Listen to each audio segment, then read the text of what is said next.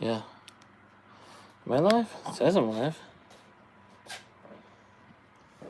So why isn't my... Oh.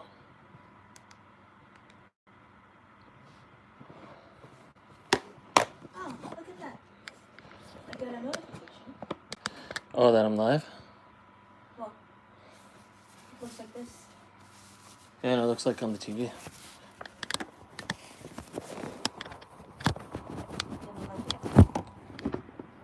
Yeah, it's a little clear lens. Oh, what happened? Oh. Oh, it's the delay of it. So you're the only one in there then, I'm guessing. Oh, it's not showing any heart. Oh.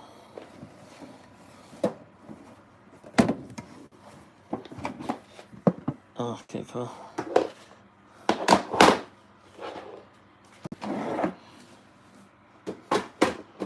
You're my only viewer. That's sad. Right, I gotta share the live stream in the Discord. I like how it's like an endless tunnel of live stream. Maybe I gotta move the light a bit.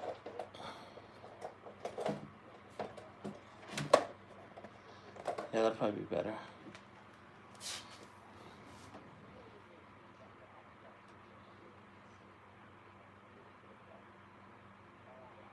Yeah, I'm so new to live streaming, I don't know what the heck's going on. Boop, boop, boop. Just gotta wait for anyone to show up, and then I'll start talking.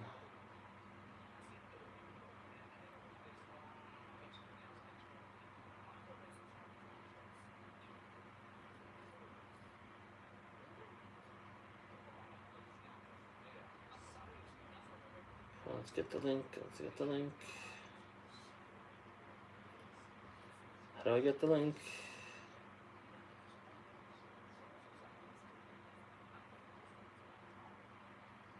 What? Is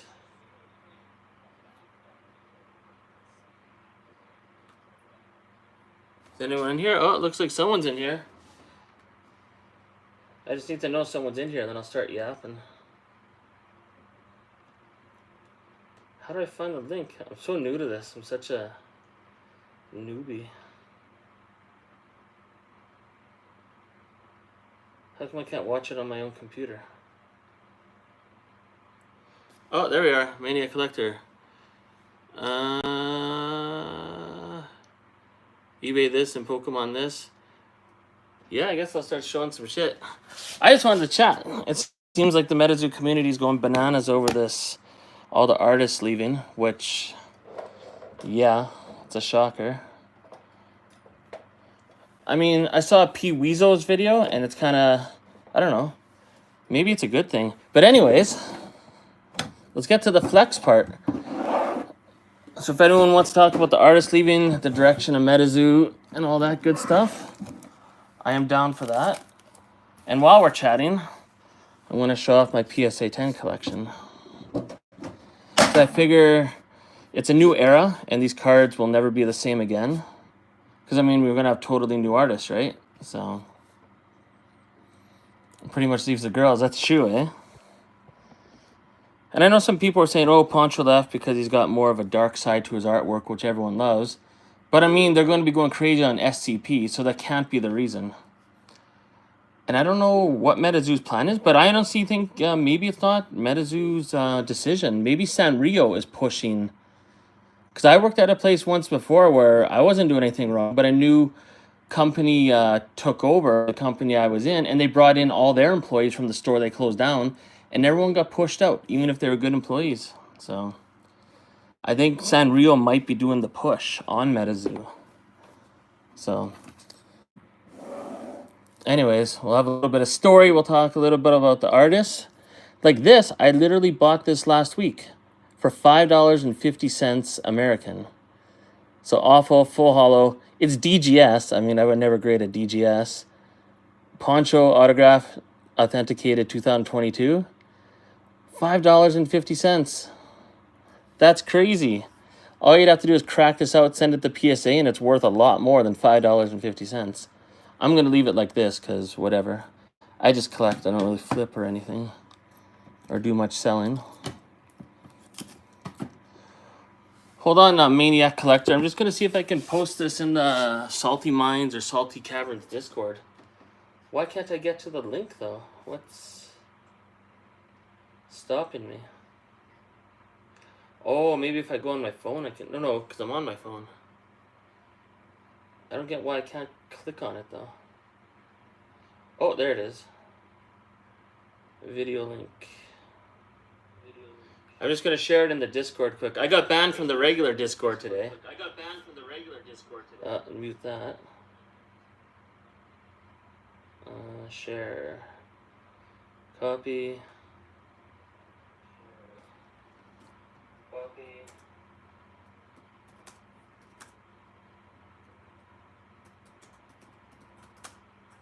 There we go.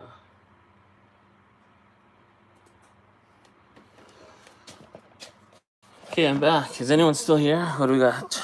Oh, 6 people. Let's show off some cards. Here, mute that. So, anyone remember this? The UFO tins from their eBay collaboration? These lunch boxes? I like them. They're good for storing cards. But honestly, they're so cheap. These handles broke off so easy. I didn't even put my lunch in them. They literally break when I'm just trying to pull it off the floor. Good for storage, not good for lunch. The thermos is pretty cool, though. Anyways, let's see what's in this treasure tin. We're going to do all MetaZoo, all PSA 10s. Sanrio has very strict regulations as how to their IP is portrayed, chibis and cuties. Yeah, I mean, I agree, but what's up with this SCP 4 months in advance, right? I mean, I don't know. Has anyone met Andy? Is he a good guy in person? Because as far as I can tell, he has no idea how to talk to MetaZoo fans, so, or how to do announcements properly. But anyways, I'll just read the comments, go with the flow of the chat. Here, I still need the eBay edition for the Misha Pichu. Remember when this card was so valuable? Pulling this from Wilderness was like, oh shit, big hit. Now it's worth like nothing. This is the big box, and this is the original. Let's see if I can get in the lighting. How much better the hollow is. I gotta wait for the 5-second delay on my TV to see what you guys are seeing. And I'm using an iPhone XS, so the quality's not gonna be that great. Should have really upgraded. But I need the eBay edition for this, though. See what else we got in this treasure, in this eBay UFO box of wonders. Righteous Reckoning. Anyone ever notice that, you remember in Nightfall they didn't have the new hollow, like big box? But for Righteous Reckoning, that hollow is actually not bad compared to the rest of the Nightfall Encrypted Nation, like original, more dull hollow. Maybe I could fix my lighting a bit here. Anyways, you get the point. Managing to bite the bullet and buy their own printers. Well, I thought they did have their own printers at one point. Weren't they gloating about that and saying, yeah, we're going to have no more delays because of that whole World Poker Tour fiasco with all the poker cards being late? See one. I thought they had their own printers already. I thought they solved that problem, but clearly not. Then again, I did see a Rudy video the other day explaining that there's a lot of issues behind the scenes that most fans will never know about as far as like getting products. So there might be going on. But then again, why don't, if that is true, why doesn't MetaZoo just come clean and be like, hey, it's not our fault. Someone in China was trying to steal cards and release them early like Pokemon does, and we shut down the facility for a while. Like, why don't they just like either make up an inventive story or just tell the truth on what's going on? But the reason why they're not telling the truth is probably because it's probably going to make them look worse. Yeah, okay, yeah, that's where you got your thoughts from, right? Yeah, so... But I could have sworn MetaZoo had their own printers already. Anyways, Griddle Greaser Pete. instantly loved this card when it first came out. It's pretty cheap now. I think a pristine 10 sold on eBay yesterday for 14 bucks. So, I mean, but one of my favorite cards. But I'm more of a collector. I don't really care about the values too much. So, especially now, you could buy the dip. And there's some crazy cards. Obviously, Bigfoot, what got me into MetaZoo, eBay edition, the better hollow. And these are the lower end PSA 10s. We're going to build up as the video goes on. Maybe no one will even notice. There might be only one person talking this whole time. But that is okay. I mean, it's late at night. Oh yeah, most people from MetaZoo are on the East Coast, right? So it's probably like midnight. Probably no one watches my channel anyways. But hey, got to start somewhere, right? So we got the Flame Aura from the very first fan art contest. And that's another thing too. They said they're going to do this fan art contest within about a month. Why don't they hire some of these artists that were already trying to get a job? You know what I mean? Instead of being like, we're going to hire 5 new artists of people that we've never seen before. Oh, MetaZoo Keeper's here. Okay, good. These people are watching. So this, I don't know. Maybe if I make more live streams, maybe, well, MetaZoo's not going to listen to me. MetaZoo don't listen. If MetaZoo is not listening to Harley from EpicTube HD, what hope do the rest of us have, right? But this needs to be a hollow card, like a full hollow card. They're pushing the art contest. I hope they go back. I don't know why they don't go back to some of these artists and be like, hey, and privately message them and be like, hey, you guys interested in working for us? We really liked your art. You were semifinalist last year, blah, blah, blah. I just think it looked really bad for them to make a post being like, you can make art out of anything. You can make it out of your own poop. You know, just send it on, tag it on Instagram, and 5 people are going to get a job by the end of the year. So, because I think a lot of people would want to win the art contest, but they don't want to work for MetaZoo because they have other careers, right? Like if I was a really good artist, but I do like my job, I wouldn't want to move to the US and be like, you know. And that's the thing. They probably will find amazing artists. And that's the thing I think all of us are going to be, with the initial news, we're going to be butthurt for a while and be like, what the fuck? We want Poncho back. But I'm pretty sure there's going to be other amazing artists out there. And not that we'll forget Poncho, but I think things are going to get a lot better than people think. But in the meantime, it's okay to be butthurt for a while. Because I'm a little butthurt when I heard that announcement. But when you really give it a little more thought, like Pee Weezo did, it's actually probably not a bad thing, this announcement, at the end of the day. Oh, more fan art contest. Cool stuff like that. What do we got next here? War. Well, and that's the thing, right? I mean, if they're looking for 5 new artists to hire, and they're already behind on sets, is it going to delay other products in the future? But then again, a lot of the sets are already made ahead of time, right? Like the artwork and all that. It's just manufacturing the sets and the cards. Because they don't just like put out a set and they're like, okay, what do we do next? They're usually 2 or 3 sets ahead, or at least most companies do work that way. But after war, I don't know what they're going to do, right? I mean, I'm sure it'll be interesting. And if I'm a little delayed on some of your guys' comments, it's because I'm reading it off my TV, as you can see here. So I see it there, then I comment. So you guys might say something, and I'm a little behind the ball here. Anyways, fan art contest. Cool thing about this is MetaZoo actually sent me this for the 2nd year anniversary contest where 25 winners, they chose, yeah, you had to write like what your favorite MetaZoo memory was or whatever. And there's 25 winners. So they sent me this card personally. And it's the lighter color, and it got a PSA 10, so it's cool. This was one I bought, like, you know, when you can buy them for $5 on Marketplace. So this one I actually got from MetaZoo personally. And that's the thing. Like, I know when I'm in Discord or I make videos, I might be sounding a little salty or bitter towards MetaZoo. But it's no different than EpicTube HD or the guy I was talking to tonight on his Instagram. We just want better for MetaZoo. We want them to do better, and they set high standards in that first year. So, will you play with me?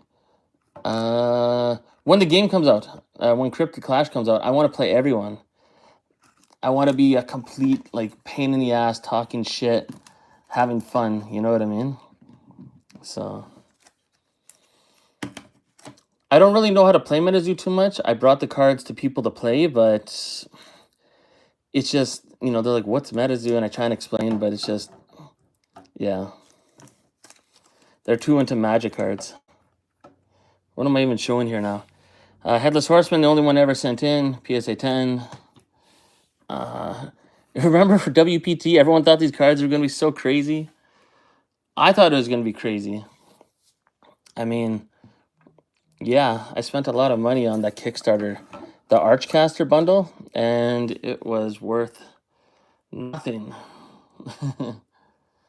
So yeah, no, I'll play you 100% when Cryptid Clash comes out, and they say it's going to be coming out, you know, by the end of the year or early next year. So yeah, well, here's the thing I think with MetaZoo, because the cryptids, you know, they're real things, right? And that's what got all of us into MetaZoo. The hype is dead, like super dead. But when it comes out, when we all start getting product, it's going to ramp up really fast. So, but yeah, right now it's dead. I mean, how at the last Collecticon this past weekend did they not promote the Hello Kitty set that comes out next week? The only one promoting is Argos on his YouTube channel saying he's going to open it up this weekend. But MetaZoo itself did not promote it at the last Collecticon. They just had some other Sam Sinclair promo. The promo cards are really playable, so I had to get them all. Oh, the Hello Kitty promo cards. Are you actually going to play them, or are you going to grade them? I don't know if I'd ever touch that Hello Kitty card. It's way too expensive. But this card right here, I don't know if you guys remember the channel on YouTube, TCG Collector. I bought this for $35 Canadian. So I don't know what that is American. Super cheap. And already graded as a PS10. It's so cheap. And I know Argos was hyping up this card. But, oh, the WPTE cards. Oh, okay, so they are good. So, like, this card right here is really playable. For every turn. Oh, okay. I don't know. I'll learn these in the future. I guarantee I'll learn them. It's just, I don't know. No one to play with. And I wouldn't get out a deck and play online. I don't know. I'm more of a collector. But I will play online because I do play Clash of Clans a lot on my regular phone. The Hello Kitty collab. You know what? I actually watched some Hello Kitty and made some Hello Kitty shorts on my YouTube channel. It's actually pretty entertaining to watch. I won't lie. I see why people like it, even just based on the show they have. Like, it's pretty ghetto and short, but it's actually entertaining. Yeah, it was all Sam Sinclair. But you know what I didn't like? Is I think Charlotte Collecticon, Pogo Dad and other people are going to that. I believe it was the Charlotte one. And MetaZoo didn't show up to that Collecticon. And then everyone's like, well, I didn't show up. And then Andy, the idiot, is like, oh, well, we never said we were going to go to every Collecticon. But it's like they do go to every Collecticon except for the one, right? I don't know if anyone remembers that. There's one Collecticon they didn't go to, and then they're like, well, we never said we were going. It's like, what do you mean? You always go. Like, yeah, maybe you didn't say you were going, but MetaZoo goes to every one of them. Here, I'm going to try and set up this lighting a little differently here. Okay, so that's too close.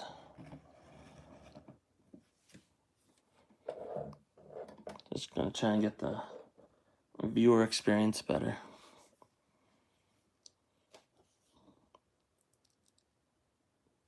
Yeah, so, I mean, I don't know why they didn't attend the one Collecticon. Oh, yeah, what am I doing? We got two of these? I think I have 4 of these around here, but there's 2 right there. Boom, 4th of July. I bought all these for the $5 each. I bought 4 of them. 3 of them came back PSA 10. 1 was a PSA 6 for some reason. So, well, let's see how many people are watching. So for the 5 people watching, are you watching? That's not you? Okay, good. There's 5 real people. Okay, check this out. You're going to get a treat. So we got this. To me, unless someone can tell me, here's the question of the day, or the question of the stream. What is the most undervalued card in MetaZoo right now? I think this is the card right here. Getting graded though.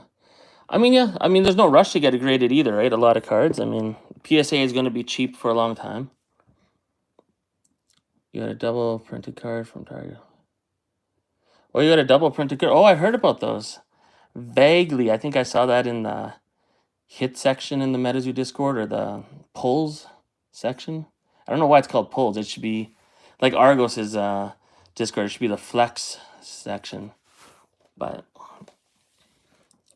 that's kind of cool. But has anyone like what do you think the most undervalued card in MetaZoo is right now? I think it's Wendigo full hollow PSA 10 from Nightfall. I mean, you could. There's one on eBay right now. Literally, I think they're trying to sell it for $45 American, and no one's going for it. So I'm not even going for it just because I'm picking off other things. Like today, I picked up PSA 10 Loveland Frogman from Hero Quest for $80. I mean, that's pretty sweet. You can't buy Hero Quest and think you're gonna get a Loveland Frogman and get it graded as a PSA 10 for less than $80. This one is Prism.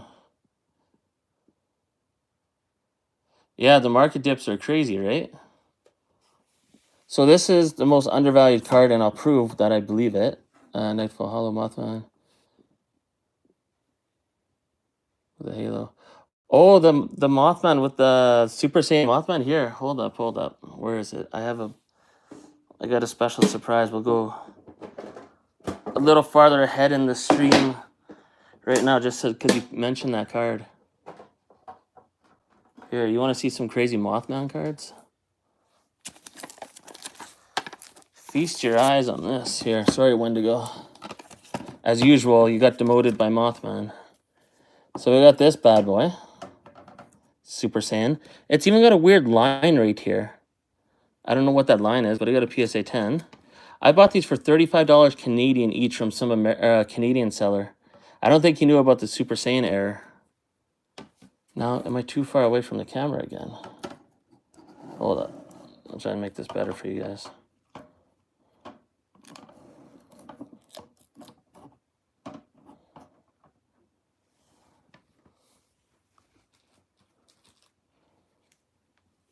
So is this the Mothman you're talking about? Like, is this one going to be crazy for decks? Or is it the other Mothman Festival promo from the first year?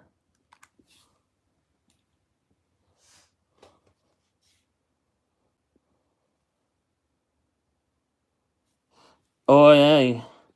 I did score on the Salem stuff. They finally sent it.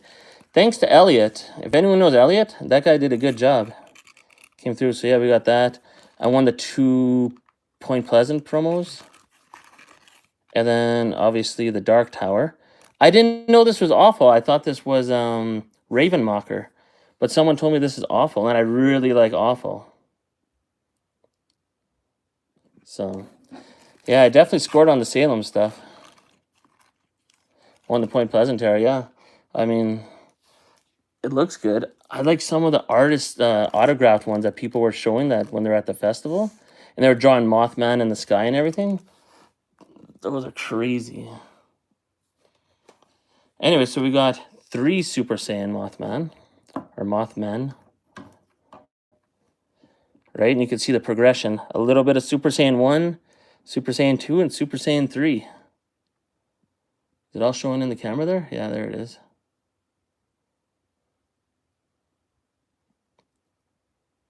First year is so rare. Yeah, the first year one is rare. I agree with that.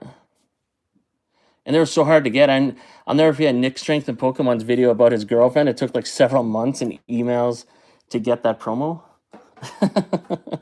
And that's the thing about MetaZoo, even in the last year, even last year. How many people were turned away by MetaZoo because they just didn't want to deal with the bullshit customer service, you know, that we'll never know about. Here, we'll get to the Mothman in a bit. We're still talking about Wendigo here. So, check it out. Actually, let's get out this pile. So we got 1 Wendigo, 2 Wendigos, 3 Wendigos. I don't know if anyone has a Wendigo collection like this, but they're so cheap now, right? Buy the dip. We got 5 there. There, 6, 7, 8,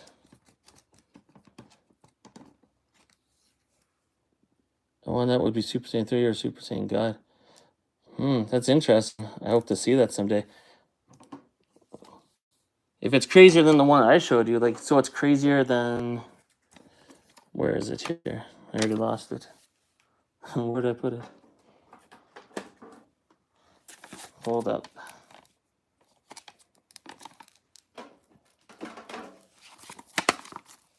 Oh, there we go. So it's crazier than either one of these two? If it's crazier than one of these two, I gotta see it sometime. Because to me, this one is like totally insane. The newest mic interview, where is it? I saw one mic interview on some obscure channel on YouTube. It was really obscure, though.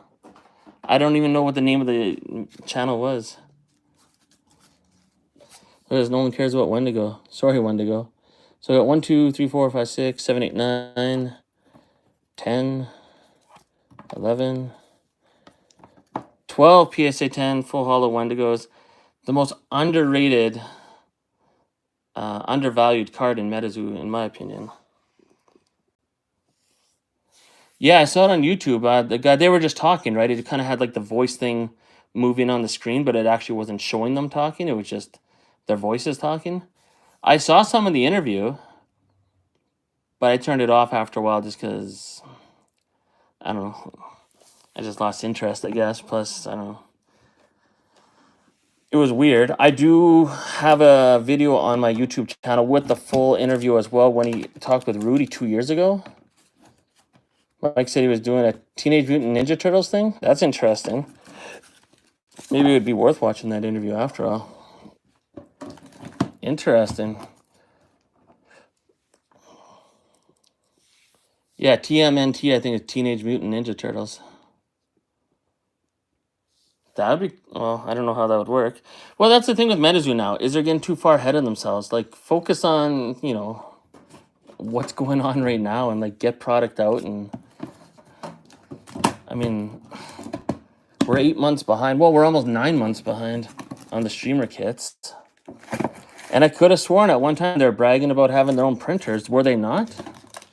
I don't think I'm just making that up. I'm pretty sure they were talking about having their own printers. So I'm sure it's in the announcement somewhere way back. So, I mean, get caught up first and then start telling us about other collaborations. Well, the streamer kits, honestly, they better add something insane in there. I think Argos has been hinting that there is going to be something insane put in there, something extra. It's not going to be just one extra card or something. It's going to be something good. And you know what? Screw the native cards. Just make it a legacy streamer kit now. Or something more current. Don't make it a Hello Kitty streamer kit because not everyone's into Hello Kitty.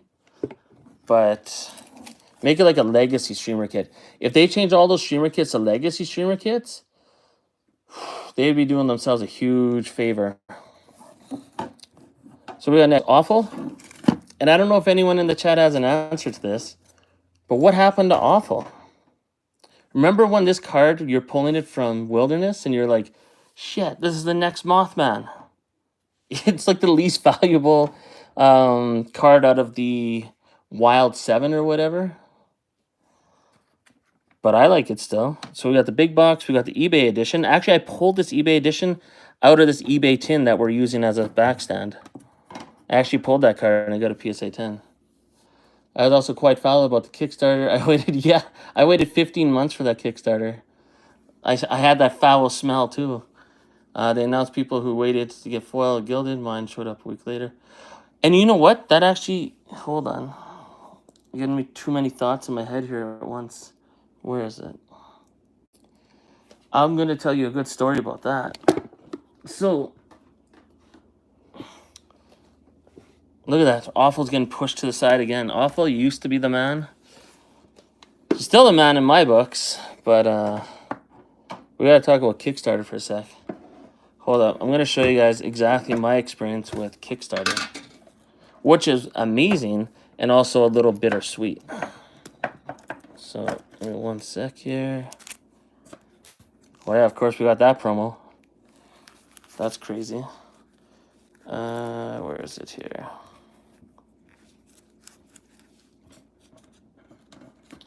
Who signed this one? Hey, Poncho. Very nice. I still got to get these graded. I bought these all for like 35 bucks. Target awful. Yeah, the big box awful over there.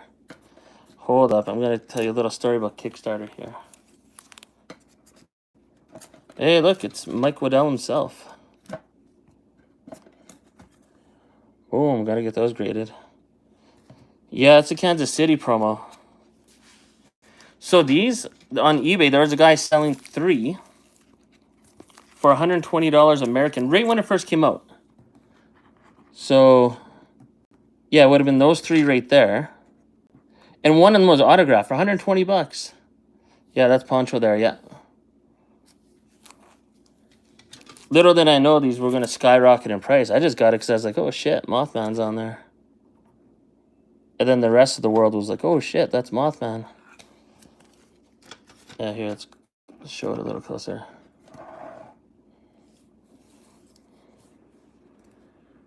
See if my light picks this up. So when you see it on the TV, that's when I see what you guys are seeing. Okay, so yeah, I'm holding at a decent angle. So yeah, that's cool. I guess cards like this that are autographed are probably going to have a premium value in the future. But here, I'm going to show you guys a little something cool. So with the Kickstarter, half of my order came in early, and I did get a Hollow Mothman. Right? And that's the thing. That's one thing that pisses me off about MetaZoo, is all the people that got it early were like, hooray. But then they're like, fuck, I wish I got it later, because then you would get cards like this, right? So I got half my order early, and I got regular Hollow for the Mothman, which I wish was in this Hollow, but I did get 2 black inks. How many people have 2 black inks? Probably nobody. Actually, the same anime styles now. I think maybe the artist left because they're going to... Maybe. I don't think so, but hopefully.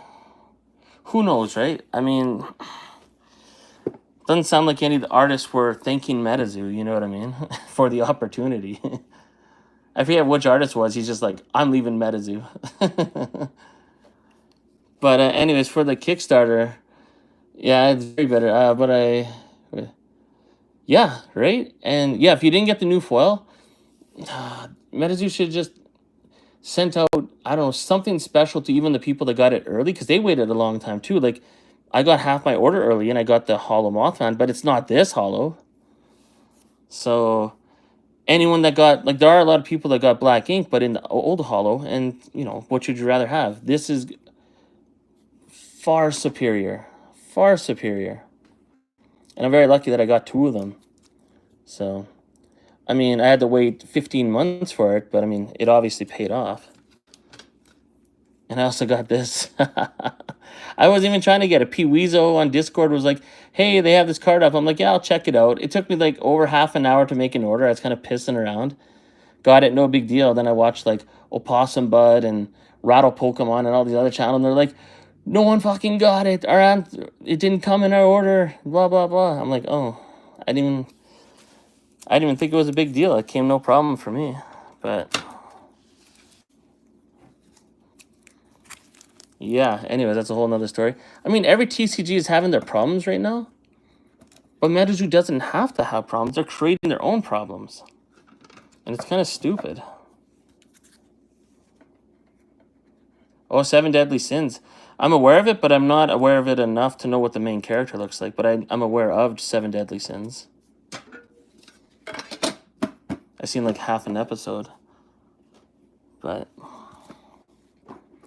that's kind of cool. I think MetaZoo is going to be going in a really good direction, though. What do we got here? Oh, yeah. This one I bought raw on eBay. Boom, PSA 10. And that's one thing I think the era of MetaZoo is going to be ending soon, is buying MetaZoo cards raw and getting PSA 10s. I can't even tell you how many cards I bought raw since the beginning of MetaZoo that graded PSA 10s.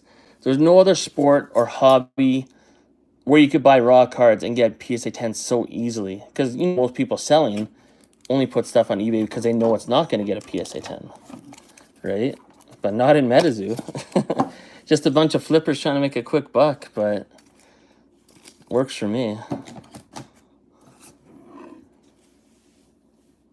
Although, a random story, I ordered 16 boxes of Valentine's Day set back in the day, and they double. Holy shit, and you got 32.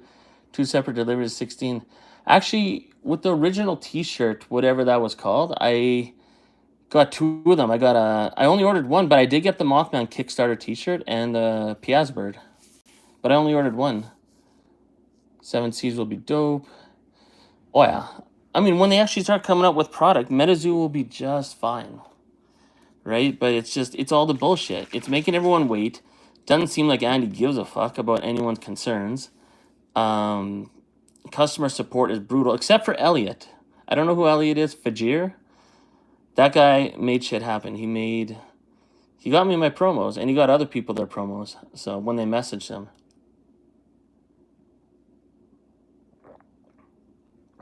Oh yeah, MetaZoo, right when it first started, they were on the ball, man. It was awesome. It was awesome. And I think that's why people are so pissed off, because MetaZoo set the bar pretty high for themselves. So, these cards, I wish I had a computer like PokerRev right here. But the population report for PSA, I love PSA. I don't do anything else except PSA. This one's not too crazy, but these two, less than 10% grade PSA 10. Like, there's literally over 100 of each of these graded, and there's probably maybe around 10, or maybe even less, that actually graded a PSA 10. But no one gives a shit about these promo cards. So, yeah, message Elliot. If you have any issues, message Elliot. That guy, someone else told me to message him, and yeah, it worked out pretty damn good. So, I didn't have to explain things to him. I didn't have to beg or, feel like a loser talking to him. I just told him what the issue was. He's like, okay, I'm on it. I'll figure it out. He got back to me. It took him a few days to get back to me, but he got back to me. And next thing you know, in the mail, I got my cards. So 100% Elliot in the staff in the MetaZoo Discord on the right-hand side of the screen there. So, and that's the thing. I don't think MetaZoo moderators understand. All of us give credit where credit is due, right? Obviously, if we're in the damn Discord and we're, hyped up for pre-orders or product or news or announcements, we obviously like MetaZoo. We're not there to shit on it. But if you give us a reason to, if you keep shitting on us, then we're going to tell you, hey, that's enough bullshit. Give me my fucking cards, like people aren't shitting on MetaZoo now because they don't like MetaZoo. They just want their stuff and they want to, something to open. So is that too close? No, it's not too bad, eh? Just learning my lighting system here. You just want a cool foil playing card? Yeah, right. Well, wait till we get to the Topps Chrome in this video, if anyone even lasts that long. I should go live more often and just show these cards and yap about random stuff. These 3 I got for, I think it was like $20 each or something. I love Piazza Bird, right? Who doesn't? But yeah, I think this is the very first collaboration promo when they collaborated with Walmart. I don't think there's another. This is the very first promo MetaZoo made that wasn't a MetaZoo promo, if that makes sense, where they did a collab. So I think in the future, when people are looking for the first of things, oh, you don't like giving them interest-free loans? Yeah, a lot of people talk about that in the salt mines or the salt caverns. Only need 10 more refractors to complete the... I had the home chrome silver set in probably duplicate because I bought so much Topps Chrome. I never finished the X-Fractor set yet, though. I don't think I will either. But the Chrome, I definitely have a full binder. That's the only time I've done a binder set for MetaZoo is for Topps Chrome. But Topps Chrome cards are the best-looking cards in MetaZoo, in my opinion, by far. Because, I mean, they're just super shiny cardboard, right? That's what we all want. And that's what we got with that set. And the thing about Topps Chrome that was amazing, everyone has a good story from opening that. Like, everyone pulled something that just blew their mind, where they're like, holy shit.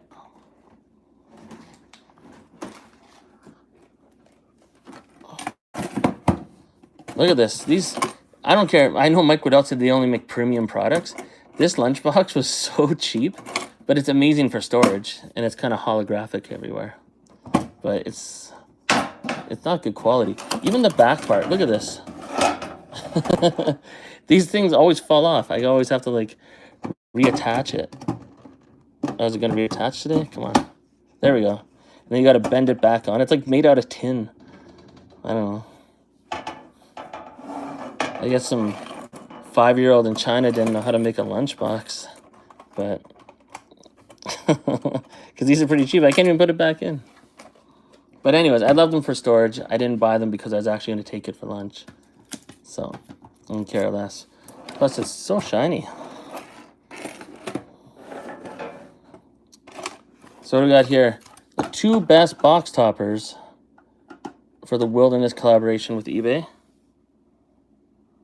Hey, I got 2 thumbs up. That's good.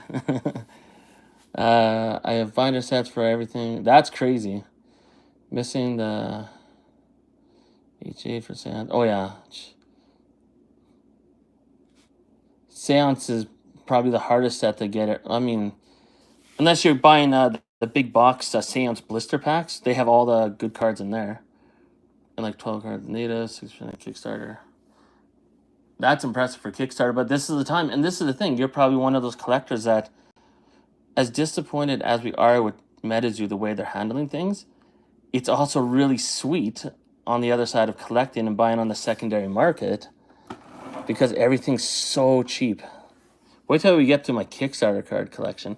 I never thought I would own a full holo Kickstarter, ever. But thanks to MetaZoo's dip,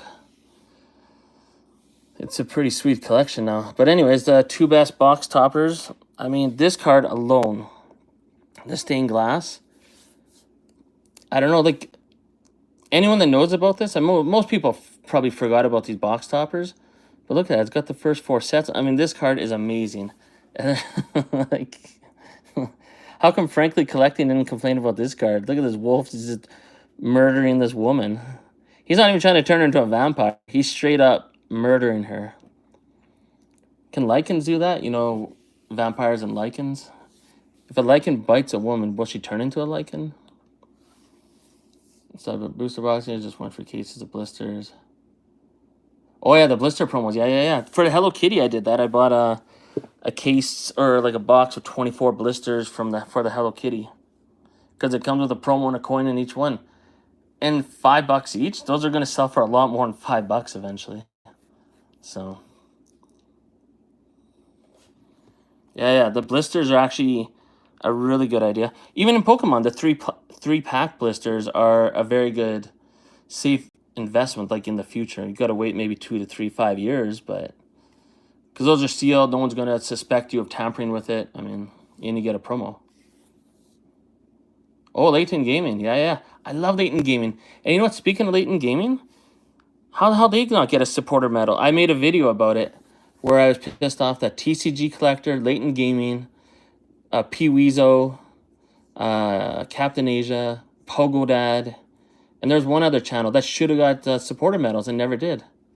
Latent Gaming opens up so much MetaZoo, and the dude that opens up the MetaZoo, he knows how to play the game. Like, what more can you ask for? But yeah, Latent Gaming's awesome. Absolutely awesome. So anyways, well, Latent Gaming's where I saw the Mike Bell out of 5 get pulled for Topps Chrome. That was crazy. Latent Gaming opened up more Topps Chrome than Nick Strength and Pokemon, which is insane to think about. But I mean, they're a company. Nick Strength and Pokemon is just a hardcore collector. And if it wasn't for Nick Strength and Pokemon, I wouldn't even know about MetaZoo to this day, probably. Gotta love this promo. Speaking of Nick Strength and Pokemon. Right? These are so nice. This is before I was even, like, hardcore into MetaZoo. When they had the first anniversary promo come out and you got this card for free, I wasn't even part of the Discord. I wasn't even aware of MetaZoo Marketplace. I just knew about MetaZoo because of Nick Strength and Pokemon. Andreas from... Yeah, Andreas... Yeah, Latent Gaming, excellent channel to watch. So you only purchase your stuff from there. I've never purchased anything from there. I'm just like my own little collector. But I love watching them though, especially with little commercials and they gotta show their crazy Star Wars hits and all this other stuff. But yo, speaking of craziness, this is my favorite like con promo card, and it's the only one that I sent in out of these first year promo cards. I got a PSA 10. I just love the Cryptid Con. I just love the name of it. MetaZoo times Cryptid Con. Just, I don't know. Lane just posted a video tonight about... Oh yeah, I saw that video. He was opening 3 packs, but I didn't get to watch it because then I started watching, what's it called? EpicTube HD on his Instagram. So I still got to watch that. But so he did pull 3 full holos. That's crazy. But that means, you know... Because I think Kickstarter boxes were pretty even. Usually they only had about 12 full holos. So that means there's only 9 left in that box for the most part. It's not like first edition boxes where you're going to get probably over 16 full holos. What do we got here? Bigfoot. Yeah, I pulled these ones myself. First edition. And honestly, I thought this would be the best things in my MetaZoo collection until the dip happened. I thought...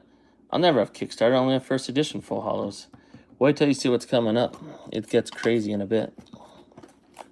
Another Bigfoot. What do we got in here? Oh, they were your packs. Oh, nice. Well, that's pretty sweet. 3 packs, 3 full holos. Psh. That's jackpot. What were your 3 hits? You can spoil it for me. That's okay. I'm still going to watch it anyways. Just because I love watching MetaZoo get opened. But what did he pull for you? I'm assuming you didn't get a Mothman, or you probably would have mentioned it already. I mean, it doesn't really matter what the 3 full holos were. They got to be good. They're Kickstarter.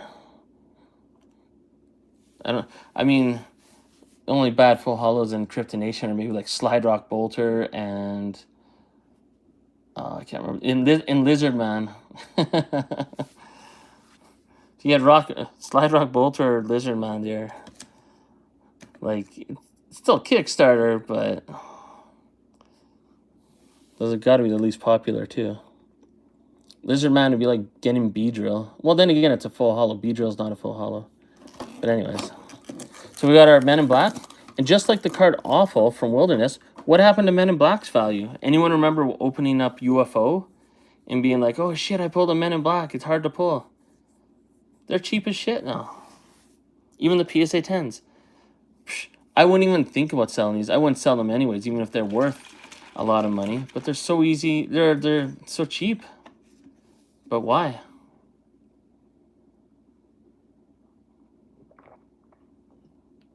Oh, and a Sinkhole Sam. Yo, you got a Sinkhole Sam? Sinkhole Sam, I think, is slept on beyond belief. One of the very first Mike Waddell's interviews with Rudy, he said Sinkhole Sam was like one of his favorite card, or his favorite card. I picked this up about 2 weeks ago on eBay for $55. $55, and it's graded a PSA 10. So that's what yours is going to look like soon. When you get it graded someday. You're going to increase the population report by 1. Going to Reverse Holo Babe. Actually, Reverse Holo Babe in first edition is the very first MetaZoo card I ever pulled. Like, my very first pack ever opened was Reverse Holo Babe the Blue Ox. But yeah, there's your... Whoops. There's your full holo Sinkhole Sam Kickstarter. I bought this for only $55. That's insane. In an auction, it wasn't like I tricked some kid in the back alley and was like, yeah, man, this card's not that great. It is awesome. So, steal of a deal. And that's what I love about buying the dip is, I mean, full holo Kickstarter Sinkhole Sam graded PSA 10 for $55. Are you kidding me? I mean, buy the dip.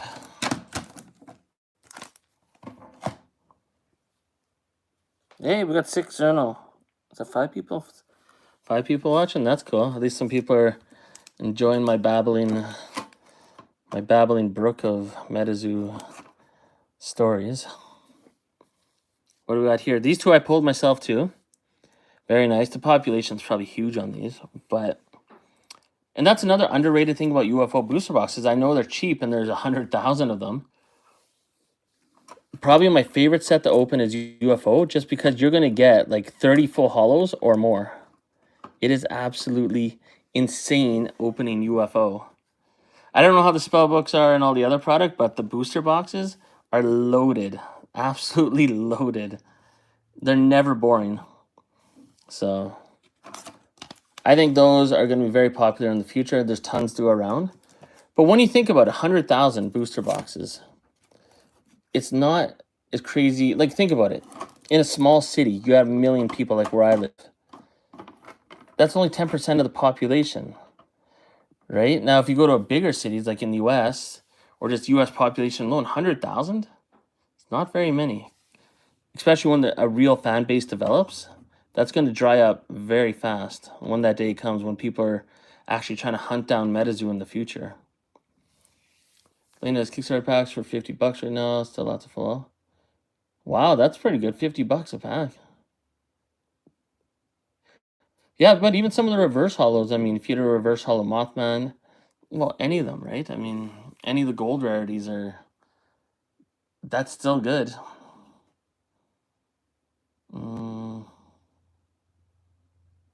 Oh, you think there's still a full hollow in there? I can't imagine that experience of pulling a full hollow Kickstarter Mothman. Like, I do have one, which is nice, right? Right there. Hopefully that shines good in the light. The story of how I got this Mothman is so insane to me. But I'll tell that story if anyone ever wants to hear that story. It's about a 3-minute story, so I don't want to bore anyone too long. But it's pretty insane how I got that card. So, once in a lifetime opportunity. Yes, we got, and remember when Machank, Swamp Priestess was like the most valuable card? Tanked in value. This card, this is why I love MetaZoo. I never knew this was from Lake Ontario, or no, the Great Lakes in Ontario. I can't even say it properly, but I mean, Charizard, right? Oh yeah, Reverse Hollow Tripodero. And that's the thing too, right? With the Tripodero, how many people even know that that's like an error card? Like, it's not supposed to be Reverse Hollow. I wouldn't know that unless I tuned into early streams of Argos. If I didn't see those streams, I would have no idea what you're talking about right now. But I do know what you're talking about, but how many people actually know that or will know that in the future? Oh, the Bloody Mary? You secretly like it? That is a favorite card in MetaZoo. Where is it? I got it tied in here somewhere. Don't even get me started on Bloody Mary. Where is it? If you like Bloody Mary, check this out. This will make you jealous. I have the very first Bloody Mary that ever graded a PSA 10. There it is right there. And then I bought a second one. No, sorry. I sent that one in for green too. This one, yeah, both of these I bought raw. Oh, no, this one I pulled out of a pack. Sorry. Because I sent it in later on. This one I bought raw on eBay. And it was the first... Come on, Lunchbox.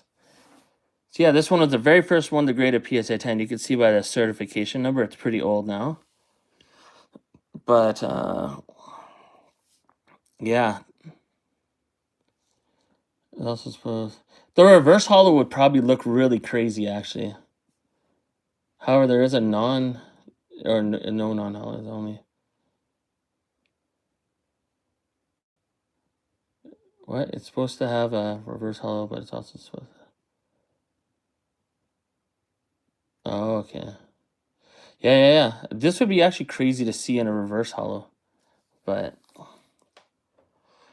what's it called? I had a few raw ones, but yeah, there's only two that graded PSA 10. I sold the PSA 9s. And then I pulled one that was so off-center that I just sold it raw. But... And then I wish I would... I opened it up at work like an idiot, not on camera. But I know a few people had it where you get a God pack out of those fan art blisters where you get all 4 holos in all 4 cards. I had that. I didn't get it on camera, and I really wish I did, because that'll never happen again. I'm never going to buy any more of those packs trying to make that happen. I bought, I think, 12 packs, and I only got 2 Bloody Marys. So yeah, this was one of them. This one I bought raw. Oh, the Barbecue Revolutionary. I've always been eyeing that card. I've never picked it up yet, though.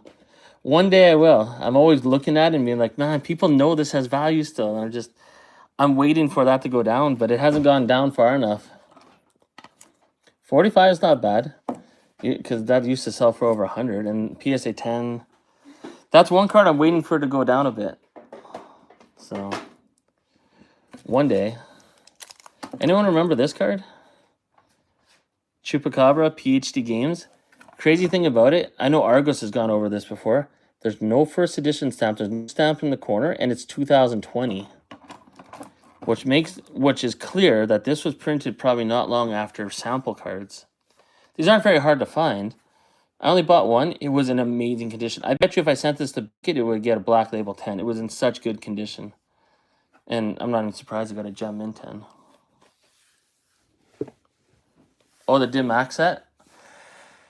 Yeah, there's someone just posted when I bought the Loveland Frogman Dim Mac card today, PSA 10 for $80.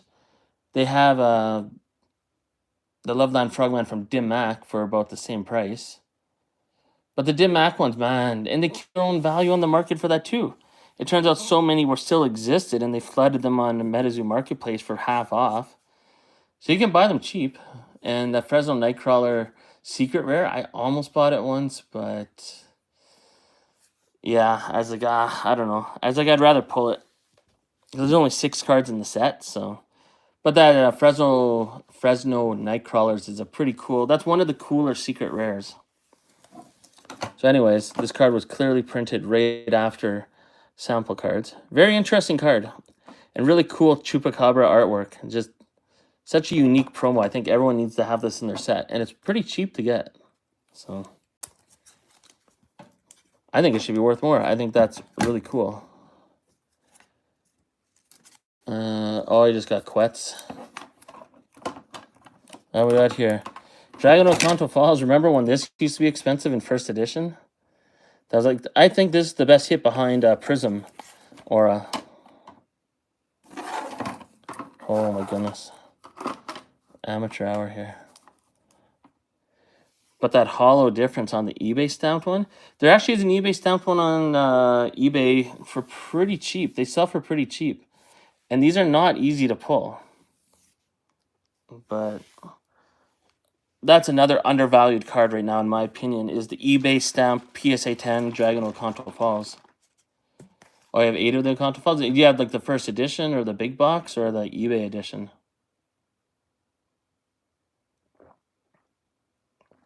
Oh, you skipped the lunchbox? Good idea. The lunchbox did not pan out the way everyone thought it would. Except for storage. I love storing the cards in here. A lot bigger than Pokemon tins. So it works out. Oh, I didn't show. One of the nicest, and this is Sebastian Bortello. I guess he left MetaZoo today. Maybe my favorite card that he's ever made. And I think is so underrated too. This is such a nice card. I grew up in Canada. I'm in Canada. Jackalope is a thing. And you know those horns on the head?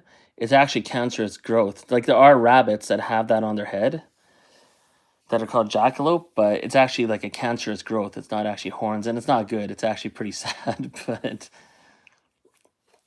yeah, I missed out on the original Hero Quest too. I didn't think it was going to be a big deal. But then again, the clumping was so bad that you probably would have been like Captain Asia and get all these cards that no one wants. So, because I think like 2 people got all the Mothmen and all the heroes, you know. But I did pick up Loveland Frogman PSA 10 today for $80, and the other week I picked up Piazza Bird for $100 as a PSA 10. So, but very underrated card. Probably one of the nicest cards in MetaZoo for promos. and unique. Like, this is awesome. But yeah, and that's the thing, right? You got a CD with each one, and a lot of the cards are damaged from the CDs too. So imagine being one of those people. And there actually are a lot of Mothman people that were disappointed by that. I looked at the population report today as usual, and if I remember correctly, there's 70 Hero Quest Mothman sent into PSA, and only 26 got a PSA 10. So probably because that CD dented them. But that's the price you pay. I think they're sold for $8 each on Marketplace or whatever at the CDs. Or maybe I'm thinking that's the Canadian price. I can't remember. I thought they were $8 American each. But maybe I'm wrong. Maybe $5 American would be $8 Canadian. Yeah, but you know, how do you know, right? I mean, no one saw that coming. Actually, you know what? No one saw coming, but I saw coming, and now it dipped again. Is what's it called? Magicast. Here, I'll use this tin. So this one I picked up recently, I think for like $45 American. It's the non-hollow version, but there's not very many non-hollows that graded PSA 10. But the autograph's a 10 as well from Bruins, and it's got a sketch on it too. $45. Buy the dip. That's what I should have labeled this video. Maybe I'll do this exact same video again someday. And just be like, buy the dip. Yeah, MetaPoo, right? I love the MetaPoo cards. I once got banned from Discord or muted from Discord because I was using the MetaPoo icon. I was like, well, do the moderators even know what MetaZoo is and MetaPoo and Magicast? I'm like, that shouldn't be a bad thing. Yeah, if there's anyone that likes Magicast, especially the Mothman card, that would be me. I have a few of them. Just a few. Oh, and I got one more coming in the mail still, too. Right? How many are there? Holy crap. Looking for a New Year, same shenanigans. Follow for the 30th set. I used to have that card, but I sold it. I only kept the Invisible Ink and Gumbaroo taking a shit. And then here's a complete set. There's someone on eBay asking for like, I think it's like $400 or $500 for the complete set of these, like all three, which is way too much money. I bought this reverse hollow PSA 10 for $22. I remember there's people trying to get over $100 for that at one point. The non-hollow, I think I paid less than $20 for it as a PSA 10. I mean, that's less than the price of grading the card. And then the full hollows, it ranges. No, actually, no. I bought one full hollow that's coming in the mail still, but true story, probably no one will believe it, I bought all these cards raw. And I got them all PSA 10s. There's one that graded PSA 9, and I did buy boxes as well, and I pulled one full hollow Mothman, and it graded a PSA 9. But I bought all these raw over time on eBay. Some for as much as $90, some as low as $50. And they all graded PSA 10. How crazy is that? Like, oh, okay, you do master sets. Yeah, you're a different collector than me. Which is all good. That's definitely a different level of collecting. Because I collected the whole top set. And that takes some discipline. That's not easy to sort through all those cards. Yeah, I do. I can't show you because I'm using my phone for the stream. But for iPhone, I don't know if anyone knows this. I'm sure a lot of people do. But there's a magnifying glass app. And I use the magnifying glass on the app for iPhone to look at my cards before I send them in. So I'll look at the edges and the corners, centering you can see with your eyeballs. And then I'll use that also too to look for print lines and stuff. But the magnifying app on the iPhone is excellent. So, I mean, well, then again, I've been buying cards on eBay for a long time now. So even just looking at the listings on eBay, there's just certain little things that I know to look for, or that's, I don't know, that I'm have a pretty good system of what to look for. And because I buy them raw, I mean, I can't use my magnifying glass app when I'm looking on eBay, but there is a way you can magnify the card on eBay when you're looking at the picture, so that helps a bit. But if you mean prep your cards for submission, I don't use like a microfiber cloth or wipe them down or anything. I don't touch them at all. So even when I get them from people that I buy on eBay, I don't touch the card at all. I instantly, whatever they package it in, even if they put it in a grading sleeve, top load or whatever, a penny sleeve, I take it out of all of that shit and put it into my own sleeve and all that. So far I've been, doing pretty good, I would say. Gotta have the Dim Mak Mothman, right? PSA 10. I think that's essential for any Mothman collection. Especially now, that's a lot cheaper than it used to be. A lot cheaper. So.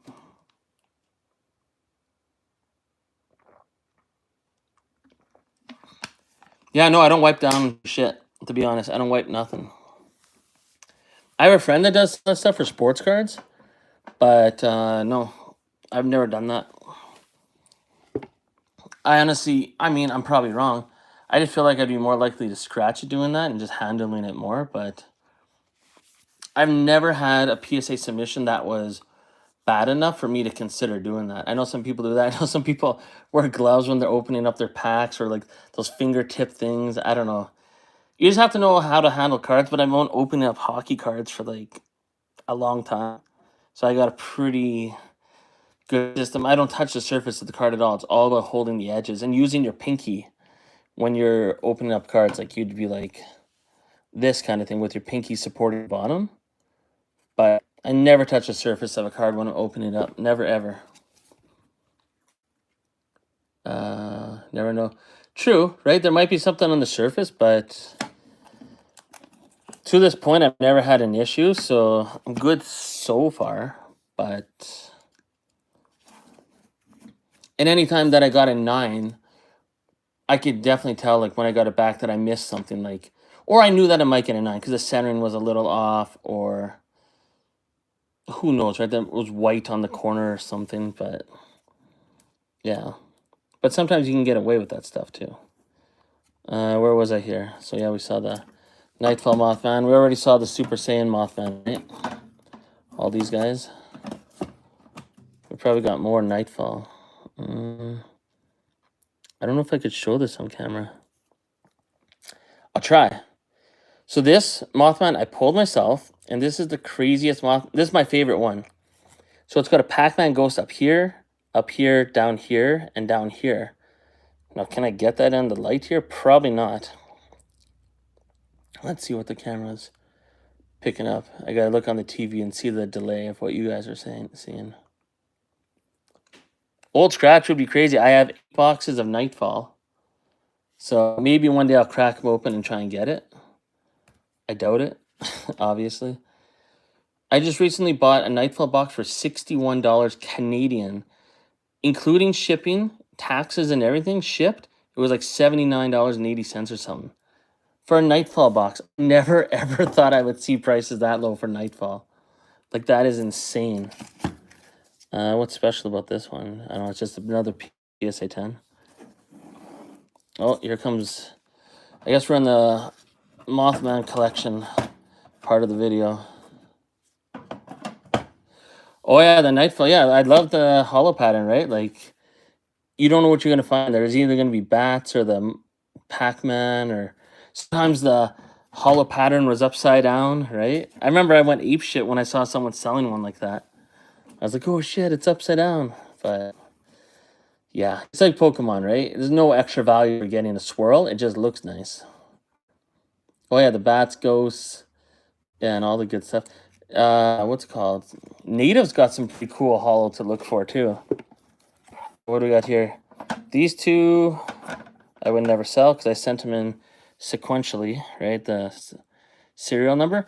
And this one I'll never forget that I sold, I think it was Armored Mewtwo, the Japanese PSA 10, to buy this card raw from a guy in the city that was on eBay. And I think I paid $350 Canadian for this. And at that time, that was a good deal. It was dipping a little bit. And it's the only... I couldn't pull the first edition Mothman. Yeah, that's first edition. Both of them are... That's a reverse hollow. Oh yeah, my lighting's not too good, eh? Here, we'll try and fix that a little. So I couldn't pull this out of a box. So I bought it just raw and it graded a PSA 10. But I paid $350 Canadian. Now I've seen there's eBay auctions where they'll sell the first edition reverse hollow and full hollow PSA 10 as a set. They're trying to get $200 American. They can't even get that. So I paid $350 raw. Yeah, the Kickstarter one, I would never own it unless I had a once in a lifetime opportunity. And then where the heck did it go? Yeah, right. So here, we'll make a cool display here. Let's turn the box around here.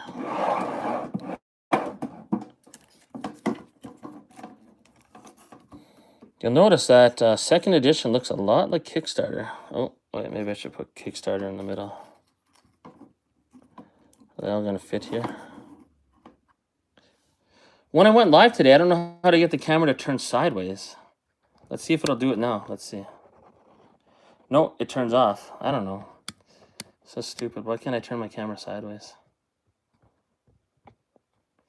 I don't know enough about live streaming yet. Let's see on the screen. Yeah, then it moves the whole thing. I gotta adjust the settings or something. I don't know. Yeah, if you pull it, that would be insane. That whole store is gonna go bananas. But yeah, so that's first edition there. I wish the lighting was a little better, but whatever. So first edition Kickstarter and second edition. But second edition, I didn't realize it till I got the Kickstarter one. They're pretty much identical in the color, but first edition's obviously a lot more purple. But yeah, I can't believe I own this card. It's surreal to even just see it right now. Because in my opinion, unless someone could prove me otherwise, this is the best card in MetaZoo, except for sample cards. But you can't just get sample cards. So this is the best card you could pull out of a pack of MetaZoo cards. Period. There's nothing above that. So yeah, and they're very trustworthy. 100% agree with that. They're not like Blake's Breaks or whatever that rattle Pokemon's always harassing the shit out of.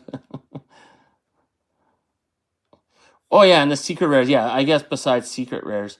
But honestly, well, okay. I guess I'll ask you a question. If you had, some genie, the genie in MetaZoo came out of nowhere and said, you have a chance of pulling Old Scratch in your life or pulling Mothman Full Hollow Kickstarter, but you can only choose one. What would you rather pull? But I think you're going to say Old Scratch. Yeah, I don't count the secret rares just because that's like, it's just a different tier, you know what I mean? But a realistic chance, I guess. Go scratch and buy a Mothman. That's true, right? You'd just be on one of those highs where you're like, fuck it, I'm buying it just because I got the other card.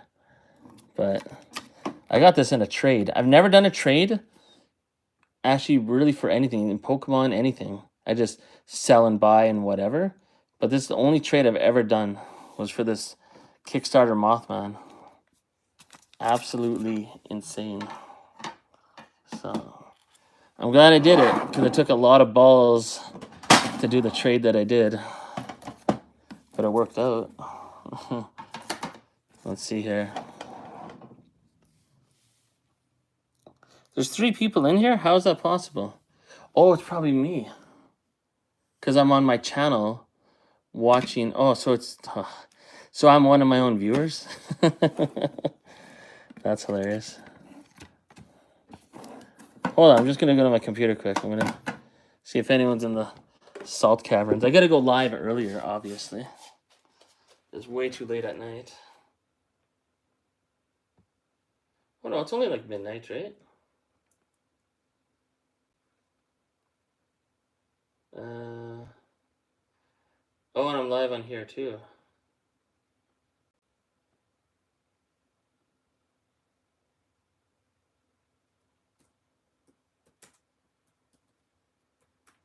I'm just gonna post my link in the Salt Caverns.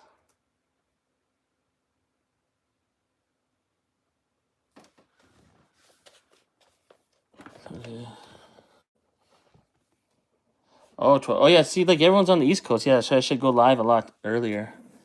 Maybe tomorrow I'll go live again, but a lot earlier and kind of show the same cards. But yeah, second edition Full Hollow Mothman. I'm surprised the population report isn't a lot higher, but maybe no one wants to send in any second edition cards. Well, I wouldn't either. I only send in the Mothman. But yeah, I got a few of these. We got 6 of them. Yeah, we got 6. For the price point that these go for, why not? It's Full Hollow Mothman. It's crazy. Another kind of slept on card. I think there's less than 200 of these as a PSA 10. I know that much. So relatively slept on. What do we got coming up next year? There's gonna be some crazy cards coming here. You're gonna be the only one that gets to see the wonderful world of what's possible when you like Topps Chrome. Here, actually, we'll do the Topps Chrome last. So this one.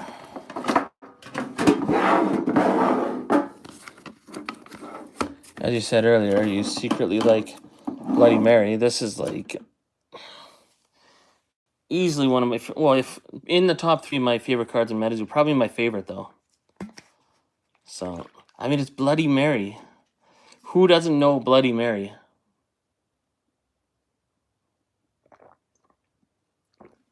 I honestly hope they reprint a lot of these cards in Japanese.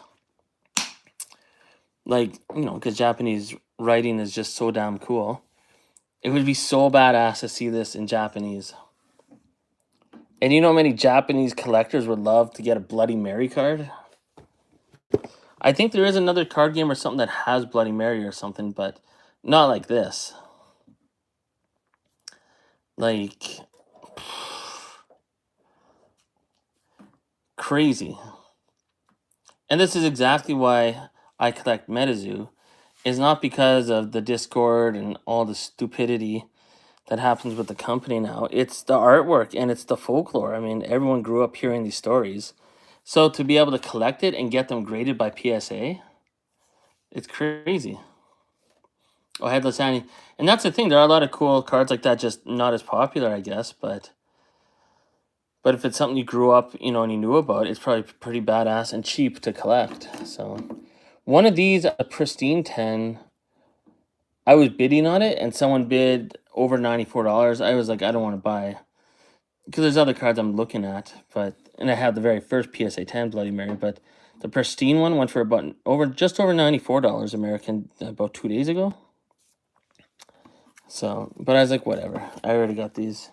I'm not going to get into a bidding war for a card I already have.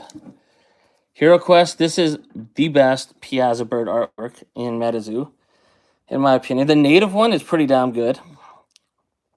The original ones from Crypto Nation, obviously very classic. But this is like super badass. I'm just going to see if I can tilt my phone down more. No, I can't. Shit.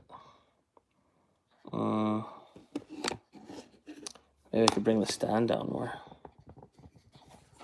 Can I? I don't know. I'll figure that out another time.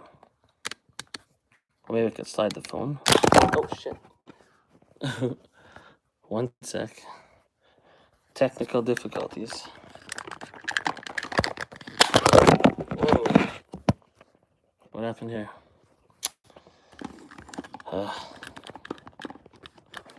One sec. Oh my goodness. Is it still there? Oh my goodness, here. Give me one sec. This is not a good setup here. Clearly. Come on. There we go. Oh my goodness. Who made this thing? Just clip the phone in. Okay, there we go. I think we're back.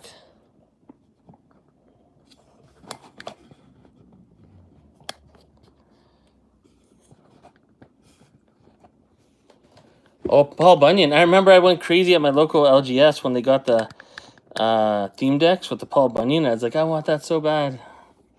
And now no one gives a crap.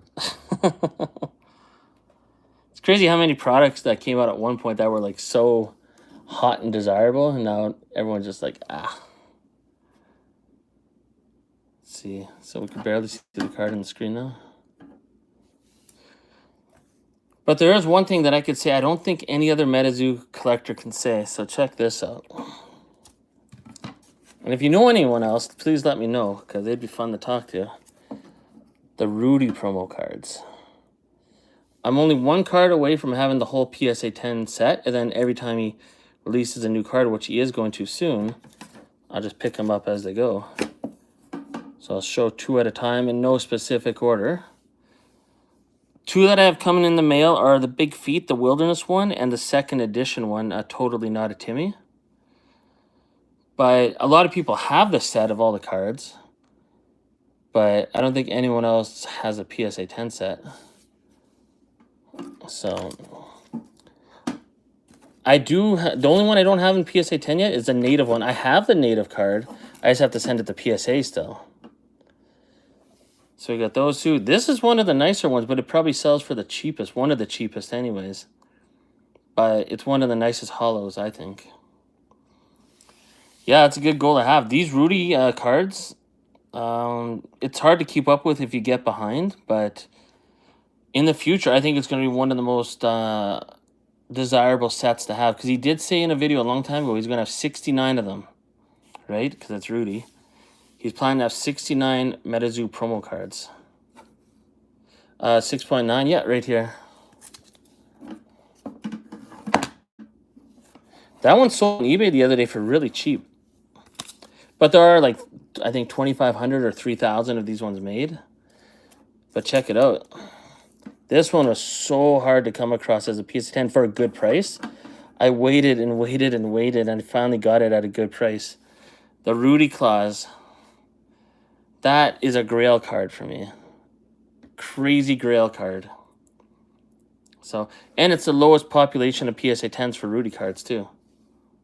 So yeah, I do have both of the 6.9. I actually have the 6.9 anniversary box for Rudy too. I don't know where it is right now, but it's somewhere around here. But I do have that box. I didn't buy the box, but because Rudy, I want it to be a Patreon of Rudy, but he doesn't ship anywhere except in the US. He doesn't ship to Canada. So I can't really be a patron of his, right? I can't get his product. But I wish I could be. I think Rudy's awesome.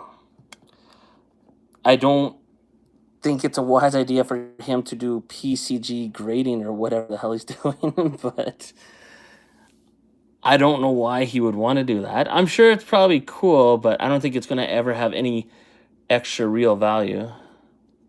Also, you are a Patreon of Rudy. That's cool. I wish I could be. I bought my Hello Kitty stuff from Argos, but I'm not a Patreon of anybody, actually. Oh, yeah, so maybe I should put these side to side. These are the 2 big boys. And this Rudy promo recently sold on eBay for about $202 American as a PSA 10. Over a year ago, I bought this for $202 raw, and I was so nervous, and I sent it in PSA, and it got a 10. So I was pretty happy about that, to get the OG. But now it's sold, graded as a PSA 10 for $202. So even the Rudy promos are coming down value, but they still hold a pretty decent value.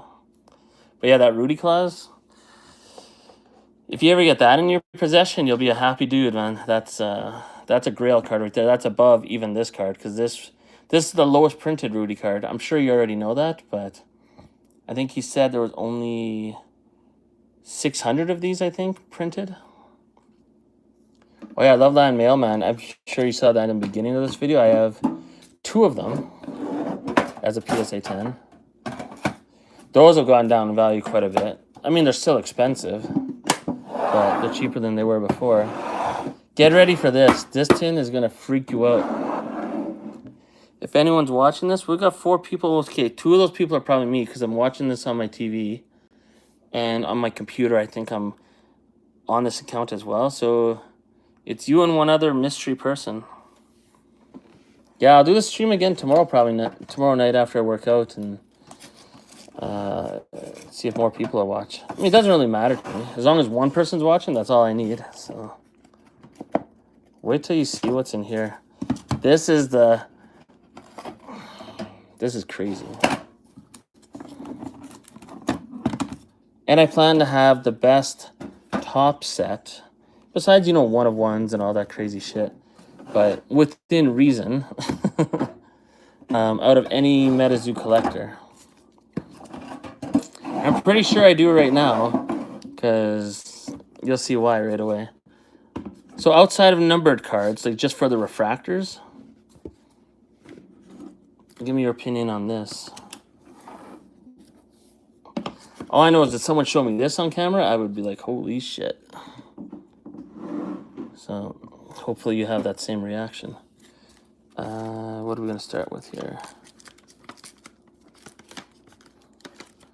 Yeah. I'll start with all these. Okay, so first, I don't know if people like Mike Waddell or not, but I do. I don't like Andy, but I like Mike Waddell.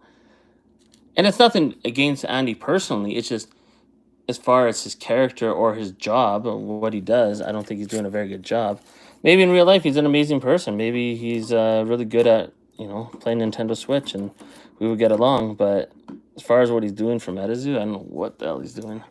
But anyways, we got these Mike Waddell's here. So 8.5. Talking to you, there's so many where... Yeah, right, exactly. There's like no one in my area that likes MetaZoo or even knows what it is. But yeah, original tops. So 2 Mike Waddells. These are all numbered out of 299. Right? These are PSA 9s, 8.5 from CGC, as you can see. And what else do we got here? So the next is story time. Oh. So we got Steve Aoki, serialized out of 299, of course. PSA 9. Check this out. I try to show this every video I ever make, because I just like showing it off, because no one else has this, I guarantee.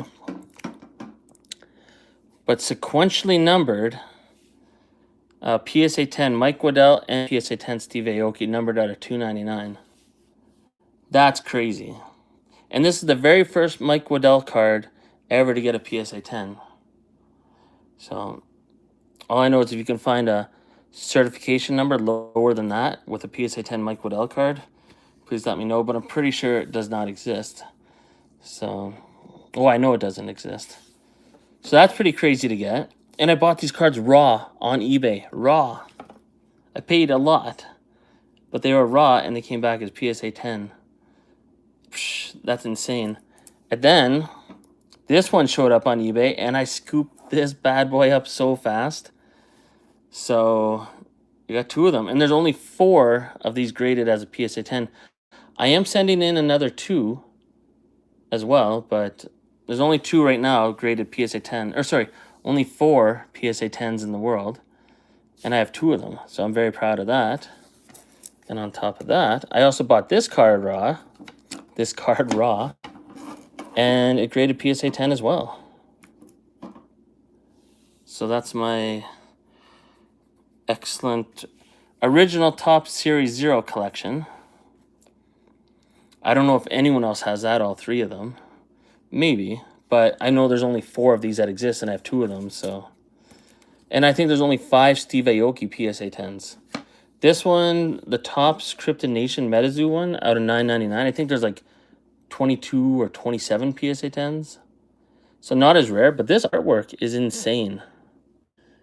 I don't even know if I can get it on camera. Why does it look so narrow on there? Maybe when I dropped my camera, I screwed up something. Looks weird. Anyways, the artwork on that is insane. We're not going to go too in depth into that, though. So next, from the original Topps, Mothman. Right, the Aura Hollow. Remember when everyone first got Tops a long time ago, the very first set, and they're like, oh, you get a holo card in every pack? It was such a rip-off in a sense that you pay $50 a pack, you only get one holo card. And it's only holo on the border. Right? Everyone was so pissed off. They're like, what the fuck is that? But it's pretty sweet. Especially if you get the lighting right. It's like a rainbow border. So it's pretty nice, actually. But this is what we all wanted when we first ordered the first top set. Topps Chrome did it the way that we were hoping. So now you're going to see why I have, in my opinion, the best Topps graded set so far. I'm going to keep adding to it because of the searching possibilities. Oh, the Topps Series 0? Yeah. 100%. Actually, you want to hear a funny story? Literally yesterday, I finally got in the mail. I bought 12 boxes off a guy on eBay, and they were only $11 each. So I thought they were already weighed. I weighed them myself, and one of them was really heavy, and it actually had a first sighting card in it. So that was insane. It was a card store. They didn't weigh the boxes. I can't believe I actually got that lucky. If Nightfall Sapphire comes out, that's going to be crazy. Because I've never even opened up a Sapphire product, period. I've always grown up opening Topps Chrome. So just the fact that it's Sapphire would be a whole different level for me personally. But yeah, Nightfall, oh my goodness. With all the Nightfall characters in there, especially Wendigo, Headless Horseman, Grim Reaper, even what's it called? The coal miner dude. Who knows what else, right? That'd be crazy. That'd be absolutely insane. But I wonder what they do for Mothman, right? Because they already put the other Mothman cards out. So nice sports. I can't even imagine how nice it would be for MetaZoo. But here, check this out. So we obviously see the Chrome versus the Refractor, or the Aura Holo. Obviously, the Chrome's insane. But you know what? I feel these are undervalued. And I know people might be like, what? They cost like $100, maybe even up to $150 to buy. Think about it this way. Do I even have enough room to get them all in here? Maybe, maybe not. I think there's only 9 graded as PSA 10. So if you were going to pull one of these, I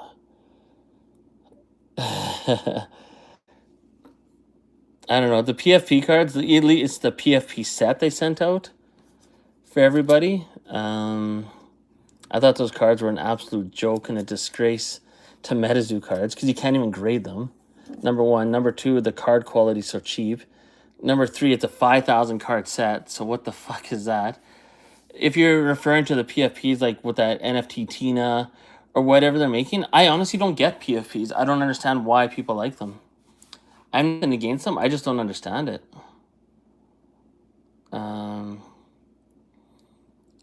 Except for those old ones, those NFT ones where they have like the Mothman holding the coin and it's numbered out of 750 or out of 100 or whatever. I just feel those are so niche that no one knows about them and no one really cares about them as much. And they're too expensive. I mean, the ones that are numbered out of 750, I mean, is there 750 printed? I heard from Argo's video, maybe there isn't 750 printed when they say there is. Like, I don't know. I just don't know enough about the NFT cards that came out and the PFP cards they did release in the PFP boxes.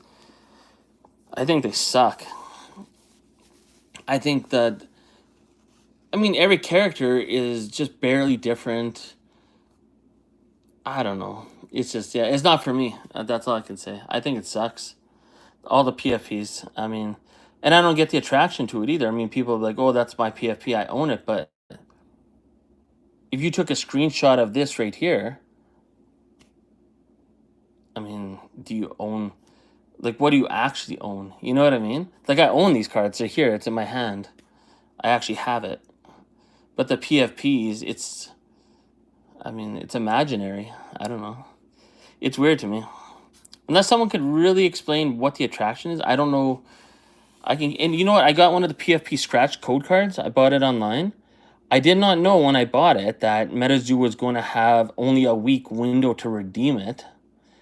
And I was ready to redeem it, but then they kept delaying the redeem date, and then I missed out on it because I'm like, I don't know when the fuck it's coming. But I thought, who cares if they keep delaying the redemption date?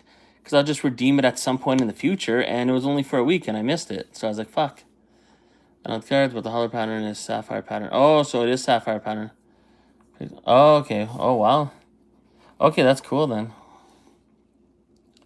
Yeah, PFP, like, I can't say anything bad about anyone that does like the PFP stuff because I don't understand enough, but yeah, it's 100%. And I used to say that in Discord. I used to get banned or muted or whatever because I would say that. I'd be like, it's a money grab. I don't understand where the value is. Like, what are you actually getting?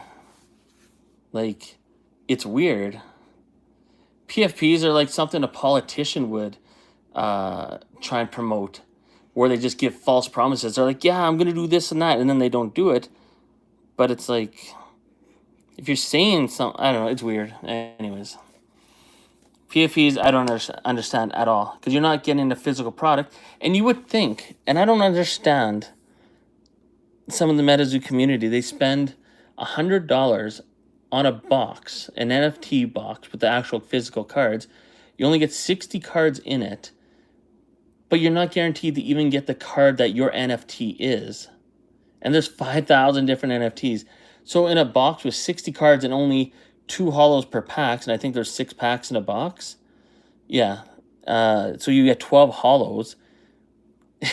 You have a 12 out of 5,000 chance of getting your NFT. Why couldn't they just send you the box? They know who you are. They know who to send it to. Why couldn't they just include your card as a bonus?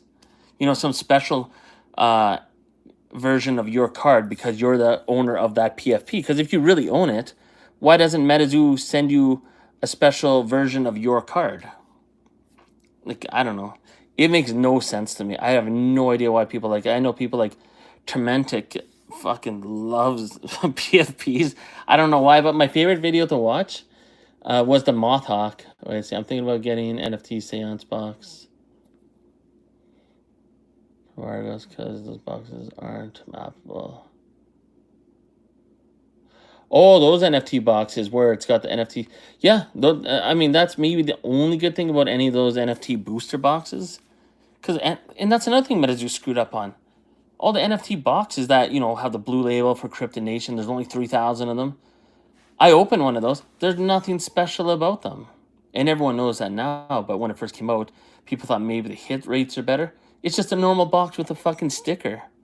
That should have been a warning sign that MetaZoo doesn't know what the hell they're doing with some of the product. You got to add something special in there. There should have been some bonus in those NFT boxes. Or else what's the point of being an NFT holder? So you can get access to stickers? I can go buy stickers at Walmart. Yeah. Like the NFT thing. How, like, I'm not some marketing genius. I'm just some average collector. But isn't it common sense that if people are in a special tier, like Argos does it, he sends out special things all the time to different Patreon levels. Any Patreon level content creator guy will always send special stuff to people that are a higher tier. So if you're in the NFT level, or even the NFT, what was it, all tokens owned collection box for the NFT set, the PFP set with all the logos on it, there's nothing special about that crap. At least not that I know of. So, yeah, Argos, I actually won one of his promos in a giveaway on his channel. But he's also sending one of his promos if you buy a Hello Kitty booster box from him, which I already pre-ordered way before he mentioned that. But yeah, anyone that got a Hello Kitty booster box from Argos will get one of his stamp promos. So if you want one, just go. If you're already a patron of his, just order him a Hello Kitty booster box, and he'll send one of those with it.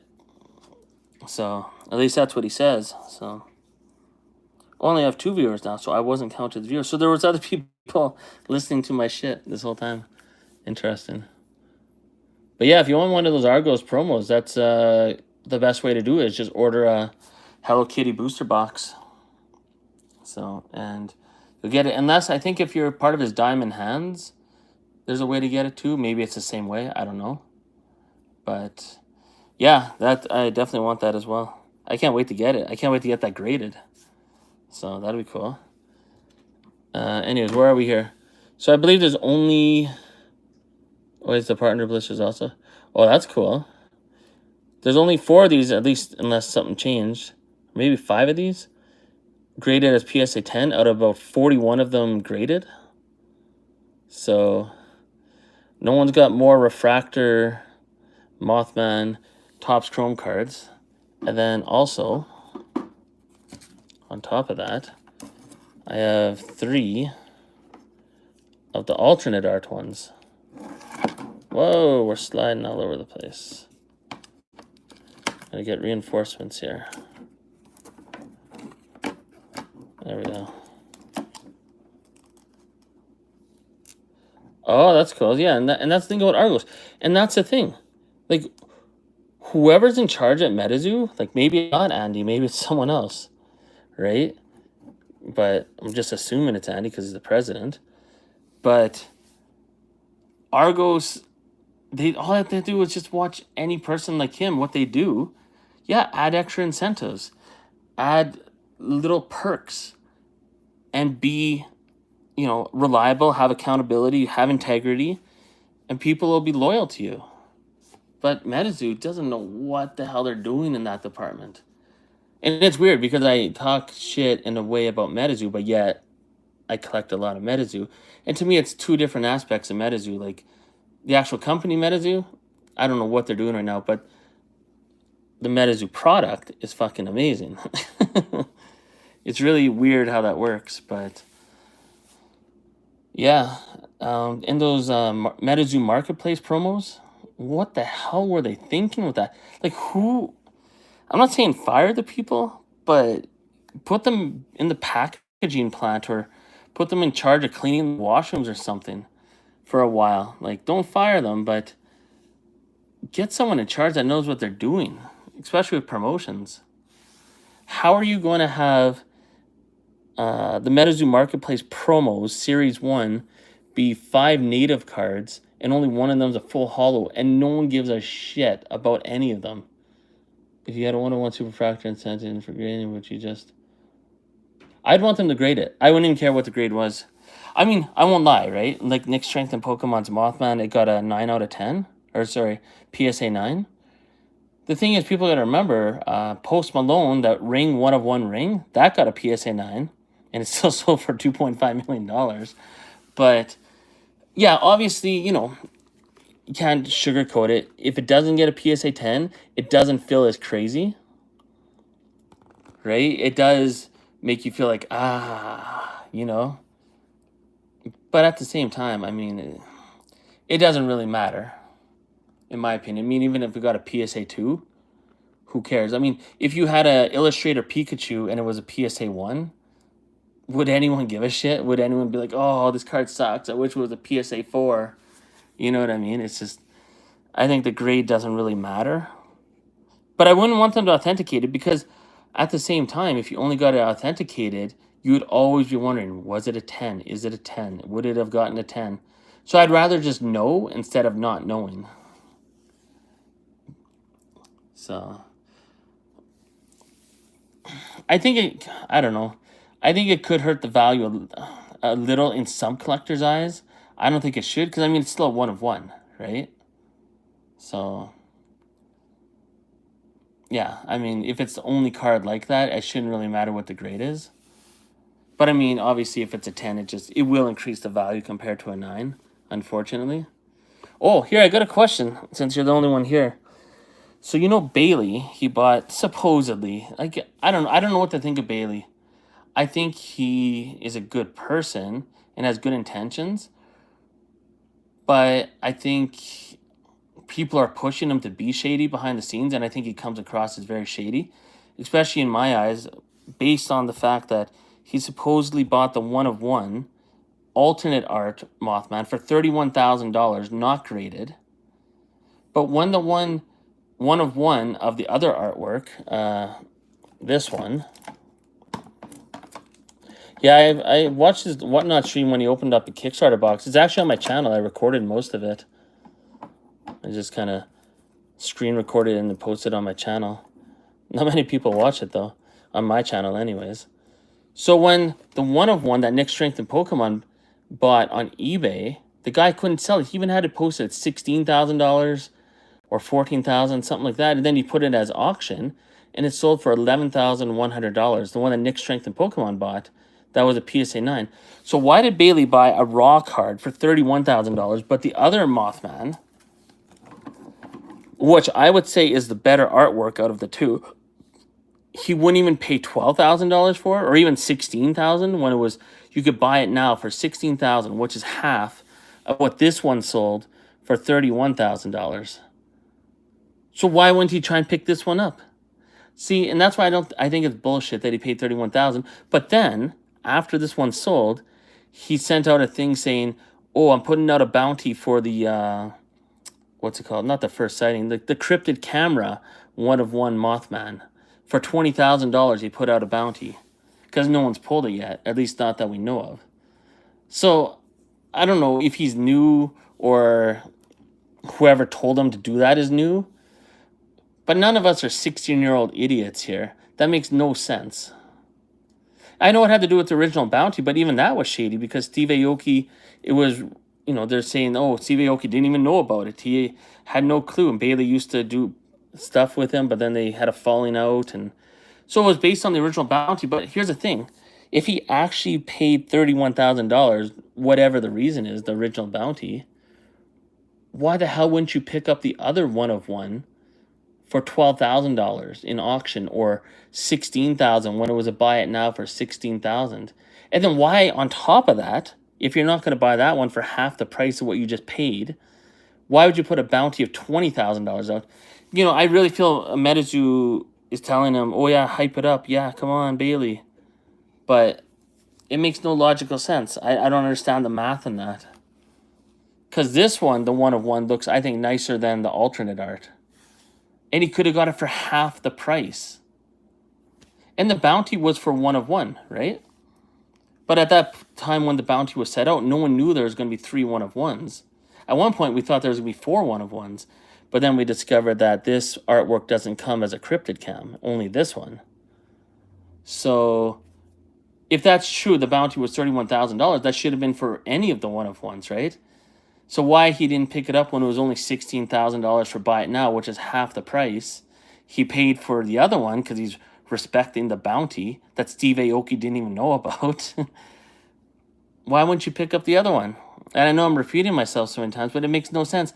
And then after you don't pick up this one for $11,100, even though you paid $31,000 for that, you're going to offer a $20,000 bounty on the cryptid camera? It makes no sense. Like, I don't know what's shady about it, but there is something shady and weird and doesn't make sense. So if that makes sense to anyone, I would definitely love to know how that makes sense. Like, what the logic is. I wish I could ask Bailey what the logic is, but I know he probably wouldn't give a straight answer because I really feel MetaZoo is, maybe partially pushing him to do that. Go to Master Cryptic Cam set. Oh, that'd be cool. I mean, it's possible. Some of them are harder to find than others, and not the Mothman, but some of the other ones just aren't on eBay, I don't think. But yeah, it's possible to do that. That'd be kind of cool. I wish they made more of them. You know what they screwed up in MetaZoo Topps Chrome? They only had 6 battle cards. Oh my goodness. Why didn't they have more than 6? That blows my mind. But yeah, I'm going to put these away. So you're never going to see more Refractor Topps Chrome Mothman than in this collection. So I don't think it's possible. Just based on the PSA report, unless someone's scooping them up more than I am. Because I'm in Canada. I can't bid on all the American auctions, the people that don't ship to Canada. So there are a lot of auctions that I can't get access to. But oh yeah, the creator card. Yeah, none of them were silvers. And that would have been nice if they were. Well, yeah, but there's a lot of U.S. sellers, is what I mean, that won't ship to Canada.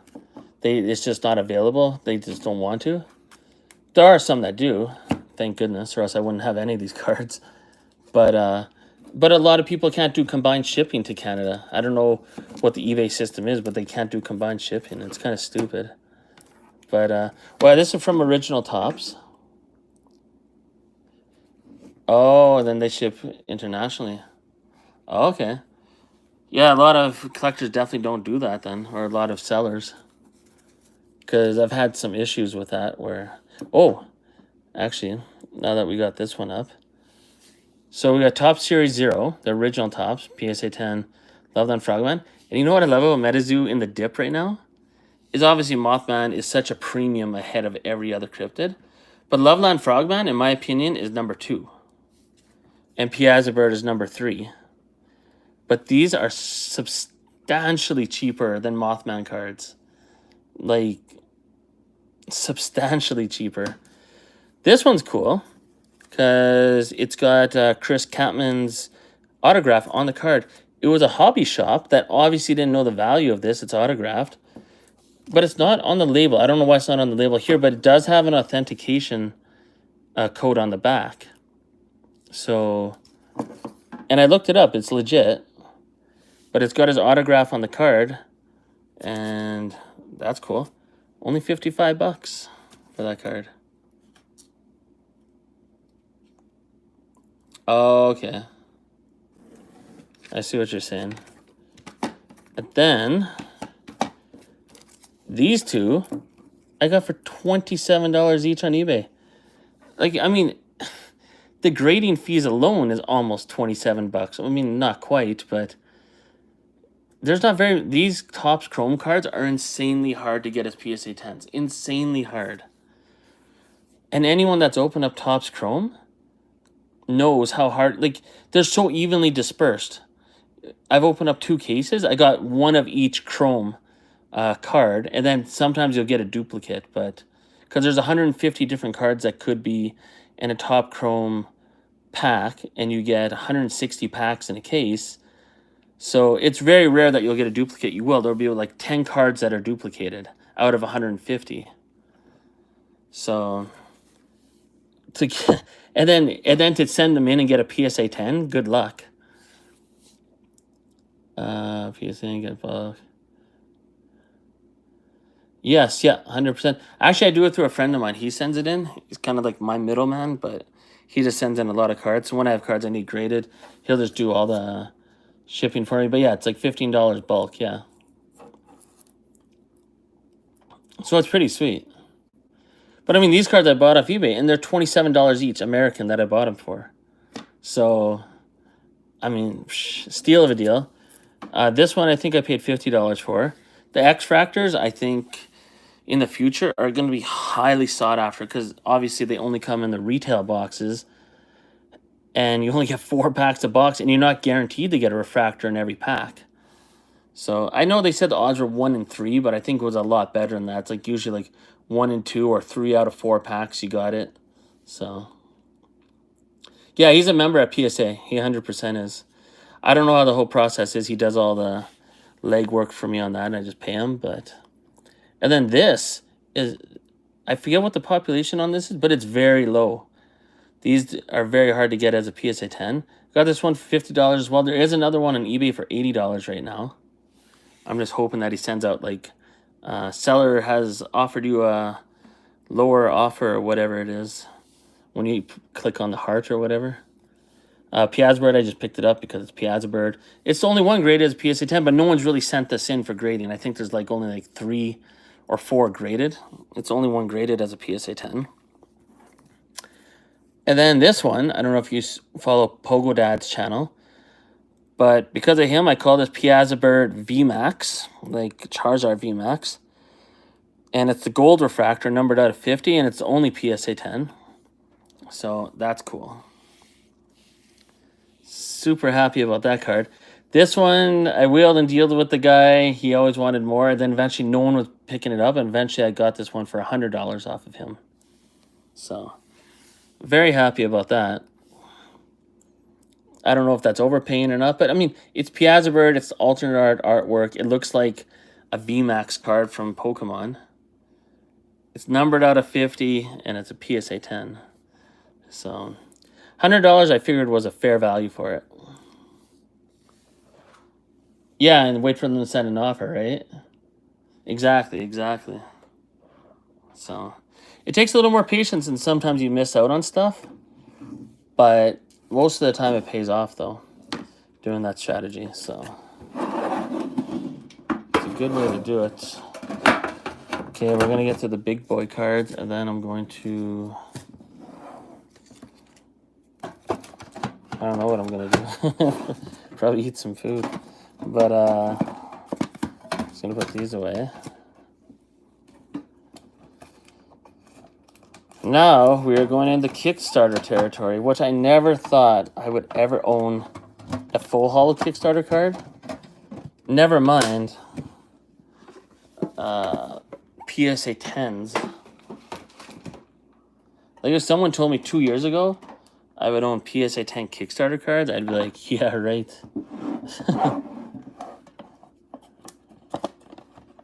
Yeah, and see, that's the thing about waiting for the offer. Sometimes you'll miss out and be like, shit. I think I saw that set. Yeah, it was all 5 of them not graded, right? I think I saw that too. I'm not going for them just because I do have my Dim Mak Mothman PSA 10, so I'm good.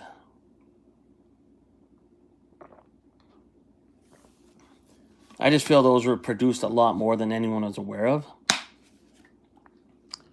But they're cool. They would be cool to have as a set. Oh, all 6. Yeah, not graded. Yeah, not graded for 90. It's not a bad deal. I'd probably rather spend the money, honestly, going to MetaZoo's marketplace and getting the boxes and seeing what you get. But, yeah. But who knows, right? I mean, with that $90, at least you're guaranteed to get all 6. Oh, this one. I mean, it's only a PSA 9. And I'll only go for a PSA 9 if it's just a steal of a deal. $290 all in. I mean, if it comes with the Fresno... Yeah, I don't know. It's not horrible. Just those other ones, besides the Fresno Nightcrawler, the other ones are just so... They're almost like common cards now. Like, they just have so many printed. See, $90, 6 of them, the Mothman. Yeah, it's not bad, because, yeah, the Loveline Frogman, they got all popular beasties. Any at the Fresno? It's not bad, just to get it done and over with and just have the set. As long as they're in good condition, even if they're in the original wrapper still, I would say that's not bad. I just lost my interest in the Dim Mak set just because, I don't know, I just feel like it was way more produced than anyone knew of in the beginning, and it's just, there's just too many of them. That's what killed it for me, but I had to have the Mothman even though there's a lot of them. I think there's like, probably like 150 of them graded as a PSA 10. It's quite a bit. But that's all about perspective. Right now, that's quite a bit. But in the future, I don't think that's going to be enough. Because that's one of the best Mothman artworks out there, is that Dim Mak one. Actually, all the Dim Mak artworks, anything from Steve Aoki, like Hero Quest, Dim Mak, anything, some of those artworks are absolutely insane. Like, compared to the regular MetaZoo. And the regular MetaZoo is still awesome, but the Dim Mak ones or anything related to Steve Aoki is pretty cool. But this one right here, the Mothman promo Kickstarter, I don't normally buy PSA 9s. I just, whatever we're in the dip, PSA 10s are cheap enough. But this one, it was a Canadian seller. And that's another thing I noticed too. When it's a Canadian seller, I don't know if they block their auctions from Americans or other parts of the world, but they go for so cheap sometimes, like stupid cheap. Like when I bought the Nightfall booster box for $61 like last week. That's retarded. It's Canadian dollars. Like it was $45 American. New collector players, they will look back to. Yeah, I mean, that's the thing, right? I mean, it sucks to get older, but reality is, I think a lot of these cards, and especially now that all these artists are gone, there's a new era beginning. I don't know what the era would be called. Like I was saying in, what's his name, Epic Tube, HD's Instagram stream. The OG era is over officially as of today or yesterday maybe. Like, because we're not gonna have any of these artists anymore. All these artists except for Lily and whatever, and I think what Jet Yates, but like Poncho. I mean, Poncho's is that Poncho? Yep. Like, what isn't Poncho? Or maybe that's Afton. Oh, Poncho again. Power Up Red. There is no Kickstarter Power Up Red. And Power Up Red is everyone's instant favorite when they see it for the first time. I mean, Kickstarter PSA 10, Power Up Red, doesn't come in anything but full holo. And the population on this is actually about 33% chance of getting the PSA 10. Like, it doesn't grade very well. I got this when it was a mega dip. I got this for only 145 bucks. That's insane. That'll never, ever be $145 again. It was one time fluke auction that I was in and no one else was bidding. I don't know what they were sleeping on, but that's insane. This one I got for like $35 Canadian. That's why I bought a PSA 9 Mothman Kickstarter promo card. So, yeah, right? It's the Obnoxious 9 card. But yeah, it does not, and that's one thing that, maybe hardcore collectors don't know, but this does not come as a sample card. This is the very first version of Power Up Red. And yeah, that's the blister promo, for Kickstarter. So I think there's 1,000 of them. PSA 9, but I only got it for $35 Canadian. So that's like, what, 20-something dollars American? Psh. I was like, I'm picking that up. Hey, Captain Asia. How do I feel about them leaving? Well, okay, I'll tell you my initial reaction. I was like everyone else. I was butthurt. Like, literally, my ass was like, what the fuck is going on here?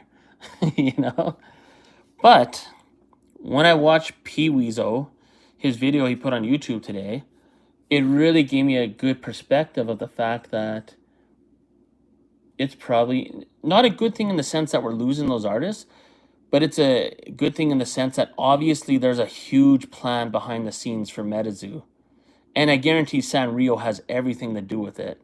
Sanrio is pretty much controlling MetaZoo now. In my opinion, no matter what anyone says, I'm pretty sure Sanrio is dictating everything they're doing.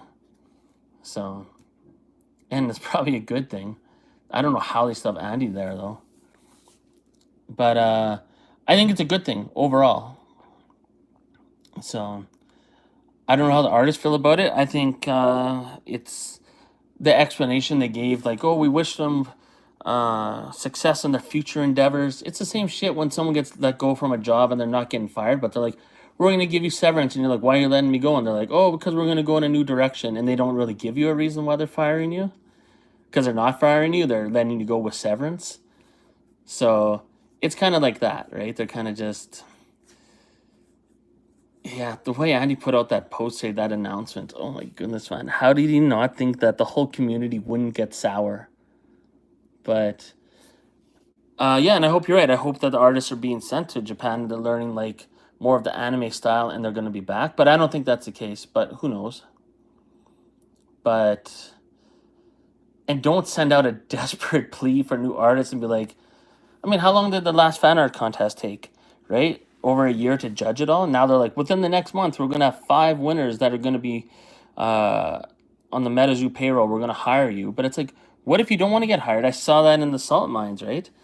There was someone saying, like, I don't want to send in art now because if I won or I was top 5, I don't want to work for MetaZoo. I just want the prize. I want to just get first place and get my card printed. So, well, yeah, right? I mean, it kind of... And why aren't they talking to the old fan art contest, semifinalists from the last year? People that probably would want to work for MetaZoo. Honestly, if I worked for MetaZoo and I was in Andy's position, I would be messaging artists privately. Just the way they did in the beginning when MetaZoo started. They messaged artists that they saw on Instagram and different social medias, contacted them, said, hey, would you be interested in this opportunity, blah, blah, blah. But to make it public like this and sound so desperate, oh my goodness. Yeah, and that's the thing. And you know what? Andy should also get the community in on it like that, right? Like, see, you're mentioning the Cryptober. They already have been desperate worth the founder. Yeah, I mean, why don't they get a poll? Why not? Like, they should send out a poll to hardcore MetaZoo fans and be like, what other artists do you recommend? What artists, from the fan art contest in the past years, like 2 years, do you think would be a good fit? You know what I mean? Like, I don't know. Yeah, they handled that horribly, absolutely horribly in that announcement. I don't know what Andy's doing. Like, I'm sure enough people don't like him already, but he's just making himself look totally moronic. But I don't know. But I think it's a good thing. Overall, I think it's a good thing, and it's an end of an era. And I think this is going to be the catalyst. Like Nick Strength and Pokemon talks about it, Rudy talks about it, and other channels. MetaZoo needs a catalyst to spring it forward, and I think this is it, in a weird way. So they should commission YouTube artists.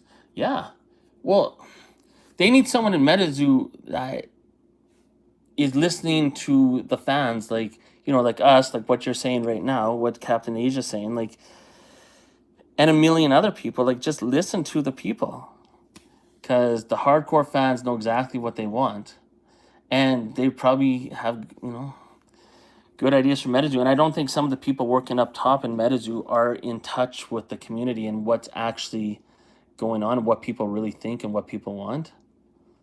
So, I mean, the SCP, yeah, it's cool. Everyone heard about it over a year ago, but how are you doing a pre-order and talking about SCP when Hello Kitty's coming out? I thought we're supposed to hype that up. Yeah, man, we're going in the direction to attract more women and children. We're going to be putting in Claire's. Yeah, the set's not even out yet. Yo, SCP, who wants to pre-order now? It's like, what are you talking about? What are you talking about SCP for, man? Hello Kitty's not even here. Just chill. And it's not like SCP is coming out in a month or something. Tell me about SCP in January or February when the product's going to be out in a month or two, not 4 months ahead of time. Staff members going and whatnot after tower events and selling. Oh my goodness. That's the thing. Bailey, I think he's probably a really nice dude. And I think MetaZoo puts him in a tough spot. But yeah, I remember watching after Tower. I remember watching Bailey stream, and he's got a million promos, and he's like, oh, I'm taking a loss on some of this product. You know what I mean? But to me, it's all bullshit. Where the fuck are they getting all these promos from? Meanwhile, like, I finally got them because Elliot, the only guy at MetaZoo staff that knows what he's doing, it took 2 months, but I found out by fluke in the salt caverns. Someone tagged me because someone was nice enough, because someone doesn't think I'm an asshole. I think I got a not the best reputation in MetaZoo Discord. But what's it called? They actually tagged me saying, message Elliot and he'll get you these promos, because I won the promos. And I screen recorded when I won, which probably helped. But I messaged him. He took a few days to get back to me, but he said, okay, we're going to send it out. He's like, I figured it out, where your promos are. And he got it sent out to me. And boom. It's not Bailey because he's a streamer and promoter I watch. So, oh, see, I didn't see the ham and cheddar and all that. I don't know about any of that.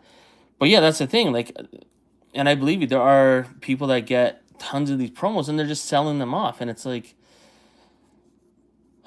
MetaZoo could be using these for so many other things. Like, oh, I don't know, to sell more product on Marketplace. I mean, those first edition promo packs were complete bullshit. Right? I mean, it's 5 native cards, only 1 full holo, and no one gave a crap about them, except for the 1 full holo. It kind of had a little hype.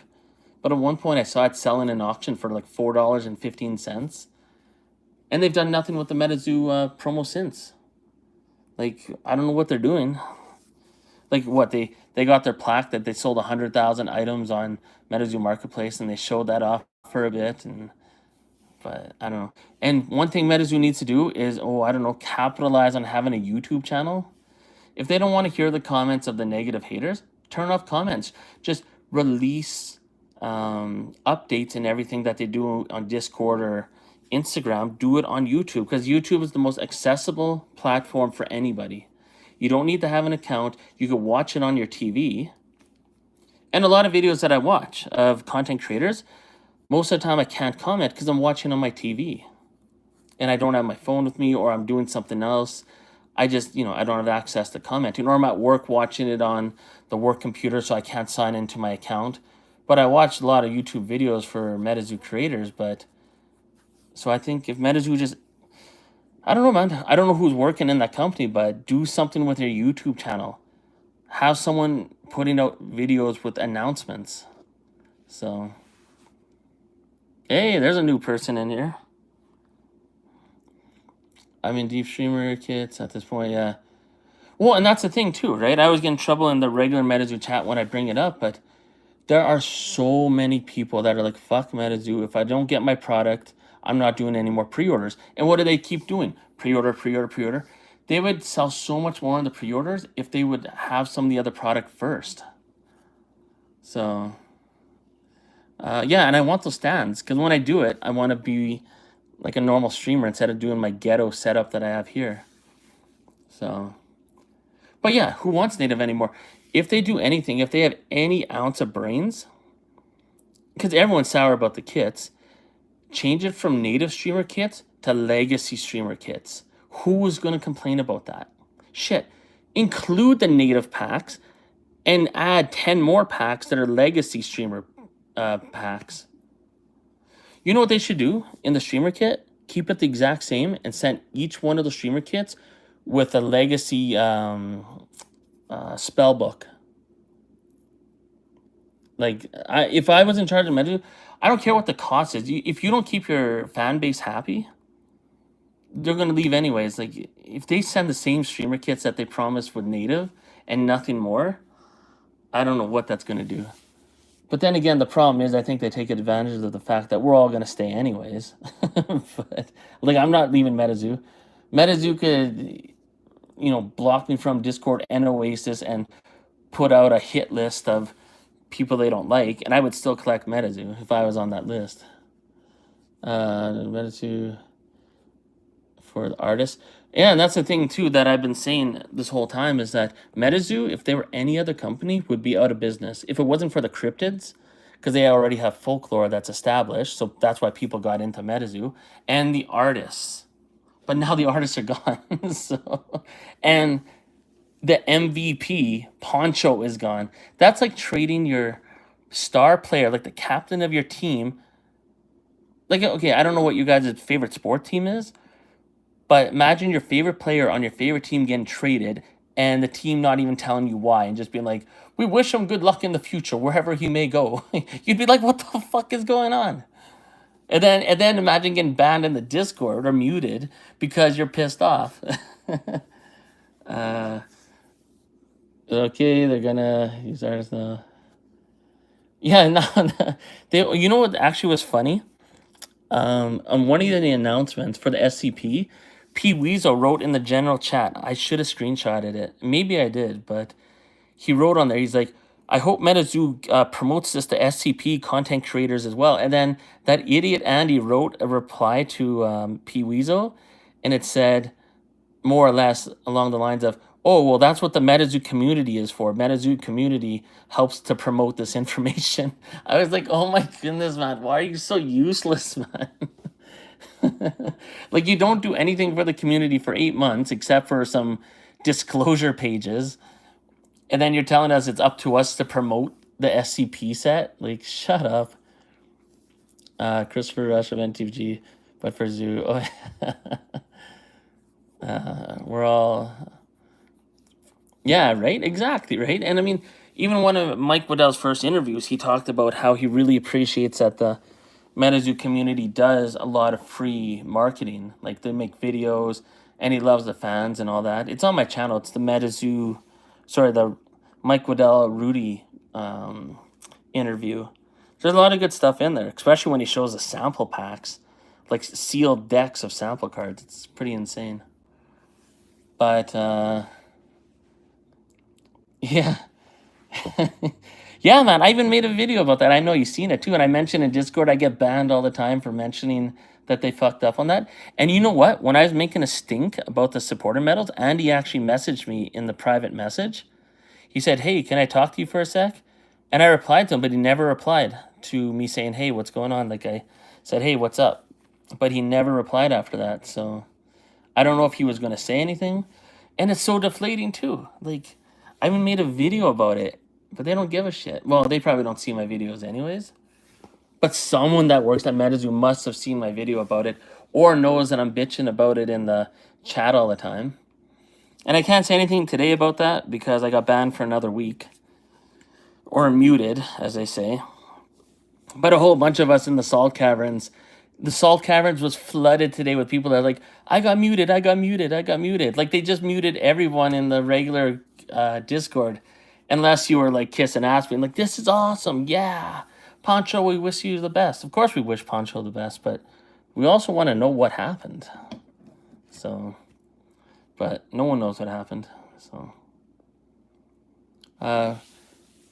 Udu, no content comment. Yeah, and that's the thing. I remember there's someone that I followed on TikTok. I don't really use it anymore, but they had like 25 followers, and I remember they posted it, the bronze medal, and they're like, I can't believe I got one. They're like, I literally barely even have a channel or a following, and I got a silver medal, right? But yeah, Captain Asia. What's the point of the rank system in the MetaZoo Discord anyways? You're ranked #1. It's so useless, that ranking system. I think people type extra letters and sentences just to get their rank higher. But what was the point? Yeah, it means nothing. But when they originally mentioned these medals, I know for a fact that it said that it was going to be based on your rank in Discord and how much you participate and all that kind of stuff. And even in my video, I mentioned it, right? You opened up more hero quests than probably anybody. Like, as a independent person, maybe there's companies that open more, but you are like the Nick Strength of Pokemon of Hero Quest. Nobody opened more than you. Like, that was psychotic. And you got all the... I was mentioning in someone else's stream last night that you got all the 1101111. You got all the bullshit, but... You must have, like, what, like 60 or 70 of those 110111. That was hilarious. I mean, not as funny for you probably, but...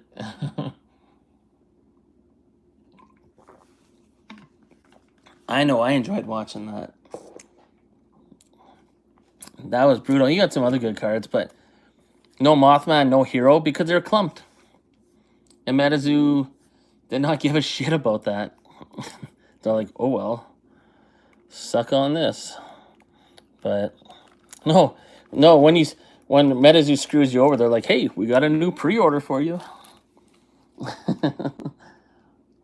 Yeah, the pre-orders are out of control, but we'll see what they ask. And here's the thing. There's some people defending the pre-orders. They're like, oh, at least they're admitting it's going to take 4 months. Well, what does that mean? Well, why don't they do pre-orders for War? Why don't they do pre-orders for 7 islands or 7 seas? And then say they're going to say, oh, 7 seas coming out December 2024. And then say it comes out in August. They'll be like, oh, it was 4 months early. Look at us. We're heroes. Right? So, I don't know. Doing a pre-order 4 months ahead of time. And the original post that they had out said it'll be 2.5 months. Well, when it says end of February, that's actually 4 months. But I don't know who did the math. Maybe it was Andy. At this point, I'm convinced Andy's a complete... I don't know. Doesn't know what he's doing. If Captain Asia's still there... I gotta show you something that you probably missed because you came in later. Ups and downs. How the drop, and then when that drop, yeah. I mean, every company's got its ups and downs. Magic, the Gathering, like, Hasbro and stuff. I don't know what the hell they're doing. I mean, when you're doing an Amazon dump of your own product, I see all that stuff on Rudy's channel. That's crazy. Pokemon with the whole, what's it called? Van Gogh Pikachu card. That was a complete mess. But those companies could afford to make a mess because they're huge. MetaZoo doesn't have to be in a mess right now. They could do what they did in the first year and just be honest and transparent. And the community be like, okay, cool. No big deal. Take your time. But when we're just getting obviously lied to and sold fancy little explanations, we're not stupid. I mean, if we were a collector base and we were like 14 years old, You might be like, oh, okay, that makes sense. But I mean, everyone's a little older in MetaZoo. No one's stupid. Everyone's worked for companies. A lot of people have, done more than flip a burger. A lot of people have either worked in management or dealt with management or been a boss or who knows what, right? Or even own their own company. They know what's going on. They know the bullshit. So, anyways. So I don't know why MetaZoo even bothers trying to pretend like we're stupid. Vast majority of us are not that dumb. Here, I gotta show this for Captain Asia. You're gonna shit your pants. My plan is to have the greatest Topps in this dip market, the Topps Chrome collection of PSA 10s. Outside of, one of ones. I'm not Nick Strength and Pokemon. I'm not spending $11,000 on a card. Even though I understand why he did. It's just, I'm a low-end collector compared to that. But yeah, I got 4 of the Refractor Mothman PSA 10s. There's not many of these graded. And the reason why I'm buying these, here's my rationale. I have a video coming out soon. But if you can get these for under $150 American, to me, it's a steal of a deal. And here's why it's a steal of a deal. Because anyone that's opened up a case of this knows you're only going to get one of these and maybe one of these in a case. Maybe 2 if you're lucky. But Topps sorted the cards so evenly that even when you buy a case, you're only going to get one of each. Odds are. So, and the odds of these getting to PSA 10, extremely low. If you look on the PSA Pop Report, it's about a 25% chance. And even then, it's not guaranteed that if you send in 4, you're going to get a PSA 10. It's very low odds. I mean, if you're sending 4 in and getting a PSA 10 only on 1, and grading fees at best are $15 a card, that's an extra $60. So when you do the math, if you were to buy a hobby box of this, you might get one of these refractors in hobby boxes, maybe $80 now? I don't know, somewhere around there. The odds of getting one of these cards, very slim. If you get it, is it going to grade a PSA 10? Probably not. But if you bought 2 hobby boxes at $80, you're already at $160. So even if you hit one of these, you're already behind the ball if you got this for 100 and less than 150. Yeah, 2 cases, right? Man, those hobby. That's the first time I've ever seen a Topps product where hobby was worse than retail. So I got lucky because I know you know the story. I don't know if the other guy's still in here or not, but where is it?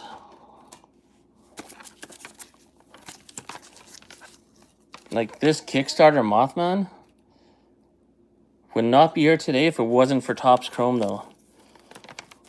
Because as the story goes, I pulled the Chaos Crystal 4 out of 5, made a big stink out of it, put it on eBay, gained a lot of attention, and then a guy in the Discord, yeah, right, retail should never be better and never has been better except for MetaZoo Topps Chrome. But I pulled the 4 out of 5 Chaos Crystal, probably on the second day of release. So got a lot of attention with it, put it on eBay.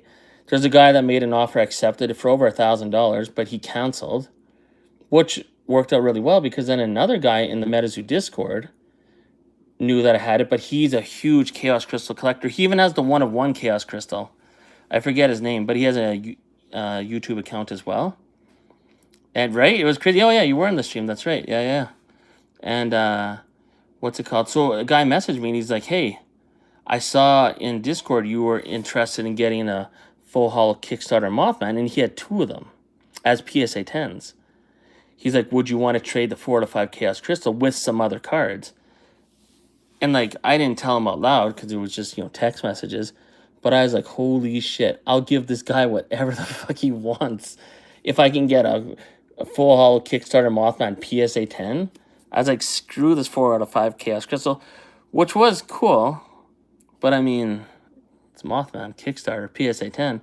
So I traded them, I think, 11 other cards. Some of them were graded. Like a Loveland Frog, or the Mailman, Loveland Mailman, whatever. PSA 10. There was a first edition Loveland Frogman. I think a first edition. I can't remember what else. Like a first edition Wendigo Full Hollow, which is worth like nothing now. And some other raw cards, some other Topps Chrome cards, like Flatwood's Monster out of 25, a Battles card out of 25. You know, just other shit like that. But as like, I sent him pictures, a whole bunch of stuff that had duplicates of or cards I didn't really care much about. And he went for it.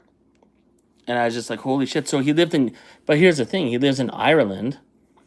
And it's a trade. I don't know who this dude is. But I just had a really good feeling about him. He seemed like he checked out. And lo and behold, it eventually came in the mail. The box was like half open. It was like the worst.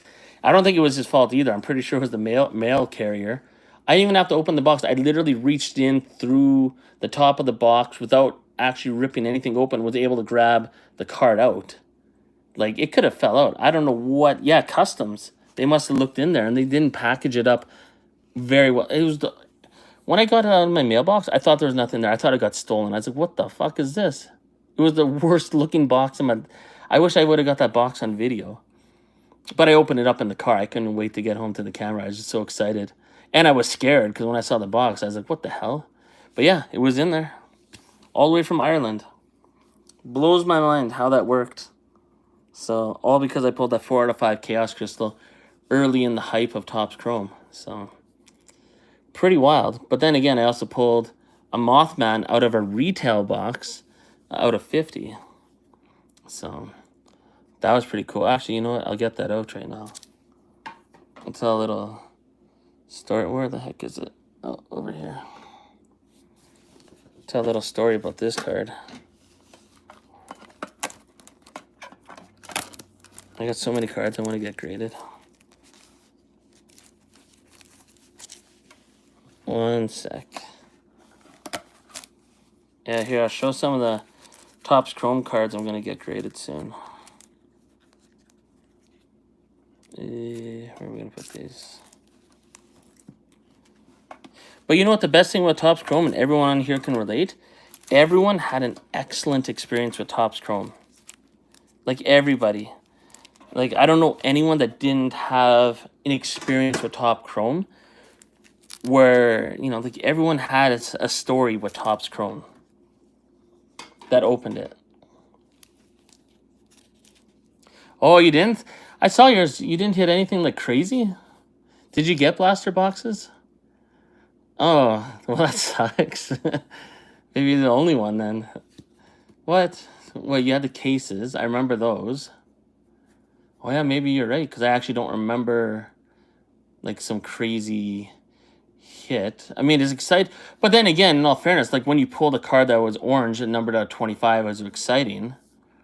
But maybe you didn't have that, like, one defining hit. But from blaster boxes, I did something not even Nick Strength and Pokemon could do out of his infinite amount. I went to Toys R Us in Canada and boom, pulled that bad boy. The thing is about the gold Mothman cards, though, unfortunately, none of them are ever going to grade a PSA 10. For this artwork, for the alternate art, they're way better centered. But for the original artwork, none of them are going to get a PSA 10. Oh, yeah, you got the VCs no one cares about, yeah. Ah, I feel bad for that. But at least, yeah. Well, what was the best one that you pulled? Oh, you just got a bunch of hobby. Yeah, and I think most people did focus on hobby in the beginning, just like me and Captain Asia. I wouldn't even have bought any retail ones, but I found them in Toys R Us. I was like, holy shit. Oh, no, Rose is too full. Oh, no. That's brutal. But you have a story that most people will never say. You pulled a secret rare, serialized out of 100 from the Pin Club. And probably one of the nicer ones, too, from Pin Club, the UFO. So, because you and Epic Tube had that, but... Oh, you lost the pin? That sucks. But that's crazy, right? For whatever you didn't get in Topps Chrome, you more than made up with in that stream. That was insane. Because I think you pulled, I think, all 3 of the different UFO arts in, like, the same box. Right? That UFO, like, that's one of the nicest secret rares. I think that's probably the nicest secret rare from Pin Club.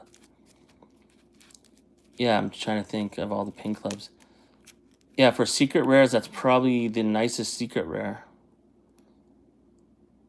I mean, it's serialized, which is crazy. I'll never forget that stream because you pulled number 48 out of 100. And number 48 is Hero's number for Hero Quest, and you never pulled Hero.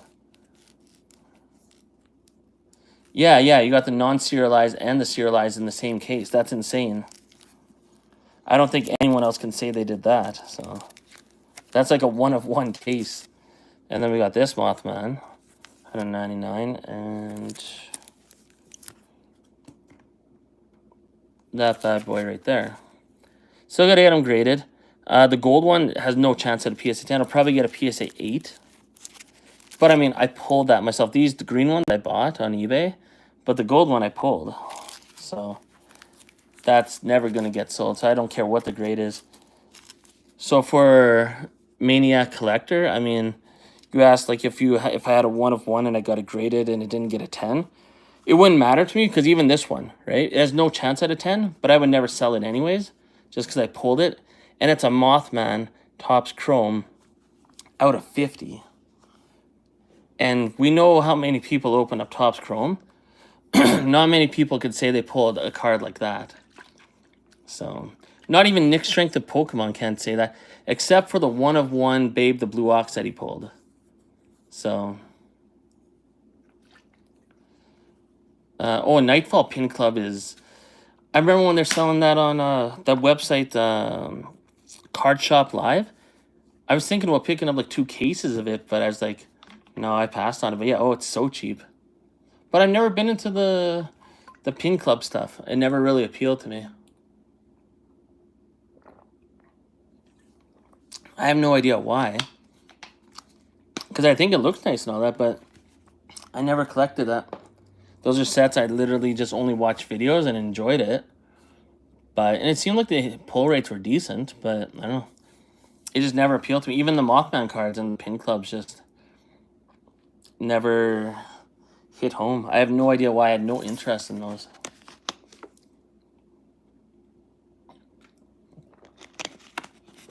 Yeah, that's a nice display right there. And these 2 Mothman cards, I think will get PSA 10s. Someday, somehow. What else do we got cooking here? Oh, yo. You guys want a good story? So, I bought a whole bunch of Top Series 0. I was talking about it earlier. A full hollow promo. That's crazy. That must be one crazy looking binder. But, yeah, I bought the 12 boxes of Top Series 0, like the original Tops, like this Tops. And so I ordered 12 boxes from a card shop, and I thought for sure the boxes were way, but I got them for $11 a box. $11, right? We all know they sold for $50 from Tops, and they were selling secondary market for at least $75 a box at one point. But I bought 12 boxes for $11 each, and I weighed them just to see, because I figured they must be weighed. But they weren't weighed. There was a heavy-ass box. And in that box, so I knew there was something good, I pulled this. I still got to edit up the video, but I did this, I think, yesterday or the day before. Sinkhole Sam, which is classic, right? Sinkhole Sam is underrated. I don't think it'll ever be super popular, but it's one of those cryptids that I think everyone secretly likes, but just doesn't get the attention it probably deserves. I mean, that was Mike Waddell's favorite cryptid in Cryptid Nation. There's videos of him saying that. Besides Mothman, obviously. This one, during the dip of MetaZoo, I had to buy the Bigfoot. It is off-centered, but is it enough to get a... I think it'll be a PSA 9, but I don't care. It's Bigfoot. It is number 99. First sighting. Hell yeah. $123. That's crazy. And then in those boxes that I bought for $11 each, I also pulled these, which is cool. That Bigfoot's getting a 10. I don't give a shit. That is getting a 10. This probably will get a 9. So, and then I still got to send these to PSA. I'm sure I've shown these off before. But 3 Piazza Bird gold refractors from Topps Chrome, numbered out of 50. So I got 3 of them, which is nice. And then Piazza Bird VMAX out of 50. Oh yeah, and in those 12 boxes that I opened up, I got 2 regular Mothman cards, so I'll send those in. It's not very easy to pull these. And that's one thing I think in the future when people look back on Topps Series 0 and Topps Chrome, the Mothman cards are not very easy to pull. None of the cards are easy to pull because Topps had such a good sorting system. It's so dispersed. Like, it's not easy to pull Mothman cards at all. Even the base ones. I opened up, sorry, it was 13 boxes. I only got 2 Mothman cards. I was watching Nick Strength and Pokemon. He opened up 21 of those Series 0 boxes and we got 2 Mothman. Like, they're not easy to pull. Then they're not worth much either, which is weird. Let's see here. So 2 Loveland Frogman. Oh, okay, that's it. So, and those are 99. I don't know if these will get PSA 10s or not, but it's green with Loveland Frogman, right? So, can't resist. Had to get those. And I got them on eBay for pretty cheap. These Piazza Birds, I'll never forget how cheap I got these for. So this one I think I bought for like $68 American, which at that time I think I overpaid. But these 3, none of them were more than $40. Or no, maybe one was 40 and the other 2 were just under $40 each. I mean, for Piazza Bird numbered out of 50, Topps Chrome, that's like the price of a blaster box. Like, if you pulled this out of a blaster box, you'd be like, holy shit. Man, if you got this out of a hobby box, you'd be like, holy shit. This would be a case hit in a case of hobby boxes. And I'm buying them for $40 American or less each. And one of them was actually from a seller in China. And no one really bid too high on it. It was my lowest one. I think it was like $34 or $32. But it was a seller from China, so I think people are skeptical. Like, what the hell is that? But yeah, no, it was legit. Shipping fee was really low. A lot lower than buying from anyone from US. I'm not sure how that works with customs or shipping, but buying cards from China or Japan sometimes is cheaper than US. So I don't know much about how that works, but apparently that's how it works. Oh, sorry, I just gotta get all these not bent here. There we go. My organized mess. And then another thing in the future. Oh, the ambassador cards. Yeah, I mean, yeah, those will always hold value, I feel, just because they're so few and far between to get. Same with like the Rat King. I'm not too keen on the Rat King promo from New York, but yeah, the ambassador, anything like from Australia and stuff, some of those promos like the koala bear promo, I forget what it's called, but yeah, they're so expensive. They're nice, but maybe too nice. And I do have a refractor Mothman, like this original art Mothman, PSA 10 coming in the mail right now. So, but yeah, these refractor ones, or sorry, when we say refractor, X-Fractor, are going to be, I think, highly sought after in the future. As time goes on and people look back on this set, they're going to realize how hard these X-Fractors are to get. Because they're definitely harder to get than refractors. But refractors are harder to grade than the X-Fractors, I'm noticing so far. Yeah. Oh yeah, the drop bear. Yeah, that's the one. So, but those promos, I mean, if I never get those in my collection, I don't really care. But they would be cool to have. Because anyone that knows MetaZoo, that's like hardcore like us, obviously, knows, you know, if you know, is basically what people would say. For the higher end. Yeah, definitely nothing over 1K like Hello Kitty. Hello Kitty at one point was selling as a PSA 10 for over around 1,000, but now recently it's sold for I think 520 American, so it's come down quite a bit. But I mean, there's a lot in the PSA population report. They grade pretty good. So I have one Hello Kitty card. So actually, that's a question. Do you guys have any of the Hello Kitty cards? Oh, raw for $2.99.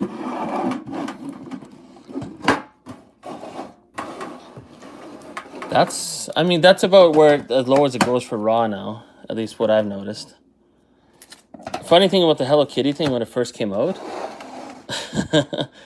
When I first saw it, I was like, and I was watching Epic Tube HD and Argos, and they were like, yeah, you know, as the weekend goes on, more promos are going to come out, and it's probably going to go down a bit. And I believe them, you know, and I've watched a lot of other promos go like that too. They start selling at like $100, and eventually a lot of promos dip down to 50. Well, Hello Kitty was at about $80 or $90 when I was watching that stream. I was like, I'll just wait until Sunday. They'll be cheaper.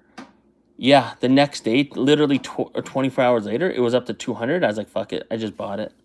I was like, I'm not paying more than 200. I'm like, it's going to go even crazier than that. And it did go crazier. As we know now. Now 300 is about the lowest you're going to get it for. Yeah, exactly, right? That's the same thing with me. I was like, oh, yeah, that's too much. I'm going to wait for it to dip a little. Next thing you know, the next day, 200. I was like, oh, shit. I didn't want to pay 200 for it, but I was like, you know what? This card is not going to lose its value. So I was like, screw it. So I really didn't want to pay that much, though. But I'm glad I did. Even though the one that I got, I think is going to grade a PSA 9. So I don't know how good of a decision that was. Where's my tin with the Hello Kitty stuff? Am I going nuts here? Alright, I'll bring out the Hello Kitty card here.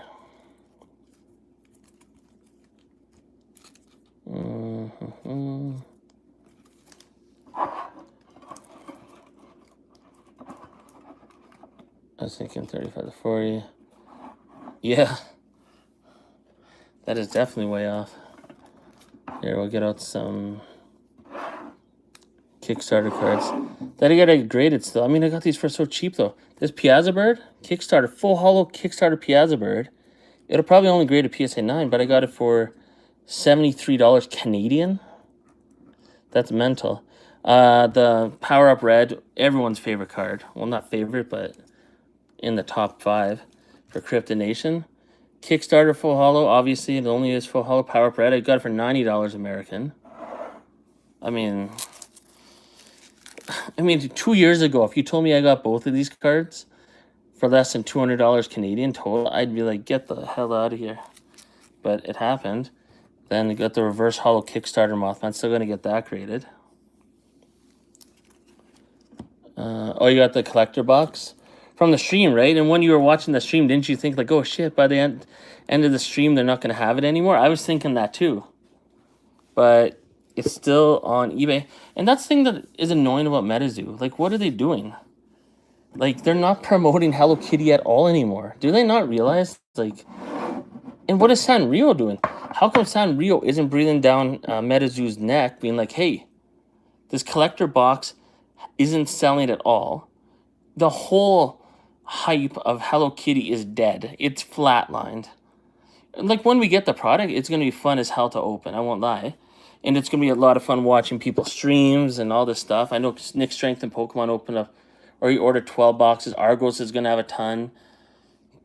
But what is MetaZoo doing to promote this? There was a Collecticon this past weekend, and they didn't do anything to promote it. A week before, we're probably going to get it, or some people are going to get it in their hands. Like, what are they doing? Like, if MetaZoo doesn't want to be criticized, then I don't know. Like, do the right thing here. Here, where's Hello Kitty here? Yeah, here it is. End of sale and printed promos are...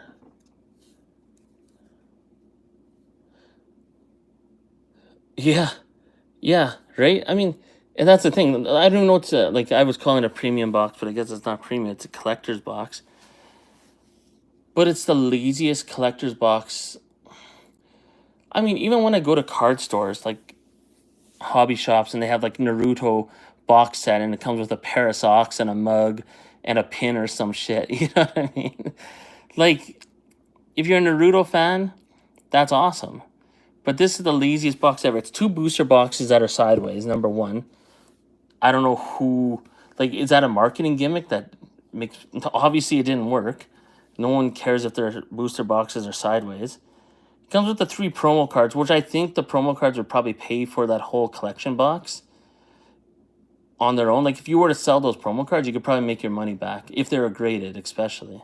And if they got PSA 10s. So, and then, yeah, you're right, though. It's an Elite Trainer box or spell book, you know, the dice and sleeves. Like, no one gives a shit. Like, I don't know who works in MetaZoo that's making these decisions, but no one cares about dice and sleeves. Nobody. Not even Pokemon collectors don't care about that crap. I'm not even sure why any companies make that stuff anymore. It should be something that you could just redeem a code for if you absolutely need dice. Just send it to the people for free and don't even make it. Like, 2 boxes, 3 promos. So yeah, they should have packs, eBay stamps. Yeah, maybe, right? If they had Karomi stamped packs, or everything that was in that collector box, they were Chromie Cryptid Carnival booster boxes, but they were booster boxes that were stamped, and all the cards and packs in those boxes only were stamped as Chromie's Cryptid Carnival Happy Birthday Karomi. That would add value, but there's no value added in there, and that's what I don't understand what they're doing. Even Mike Waddell's sitting right there. Like, to me, he's a smart dude. How is he sitting there looking at that product and not thinking, we didn't add any value to this product? It's 2 regular ass booster boxes. They may as well put an NFT sticker on it. Because apparently that has value, right? Yeah, let's get Hello Kitty and Pikachu together here. There's a nice picture. But yeah, I don't know, man. And that's just me brainstorming for 30 seconds on a shitty live stream, right? And it came up with a better idea than they did. I know it's easier said than done, but I don't know, man. I don't know how they made those boxes with those promos, and that's all they added in, just the 3 promos, but it's something. But just 2 regular booster boxes sideways.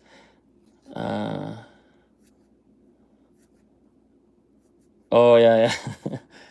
Yeah, I know I probably explained it to you earlier in the stream, but I was so chilled about getting this. I mean, when I heard about it was the same day that I found out that the Chromie booster boxes were, because originally when they came out for that live stream, you couldn't get those shipped to Canada. They didn't have shipping options to Canada.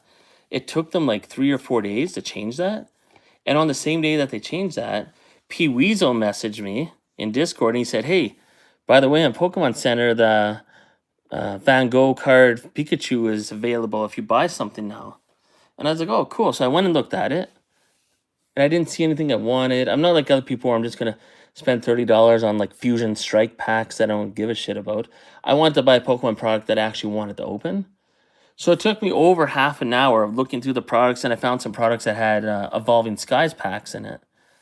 So I thought, oh, okay, I'll get 2 tins. And it took me a while. And then, I checked out, but then the site crashed. It said, oh, error. And then I'm like, oh. So I refreshed the screen like 5 minutes later. And I was like, is this shit working? Like, what's going on? And then it refreshed, and then it said, oh, enter the special code to make sure you're not a bot. So I did that, and then went to the checkout, and I checked out. No big deal. But then I see all these videos like the day after of people being like, what the fuck? It crashed, and I didn't get anything. And then when they got the orders, I got my order less than a week later, and I live in Canada. Well, I guess it's Canadian Pokemon Center, but when I got it, it was fine. It wasn't bent. It was packaged properly. And then I see even more videos where people are like, I got my order. I ordered 7 Fusion Strike packs and I didn't get the promo. And I was just like, holy crap, man. This was so easy for me to get. No stress at all. But other people got totally screwed. So, yeah, I guess I got lucky. And I didn't even know I got lucky at the time. I just thought, oh, okay, this was no big deal. So, I didn't like rush to purchase something quick or whatever. I literally went out of the site like 5 times. I was doing other stuff. I didn't really care. And I was just like, oh yeah. But yeah, it worked out. So, but I don't think it's going to get a PSA 10 either. But whatever. Don't matter. This is like a moment in time. Yeah, you can see if, yeah. It was added automatically, just the one promo card. Because I thought maybe it's like every $30 you spent, you got one. So I thought I'd get multiple. But yeah, it's just the one. It was in the cart. So, and I guess those people could see it was in their cart too, but they still didn't get it. So that sucks. It sucks, especially because they didn't even order Pokemon product they wanted. Like, honestly, if I didn't get it, I don't think I would even give a crap. Because, I'm all about MetaZoo. I would have been like, oh, well, that's retarded. Why didn't I get it? But the Pokemon stuff that I bought, I actually enjoyed. So if I wasn't there, they should have. Well, and that's the thing, right? I hope they do, because there has been times in the past where Pokemon screwed up and they would send out the promo at a later time. Okay, see you later. Have fun in the sun. I don't know if you get snow there, but I got my winter tires on today, so I'm excited. But what is it? Yeah, and that's the thing, right? I mean, yeah, I don't know what Pokemon's doing in that situation either. They should have done it like the Charizard promo, where if you qualified for the card, they sent you a special promo code and you redeemed it, and then you got the card, no issues. So I agree, Pokemon totally. I don't know what the hell they were thinking. Maybe Andy was in charge. Maybe there's some MetaZoo employees like jumped over to Andy sent some MetaZoo employees over to Pokemon and was like, go screw their shit up for a bit. You know what I mean? So, oh, crazy. Lots of snow. That's good. I like winter. So, but yeah, I don't know. I don't know what they were doing. Pokemon, based on what I heard on all the channels, they totally screwed that drop up. Like, really bad. Especially the museum part, but I don't know. It seems like every TCG's got their own issues right now, but I wouldn't jump ship from MetaZoo just because I enjoy it, because it's based on real things, right? And I think that's where the MetaZoo management's almost taking advantage of the community, because I don't think a lot of people are actually going to jump ship. They're just not going to order any pre-orders. I won't lie, I ordered one SCP box because I had enough room on my credit card. So I was like, screw it. I probably won't even notice that I paid for that. So I just bought one just because, I don't know. I guess it's the FOMO, right? I didn't want to miss out. Just in case SCP goes somewhere, I can be like, okay, I got the first box. But, I mean, when you write that, it reminds me of Rudy. Free tendies. All the Timmies out there. But I think MetaZoo will be just fine because it's based on something real. If this was D-Spirits, I remember when D-Spirit was in Kickstarter phase and all these other Kickstarters, I looked at them, and D-Spirits, I was so close to pledging to get some booster boxes. And maybe I should have, because I probably could have sold them for substantially more than I would have paid. But, when I saw interviews where the creator of the game and all this stuff, and I don't know, I was just like, this is just made up shit though. Like, and a lot of the games are just, it's someone in their basement making a cool idea, whatever. But even Pokemon is based on cryptids, and I think that's why Pokemon's had the success they had. Magic the Gathering's had its success because, well, it was the first, right? It's the first of its kind. But everything else, and Yu-Gi-Oh! I mean, who doesn't love Egyptian folklore, right? And the gameplay in the cartoon, like the animated series, oh my goodness. That first season is insane. Well, yeah, all 5 seasons actually.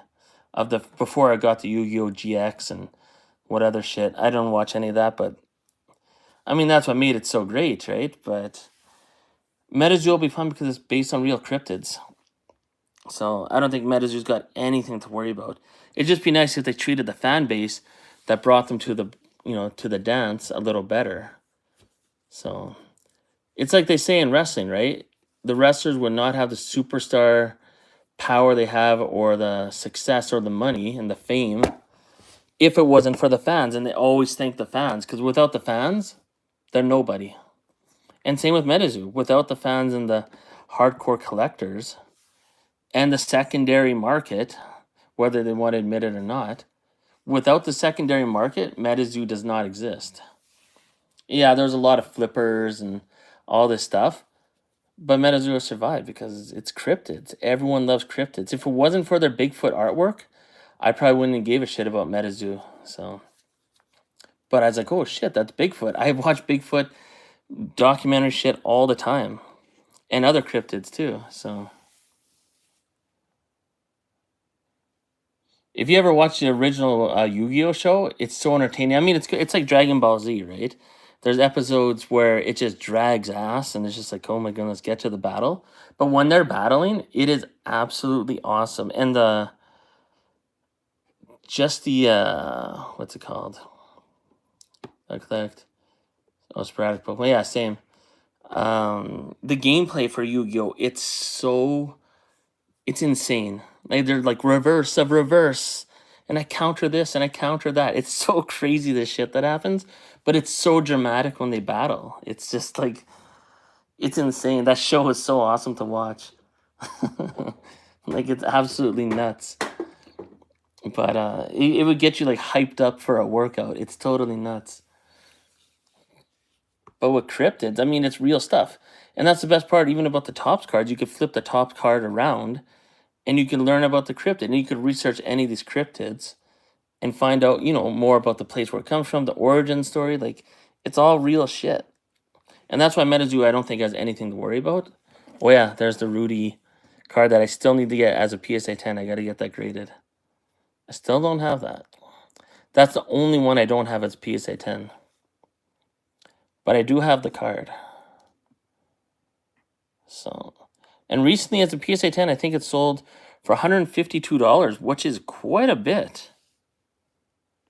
Because even the original Rudy only sold for $202. So I don't know if this is like harder to get or something, this promo, but I bought this one for $80 raw. But hopefully, and I think it will grade a 10. I've looked at that pretty close with my magnifying glass, and it looks pretty good. So, well, yeah, speaking of hard to get promos, Fan Meter Festival. How was MetaZoo at the last Fan Meter Festival and they didn't have another promo like this? What's wrong with them? Come on. Like, who's in charge now? The first year in MetaZoo, they were doing everything the way they should have. Buy them all at once. Oh, all at once. Yeah. I mean, buying in bulk, in a sense, is a better idea. That's like when I bought all those Top Series Zero boxes. When you buy it in bulk, you can get it for a lot cheaper. And then this one, such a hard promo. But I heard a lot of rumors that in Discord that they were going to give these out on Marketplace. They were going to sell them to stores or something. And meanwhile, these are so hard to find.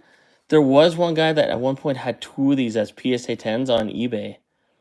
And at the time, I had no idea how rare these were. I wish I would have scooped them up. He's asking maybe just over $200 for each. But still. So I finally found this one, I think for $100 or maybe under 100, but yeah, that's a very hard promo card to come across. The Chicago C2E2. So, but I do have all these promo cards. All of them are graded except for these 2. And the only one that got a PSA 10 though was the Cryptid Con. Oh, and where's my bad boy? Come on, MetaZoo. Remember, you sent me this for a reason. I think.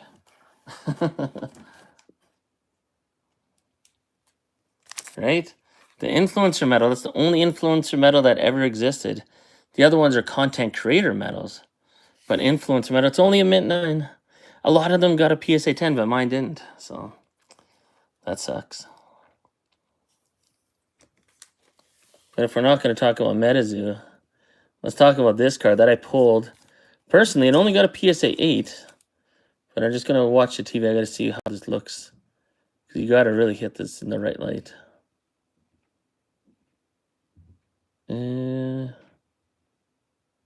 Oh my goodness, is this even going to show up?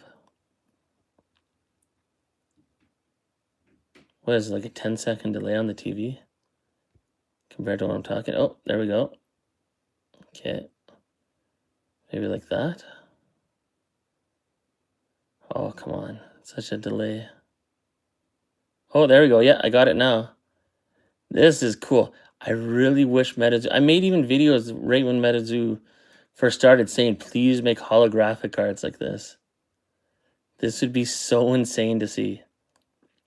Imagine battle cards using holograms, like the 1990 Marvel holograms. I mean, this is sick. Yeah, I'm not doing it justice on here. But whatever. Oh yeah, now it's even worse. Anyways. I obviously don't know how to hold that. But yeah, the influencer medal. One thing I don't like about these content creator medals. Oh, this is 1993 Marvel hologram Spider-Man versus Venom. So I'll just hold it like this, I guess. But yeah, 1993. This was the only hologram in that set, and it might be one of the hardest holograms to get in like Marvel that people actually want. There's a lot of shitty ones, but okay, so I'm not holding it right there. I'm just trying to see in my TV how to get this hologram to show. Is it gonna show like this? Let's see, I'll tilt it. Oh, I'm losing it. Uh-oh, it's fading. Uh-oh. You have to have like the perfect light on it to see it, as you can tell.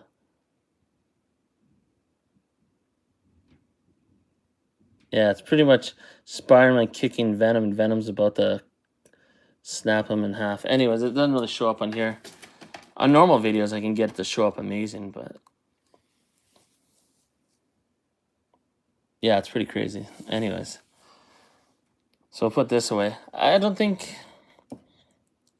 Yeah, I mean, I wish I had more hollow in this. Like, why is the hollow only there?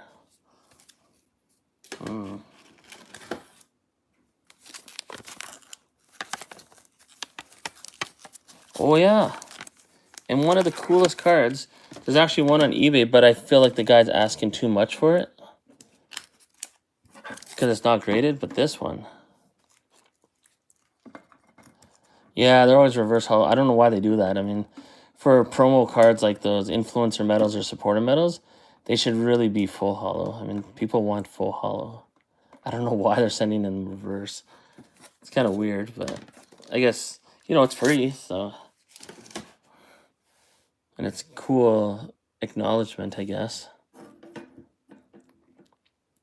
But yeah, this Loveland Frogman from the Caster's Cup, and any Caster Cup cards, especially the Loveland Frogman, I think are going to be huge collector's items way down the road. So, because I mean, Crypto Nation has the old hollow, but this is the only one that has the newer hollow pattern to it, where it's like bright and crazy. Let's see if that shows up. Yeah, it's not too bad. Oh, I guess I gotta move it over a little. Whatever. But yeah, that's a slept on. And there's one on eBay right now. I think the guy's asking 150 for it raw.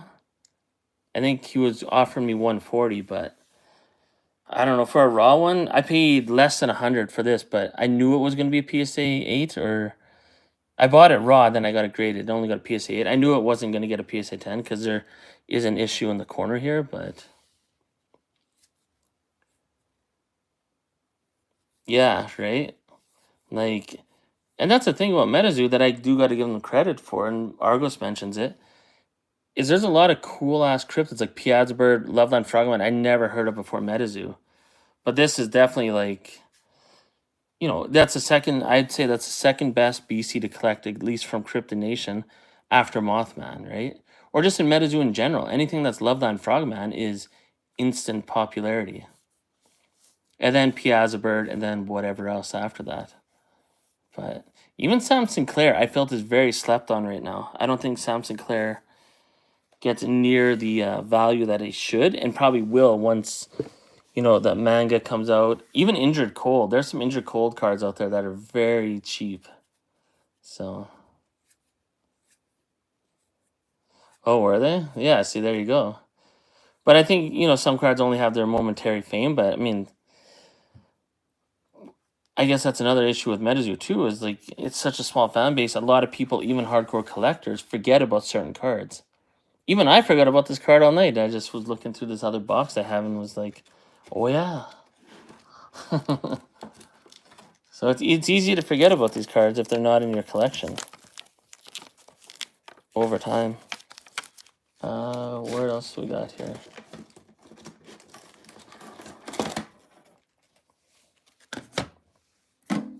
Oh yeah, here's a slept on trio, at least in my opinion.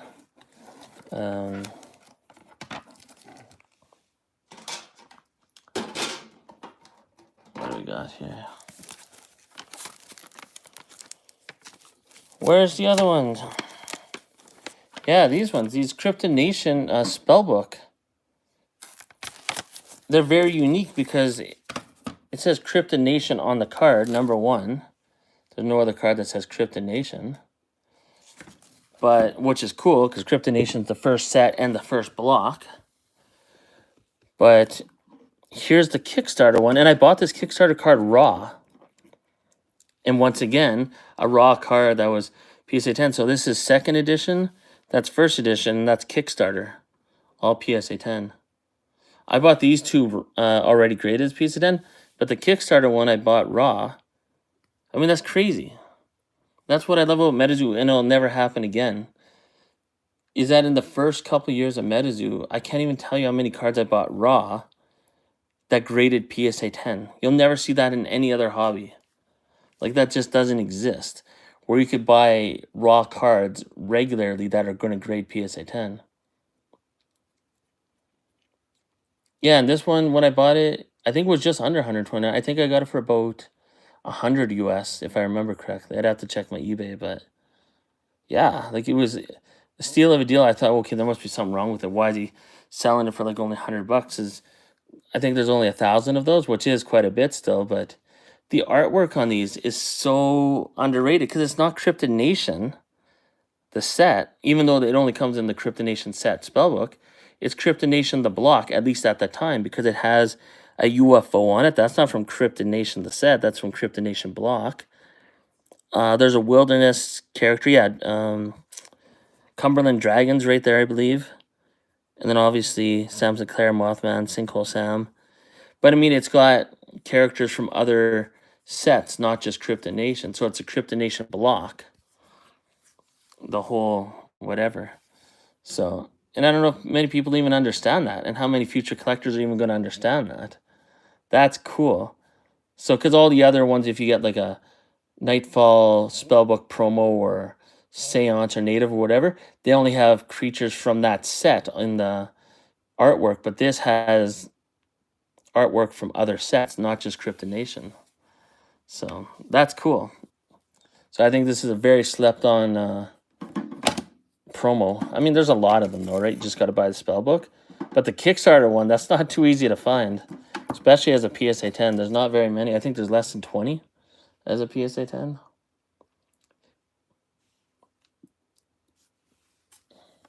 All the sets have Krypton Nation logo on the box. Oh, do they? Like when they... That's interesting.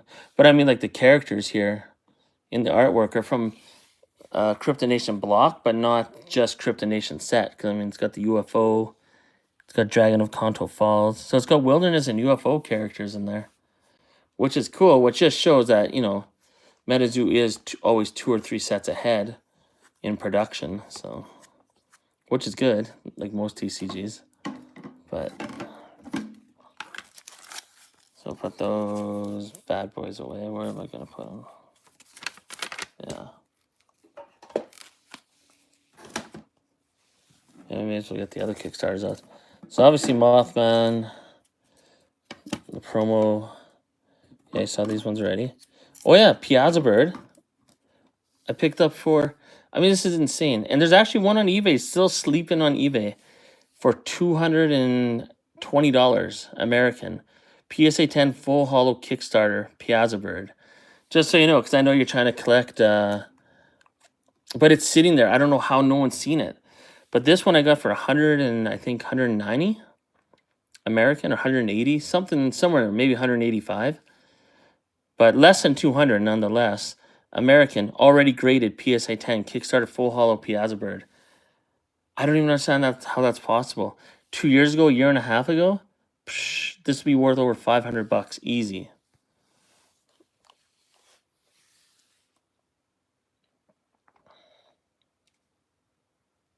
Oh, that's interesting. I didn't know about that, about the spell books. Interesting. Yeah, that's another good little secret. You know what's funny about MetaZoo too is like they just don't promote things the same way. Remember when UFO came out and they're like that one little piece of sticker in the bottom of the booster box that went out to space, and people were like cutting out that's just that part, because it went out to space supposedly. The thing that bothers me about that now is MetaZoo's lost so much credibility in things they say. It makes you wonder if they just made that shit up just to hype it up.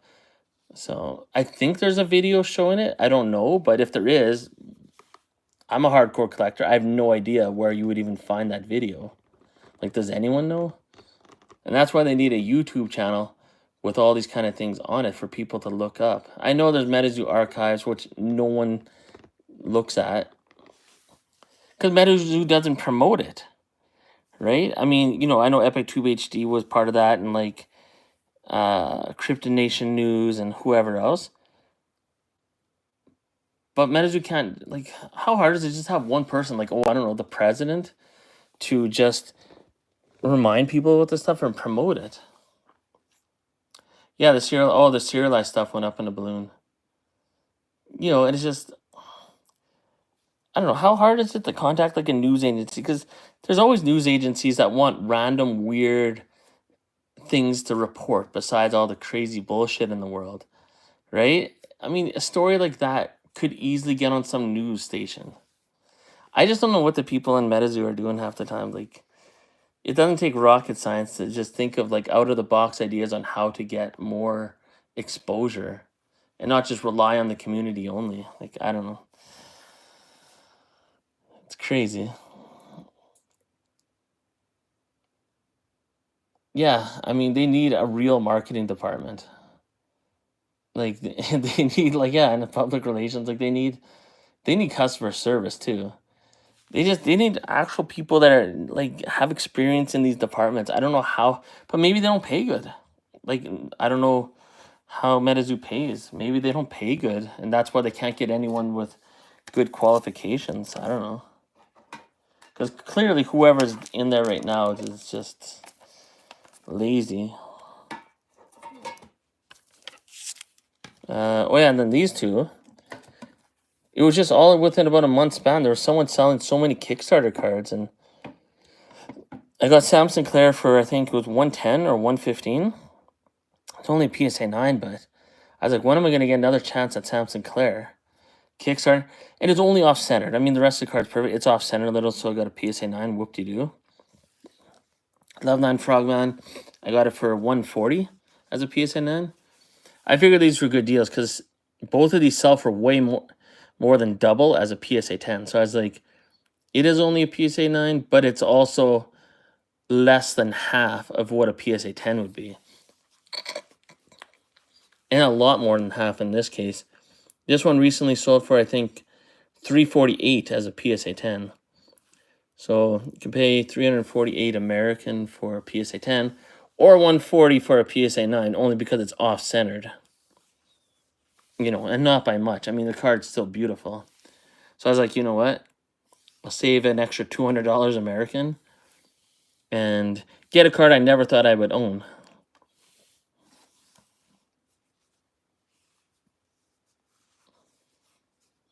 To find out everyone thinks that. How did it? And maybe.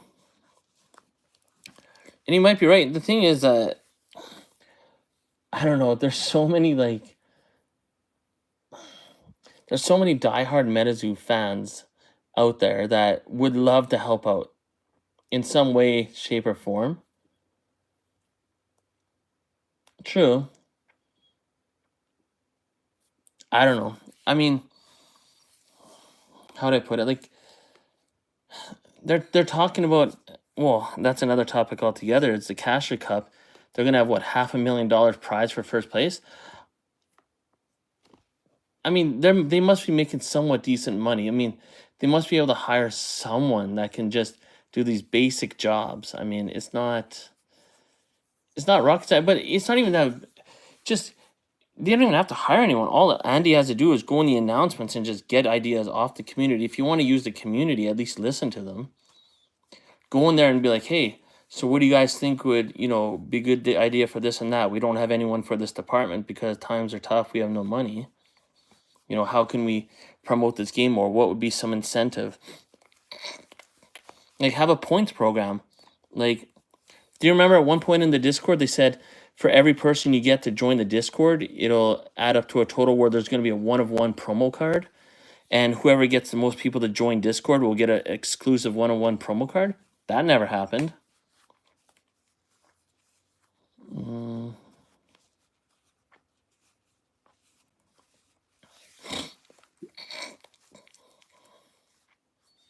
Oh, crazy. That is crazy money.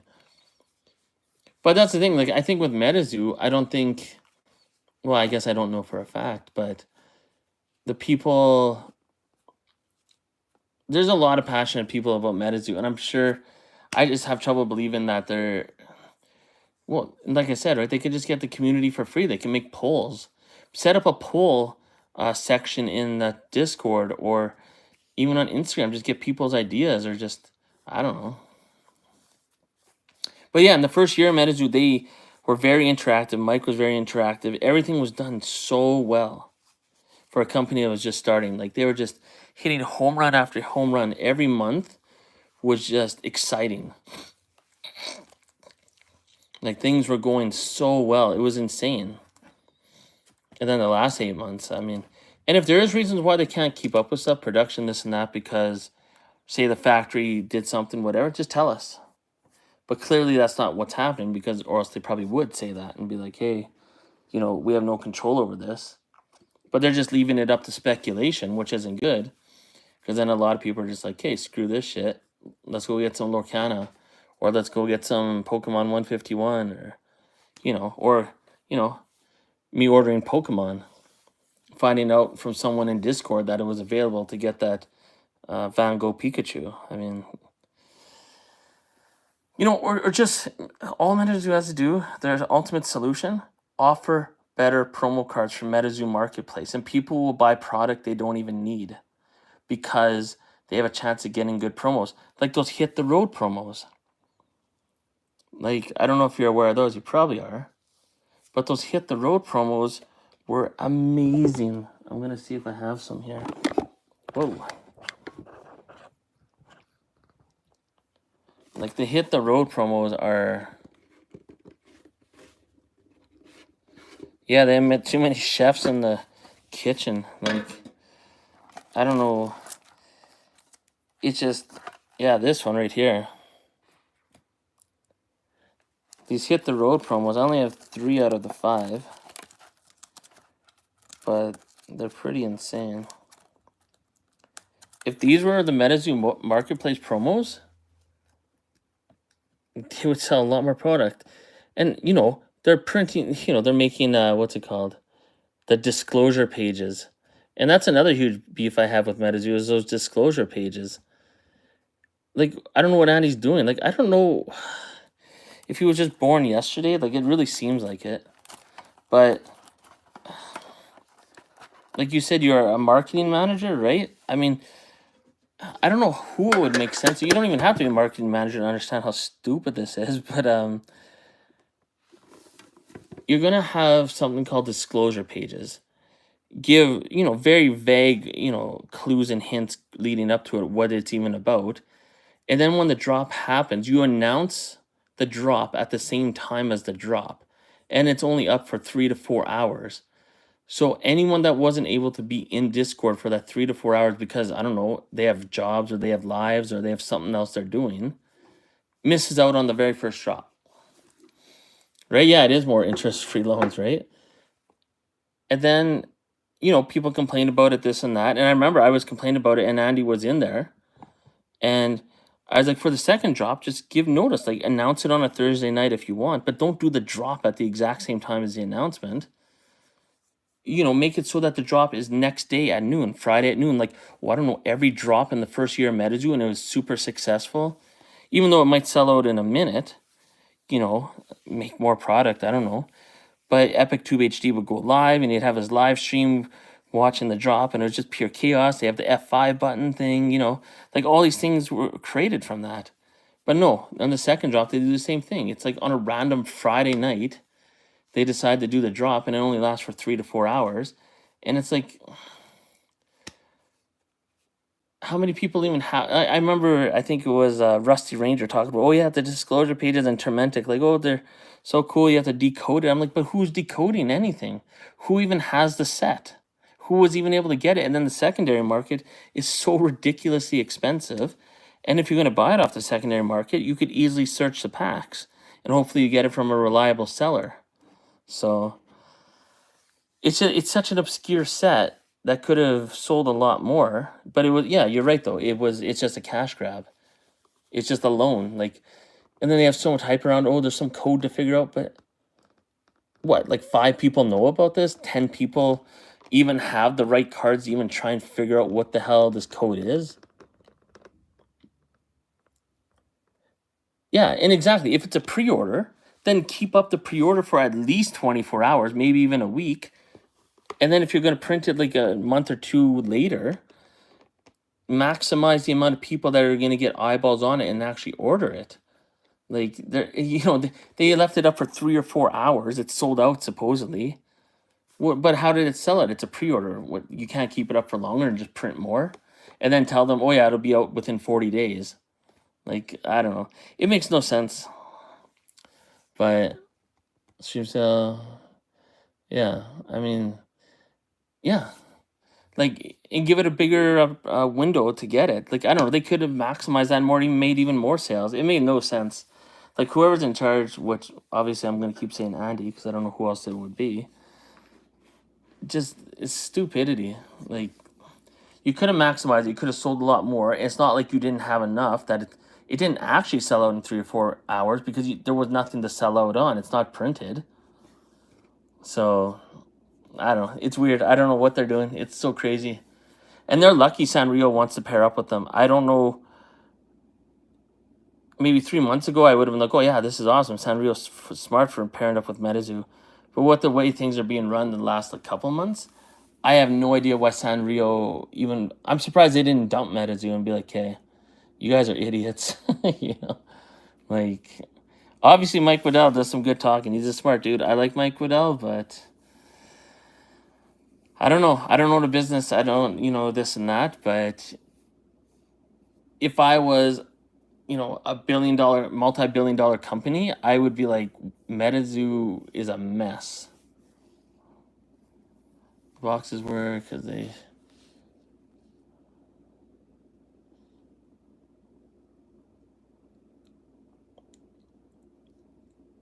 Oh, yeah. And like even the streamer kits, and it's so shady. Like MetaZoo used to be so transparent, but now they're like, it was Mike Waddell, and that really disappoints me because I do think he's pretty smart. I like him. But in the last MetaZoo hour he had, and Tormentic had it on his channel, like Mike Waddell even said, oh yeah, we're just waiting on one item for the streamer kits. We want to ship them out soon, but it's so shady when they can't name what that one item is. Like, because it's bullshit. Anyone that's not being transparent, that you have to ask to be transparent, it's because they're lying. They're hiding something. Like, there's something they don't want people to know. Because if it was no big deal, then he would just be like, yeah, it's the fucking dice. We can't get 6 holes on one side for the 6, and we really want proper dice. It's really important to us. Like, when you give no answer, that's worse than just, giving a weak answer. So... yeah, and even the collector box. I mean, it's weird that they actually had some though at on video on that live stream. I mean, they have the promos and stuff. But I mean, if it is because of the sleeves and other stuff, like, no one gives a shit about that. Like, I can't imagine one collector in their right mind saying, oh, I didn't get my sleeves and dice with it. Like, if in MetaZoo announced, they said, hey, it's ready to ship out. We can ship it out November 15th. But you won't get any dice or sleeves. Are you okay with that? We can't refund you or anything, but you won't get that? No one's going to be like, no, man, I'm going to wait till December. Everyone would be like, yeah, ship that shit. The streamer kids saying they were right. That was last one. Yeah. But you know what? The thing is, everyone's growing up that collects MetaZoo at this point. when companies give these generic answers and stuff, we know what they're doing. We know these are just what you get trained to say when dealing with a customer, just to delay them, right? I mean, it's all bullshit. I mean, they'll say whatever they can just to delay you and just hopefully you won't get upset and kind of just try and keep you around. I mean, yeah, right, exactly, right. And same, especially with the streamer kits. Only thing people want in there is the playmat, the stands, and the cards. Any other extras that came, I mean, and obviously the promos and stuff. But I mean, if it's miscellaneous stuff like sleeves and dice and all that, just ship it anyways. Like, I can't imagine anyone being like butthurt, like, oh, I didn't get dice in mine. Like, who cares? Like, is there anyone in Pokemon, if they didn't get dice in their Elite Trainer box, that would be like, oh man, I got ripped off? You know, they would not give a shit. Like, it should be a new thing. Yeah, exactly. And that's what I'm talking about. MetaZoo in the first year, when they fucked up, they knew how to make up for it. They made that promo, right? Like they had good strategies like that because a lot of those first edition boxes were dinged up to shit. Like they got damaged pretty good, but they did something about it and they made it a cool thing, you know. And they added value to screwing up, and that's the thing they better do with the streamer kits, because if you're going to, all I know is I've worked in customer service forever, and if you are going to waste the customer's time or tell them their product isn't there on time, you better do something to show that you appreciate that they had to wait or that they did not get the product they were expecting. Like, you have to do something. And even Argos does something when he doesn't have to. Just because he wants his reputation to still be good despite the fact that MetaZoo is the one fucking up, but he'll still do extra things for people. So it's because he knows what he's doing. That's what you got to do for the customer. You got to keep them happy. Even if it's at a loss to you, to a certain degree, obviously you don't want to go crazy. But even if it's a minimal loss to yourself, you have to do it because then they'll come back. So it's like any con artist, right? It's like a casino, right? You let the person win a bit at first, and then they'll keep coming back. But if they lose right away, they'll never come back again. You'll never get any more money. So obviously no one trained anyone at MetaZoo in the last year or so that even if it's a little bit of a loss to you, it'll keep a loyal customer. But I don't know. It doesn't, it's not rocket science. Like most people that are just, yeah. Like, I'd say 99% of people out there understand this concept. You don't have to work in customer service. You just have to be a normal human and you understand. You know, you got to do that little extra. It's like that in any area of life. It doesn't matter if you're hanging out with friends, anything. Like, yeah, you do something extra to say, like, sorry. But, so we'll see what happens. I mean, Kickstarter box.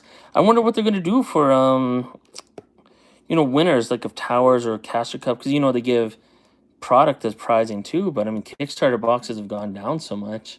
You can't give a Kickstarter box and compensate for $10,000 anymore. The streamer kit, I mean, it's past the point of no return. We're in disappointment no matter what they do.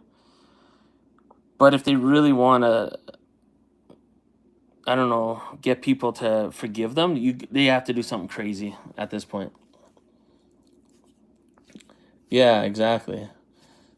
I think a movie said that too, but what's it called?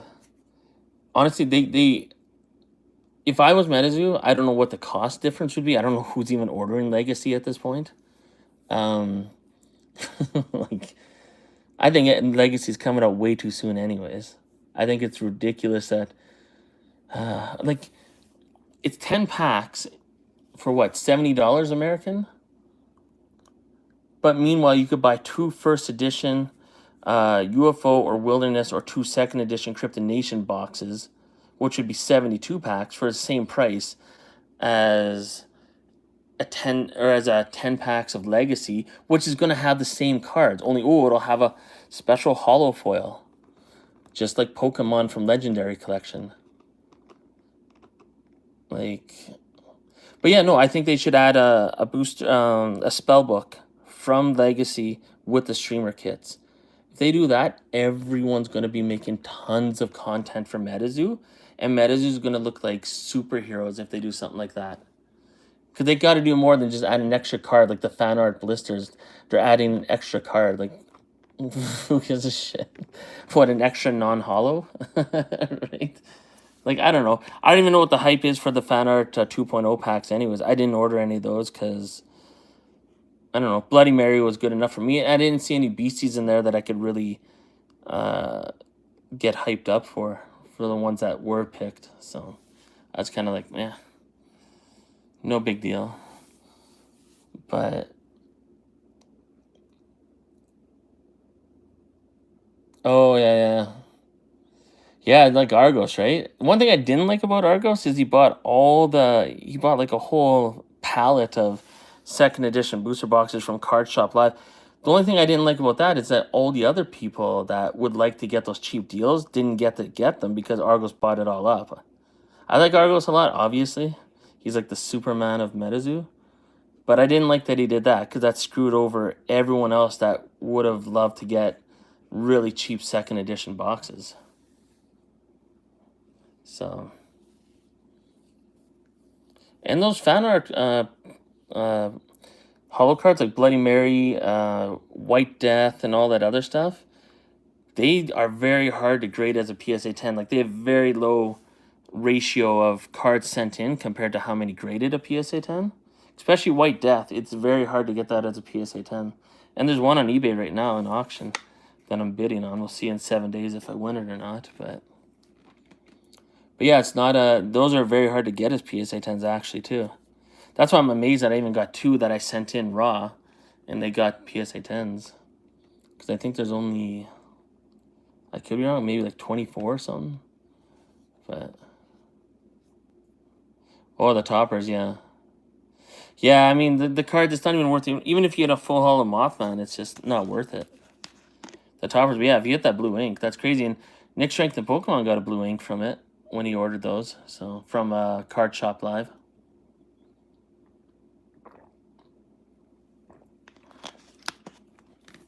That's insane. Yeah, I couldn't imagine pulling a secret rare from anything. That would be just surreal, especially the old scratch. Especially the fact that there's God packs. That's the only set that has God packs. And Nightfall's so cheap, like the Wendigos I showed you earlier, even the Mothman cards. The populations are a little high on how many PSA 10s. But I'm sure collectors in a few years from now are going to eventually find out Nightfall was only printed in first edition. There's no big box, there's no eBay, there's no other edition. It's only first edition.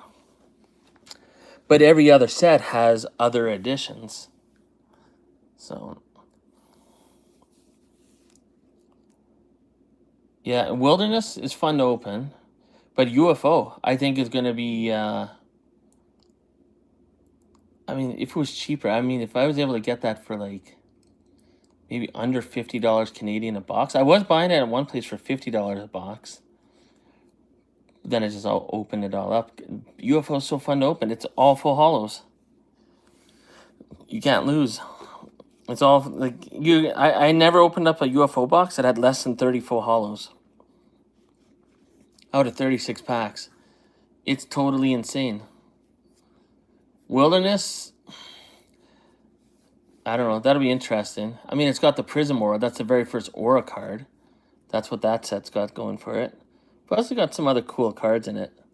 But UFO, I think...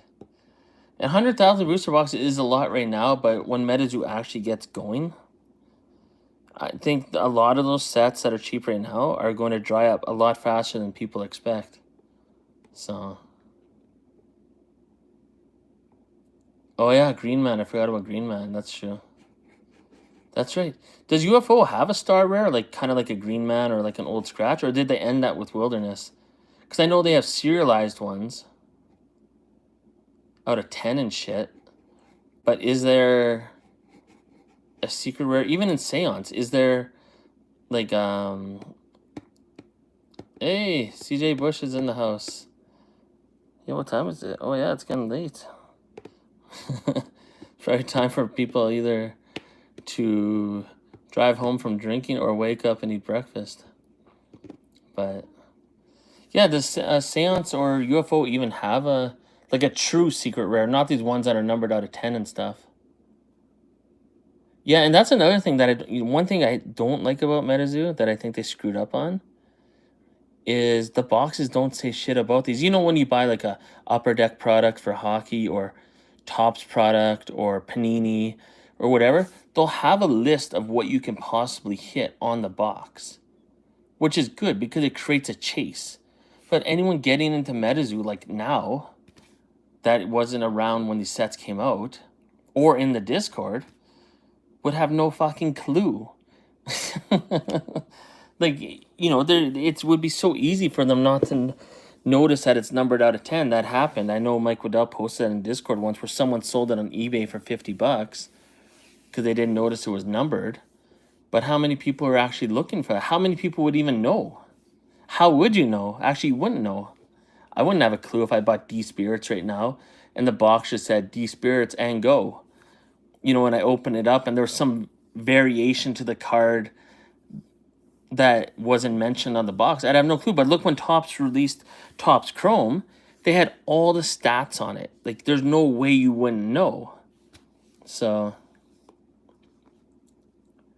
yeah, that's the one. Yeah, it must be the Century Box one. Yeah, for $50. Yeah, that's the one. Yeah. Right? And it's probably because he was just, you know, an average collector. Oh, was it canceled? Yeah, maybe someone tipped them off then. But no one would know. And you know what the biggest thing that I really don't even want to say it because I don't want to believe it. But I really feel with Wilderness, with the tickets, like gold tickets, silver, and bronze, I think it's all bullshit.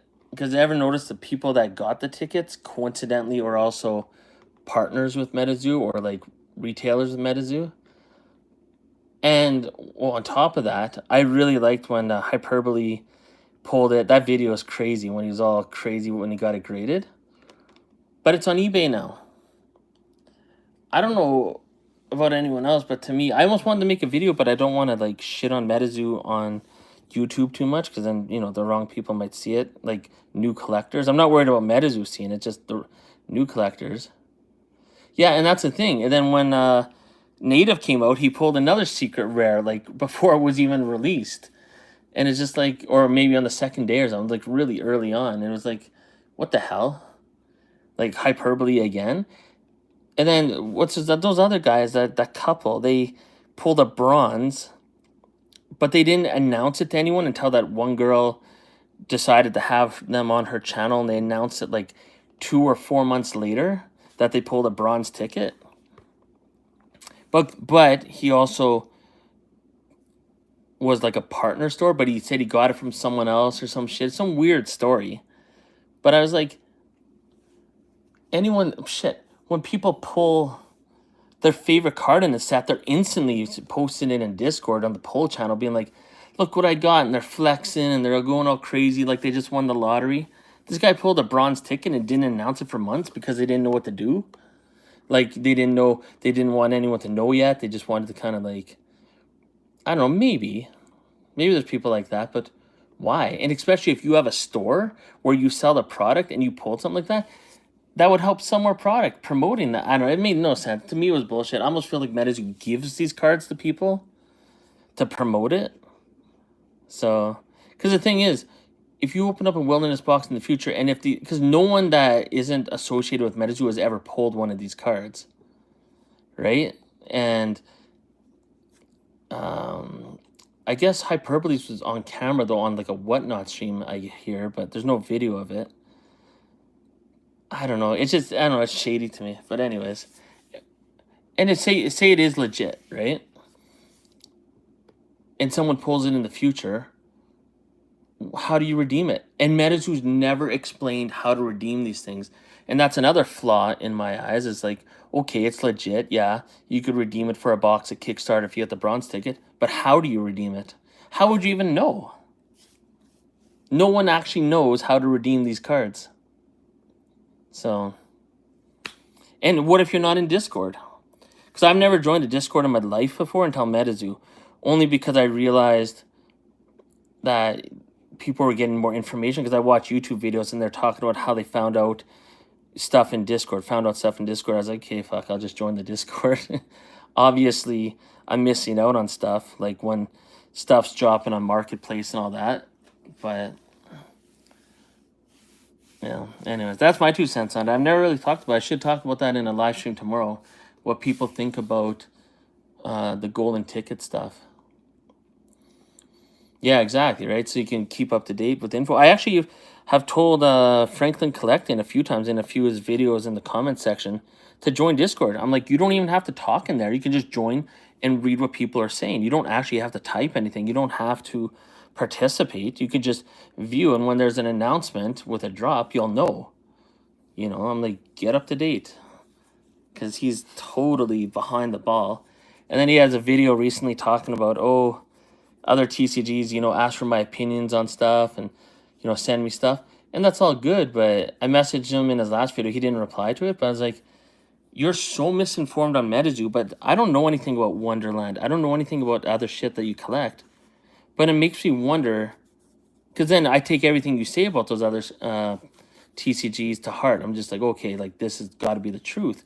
But then I think, well, he doesn't know what he's talking about when it comes to MetaZoo. So how do I know what you're saying about these other TCGs is even close to legit?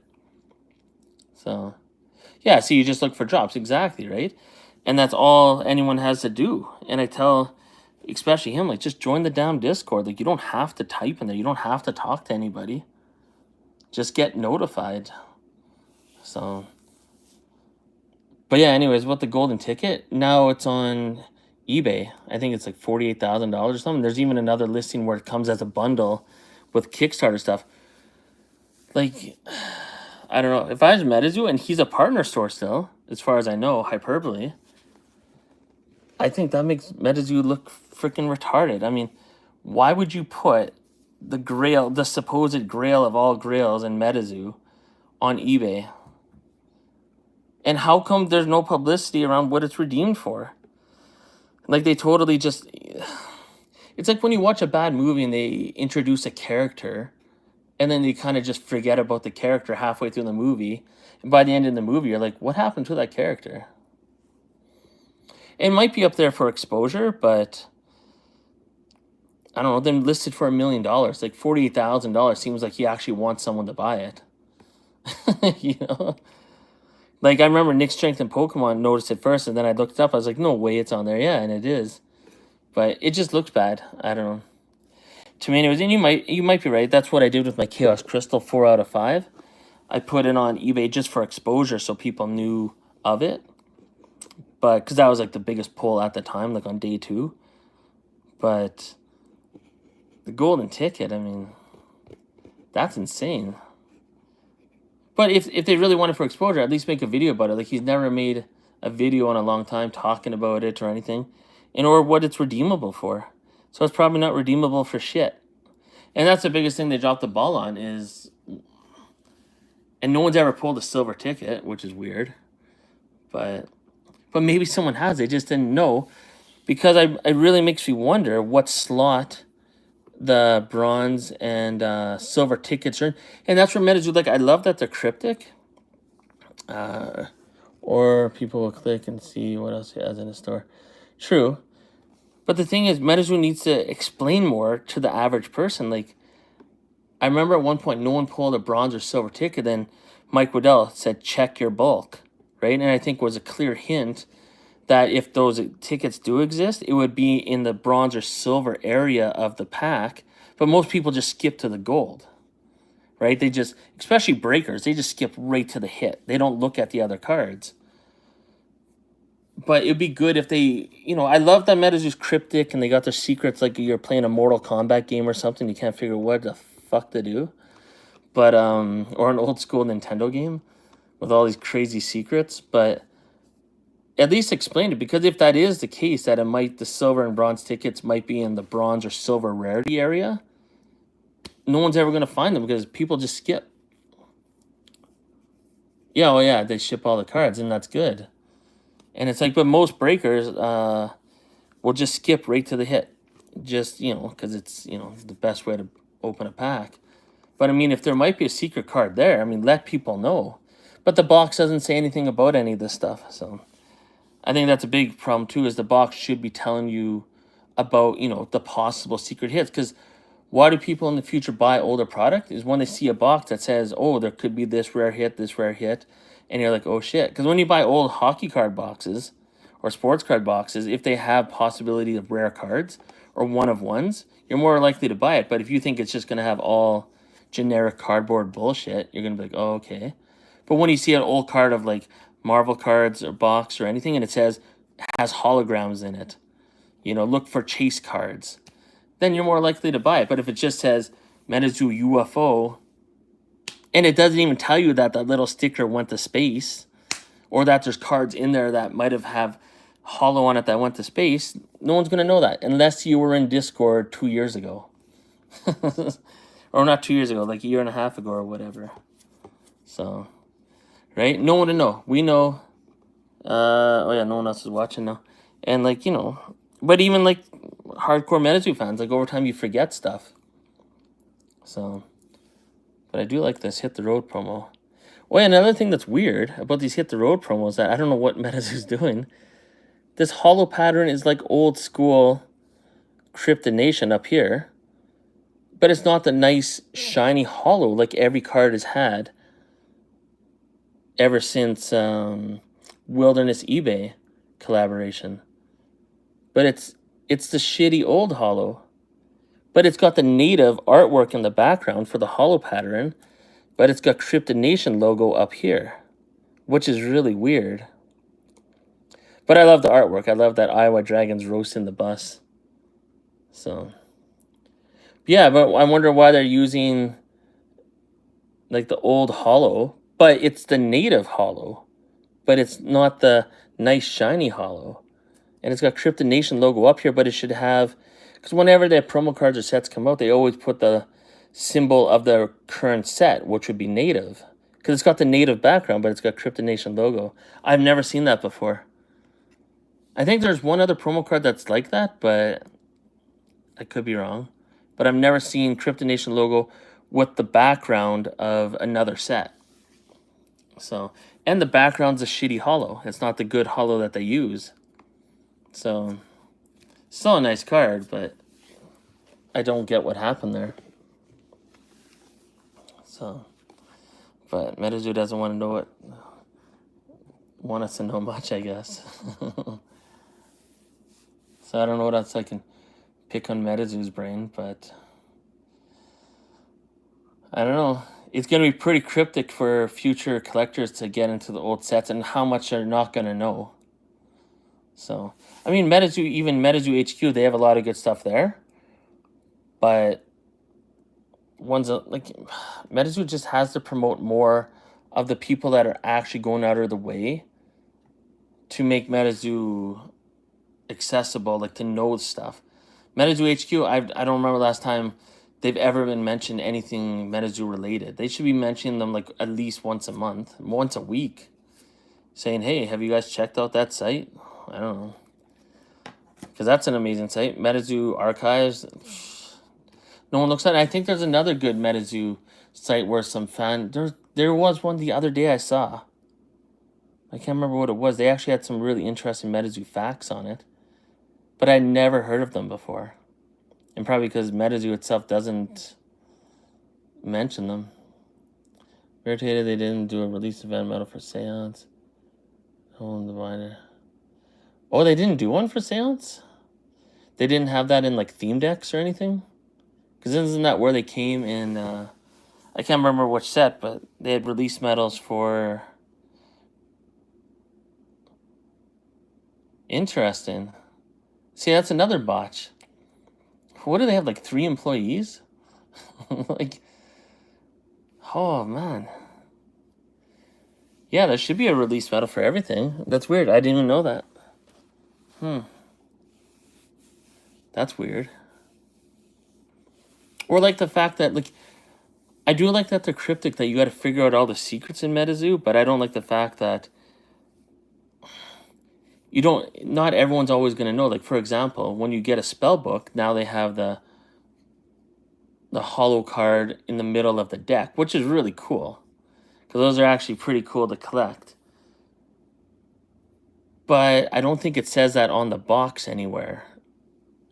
So an average collector probably wouldn't open up that deck to find that unless, they know someone else in MetaZoo that told them, or they're in the Discord or whatever. Oh, the binder came up with it. Oh, okay. Yeah, but yeah, the release event boxes should have it. That's weird. I didn't know that.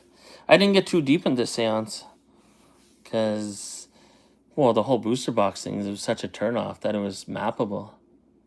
That was brutal. Except for the NFT boxes. But even then, pulling the first edition, any of the main cards that you want to pull, I don't know, the Satanic 8 or whatever, they're just way too hard to pull. But Argo secretly agrees with me. I know he does. With the big box, like those 3-pack blisters for Seance, they were loaded with Satanic Panic and Chains of Old Scratch, Possessed Aura. Like, they flooded the market with them in those. Everyone was pulling them. Everybody.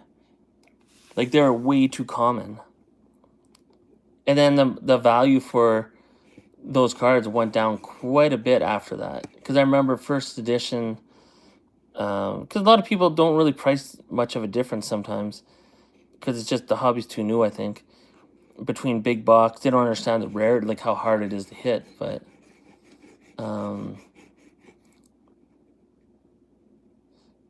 that's why I went with blister packs. I didn't. Oh, you didn't get any. Oh, you did blister packs. Was it the 3-pack blister packs? Because those were full of Hateful Eight. So if you bought the 3-pack blister packs and didn't get any Hateful Eight, that would actually surprise me. If it was a single blister packs, I could believe that. But the 3-pack blister packs were loaded. Oh, the first edition ones, yeah. First edition, I remember watching, what's his name, Catch 'em All Collectibles in his spreadsheet. Oh my goodness. It was insane to pull Hateful Eight in first edition. Like, it's not even worth buying the product. I just bought the singles. I have one first edition Old Scratch. I gotta send some more to get graded, but most collectors or people selling on eBay don't realize the first edition should be valued a lot more than the big box. Because the big box ones, everyone was pulling them. Everyone. But first edition, I mean, oh my god, good luck. Yeah, and I believe you, because I remember watching Catch 'em All Collectibles, his spreadsheet. I mean, I think he had one case where he had a whole bunch of possessed auras, but then he went like, I think it was like, I don't know, 3 or 4 or 5 cases without hitting any. And he barely hit any Hateful Eight after a while. Like, it was just so hard to pull. Yeah, I believe you on that, because it was brutal. Even if you got boxes that had like half a box of full hollows or whatever, I mean, yeah, brutal. But in those 3-pack blisters, they were loaded, and it just destroyed the market for them because they were so sought after and impossible to get. I mean, Possessed Aura still has some value. I don't have a Possessed Aura yet, but I just think they're too expensive. But that is another exciting thing in Hello Kitty. I wonder if they're going to have an Aura card, and I wonder what the secret rare is going to be. And another thing, MetaZoo, I don't know what they're doing. I don't know if I'm the only one that was paying attention during the live stream, but I recorded it. Except for the part where Mike Waddell, I didn't get this part of it, but he said there's going to be 20 artist sketch cards randomly inserted into orders. So if you bought that, what you said you did, the collector's Hello Kitty box, 20 orders are going to have an artist sketch card. So, but how many people know that? I try and say that in Discord every now and then, but unless you're reading my comment at that very moment in Discord, within that 1 minute span, you're not going to see what I said anyways. But MetaZoo, I haven't seen, like, what is Andy doing? Put that in the fucking announcements, or Mike Waddell. Get in the announcement section and say, hey, in case you guys missed it in the announcements, or in the live stream, there's going to be 20 random orders that are going to have a artist sketch card in it. But they're not announcing. It's so stupid. I don't know what they're doing for marketing and just, yeah, no one knows about that except for anyone that watched that stream and actually heard that part of the stream because it was mentioned relatively quick. So, and I love when I was watching the stream how many people viewing it said like less than 2,000 at one point, and it kept going. At one point towards the end, it was over 10,000. Now, I don't know if that's just 10,000 people that are on eBay doing other things. They're like, oh, there's an eBay Live, and they checked it out. But, and I know Argo still says it's success because they've sold, I think it's like 549 boxes or some shit. I mean, that still is a lot of money times 300, but I don't know. You have TCG Player pumping it on their site. You have eBay pumping out emails. And you have Sanrio. But did Sanrio even promote this shit? Question, will people who bought one this morning so buy it have a chance? Yeah, and that's another thing too. Because some people that I've talked to that bought it, like you did, are under the impression you can only get one of those art cards if you bought it during the stream. But after the stream, a lot of people didn't even know it was still up on eBay. They thought it was only during the stream you could buy it. And you couldn't get it shipped to Canada until like 3 or 4 days later. But yeah, and that's another thing there's no clarity on is like, if you buy it now, do you still have a chance at one of those art cards? I guarantee if MetaZoo put out an announcement and put it on their Instagram or wherever else they announce stuff about that and said there's still a chance, that would get some more sales. Oh, there are counter views, not current views. See, and that's the thing. I don't know anything about eBay Live. I thought that was people actually watching when it got to 10,000. Oh, okay, so click and go. See, I don't even know that, right? But who does know that? See, you knew that, but I sure as hell didn't know that. So, and that's deceiving too, because I do know there was people saying, oh yeah, like at one point there was like 10,000 people watching. But I was like, that can't be true, because how do they not sell anything?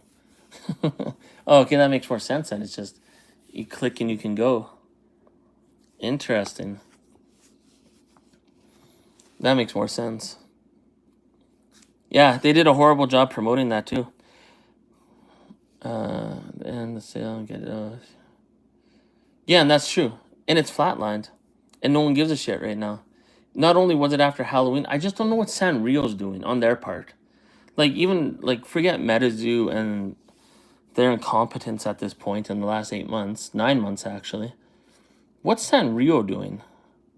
Like, I don't know for a fact they haven't promoted anywhere. I haven't looked up Sanrio's websites and all this stuff. But clearly they haven't. The numbers have not moved since that live stream. After the live stream, it was just under 500 sold. And since then, only another 50 have sold, or more or less. So, because I remember when Nick Strength of Pokemon made his video, I believe it was at $4.99.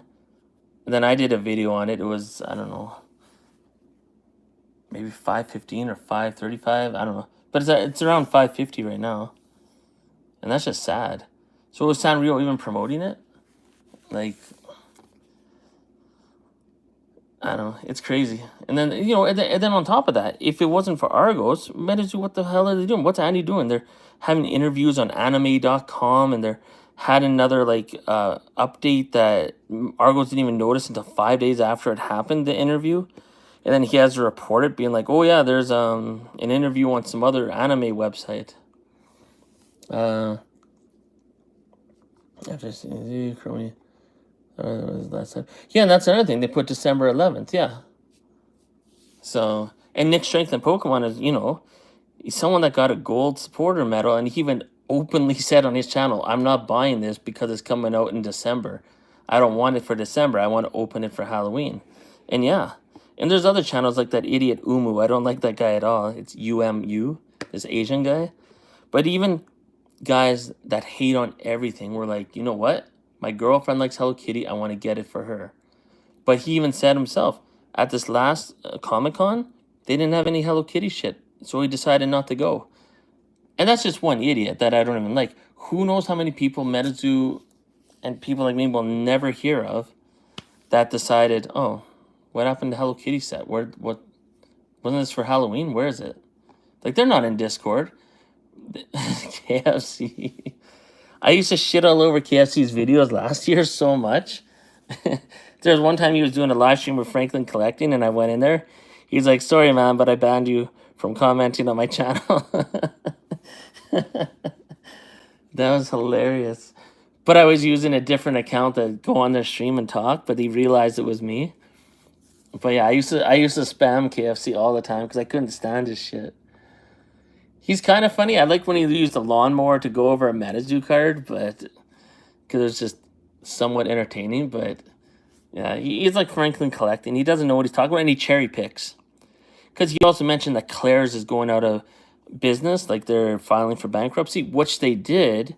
Because I looked it up myself. I think it was in 2018.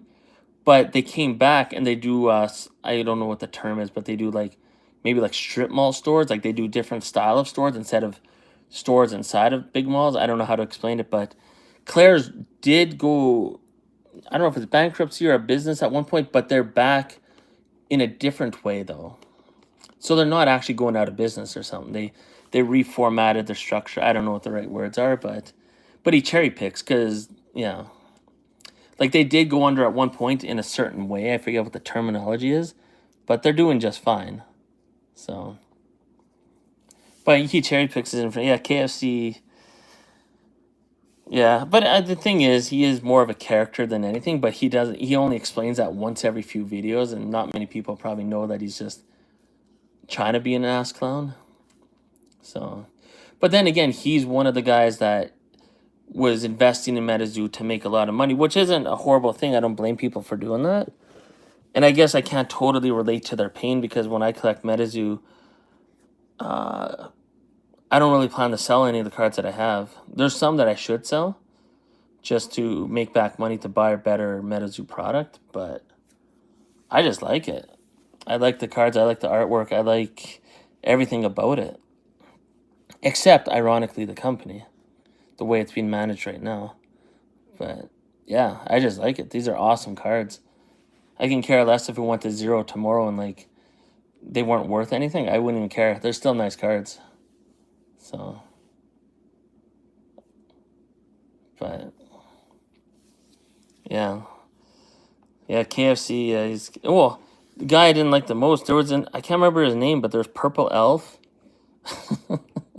and there was another guy. I can't remember his bitter ass. He was making so many hate videos. But you know what? Now that I see how MetaZoo is now, it's like they got a taste of what MetaZoo is like now before most people. And I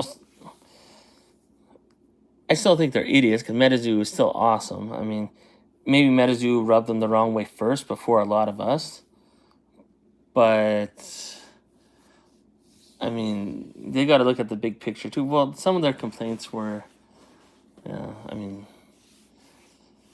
I don't know, a little more self-inflicted wounds. I don't think it was all MetaZoo, but because a lot of their complaints were, yeah, I don't know what was wrong with them, but I think a lot of them just wanted to make big money and they didn't make big money and they're like all bitter. But yeah, I think it was kind of, well, at least Logan Paul's not in MetaZoo, but well, then again, who knows? Maybe that would help. I don't know.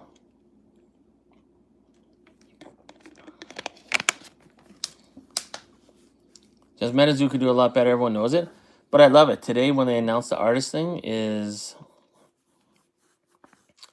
yeah, I mean, and that's the thing. Like anyone that has a store that was trying to get a lot of product to sell, I mean, it's got to be insane right now with the product because I do like when I find an eBay every now and then a card store that sells a lot of different product. Just can't wait to ship off the MetaZoo. Even a local card store in the city I live in, when I went in there and bought 10 boxes of Cryptid Nation second edition for $50 Canadian a box, they were so happy they gave me one of those Mike Waddell red pullover hoodies for free. They're like, you can have this too. So, well, and that's the thing, right? There's so there's even like a channel on YouTube called like Bigfoot Chronicles or Bigfoot something. Like, reach out to these other content creators. Because I mean, they could reach out to people like me and send free product when I have my other channel. It's a wrestling channel. That's when they first reached out to me to send product. Because I was making videos on that before I created another channel called MetaZoo Menace. But I have another channel called Polka Menace. And that channel was starting to boom at that time. So Mike Waddell actually messaged me and like, talked about sending free product and all the stuff to open up, which I was like, holy shit. I was like, that's awesome. But if they could reach out to me, they could reach out to these other places too. Yeah, exactly. They should reach out to channels like that. Not necessarily that they open up product, but let them know MetaZoo exists. And the whole story of MetaZoo, get them some books out there. And I don't know. Because they do go to the festivals like Mothman Festival, all this stuff, but there's a lot of stuff they haven't tapped into that a lot of people that do videos on the folklore of different cryptids and stuff that have no idea what the hell MetaZoo is.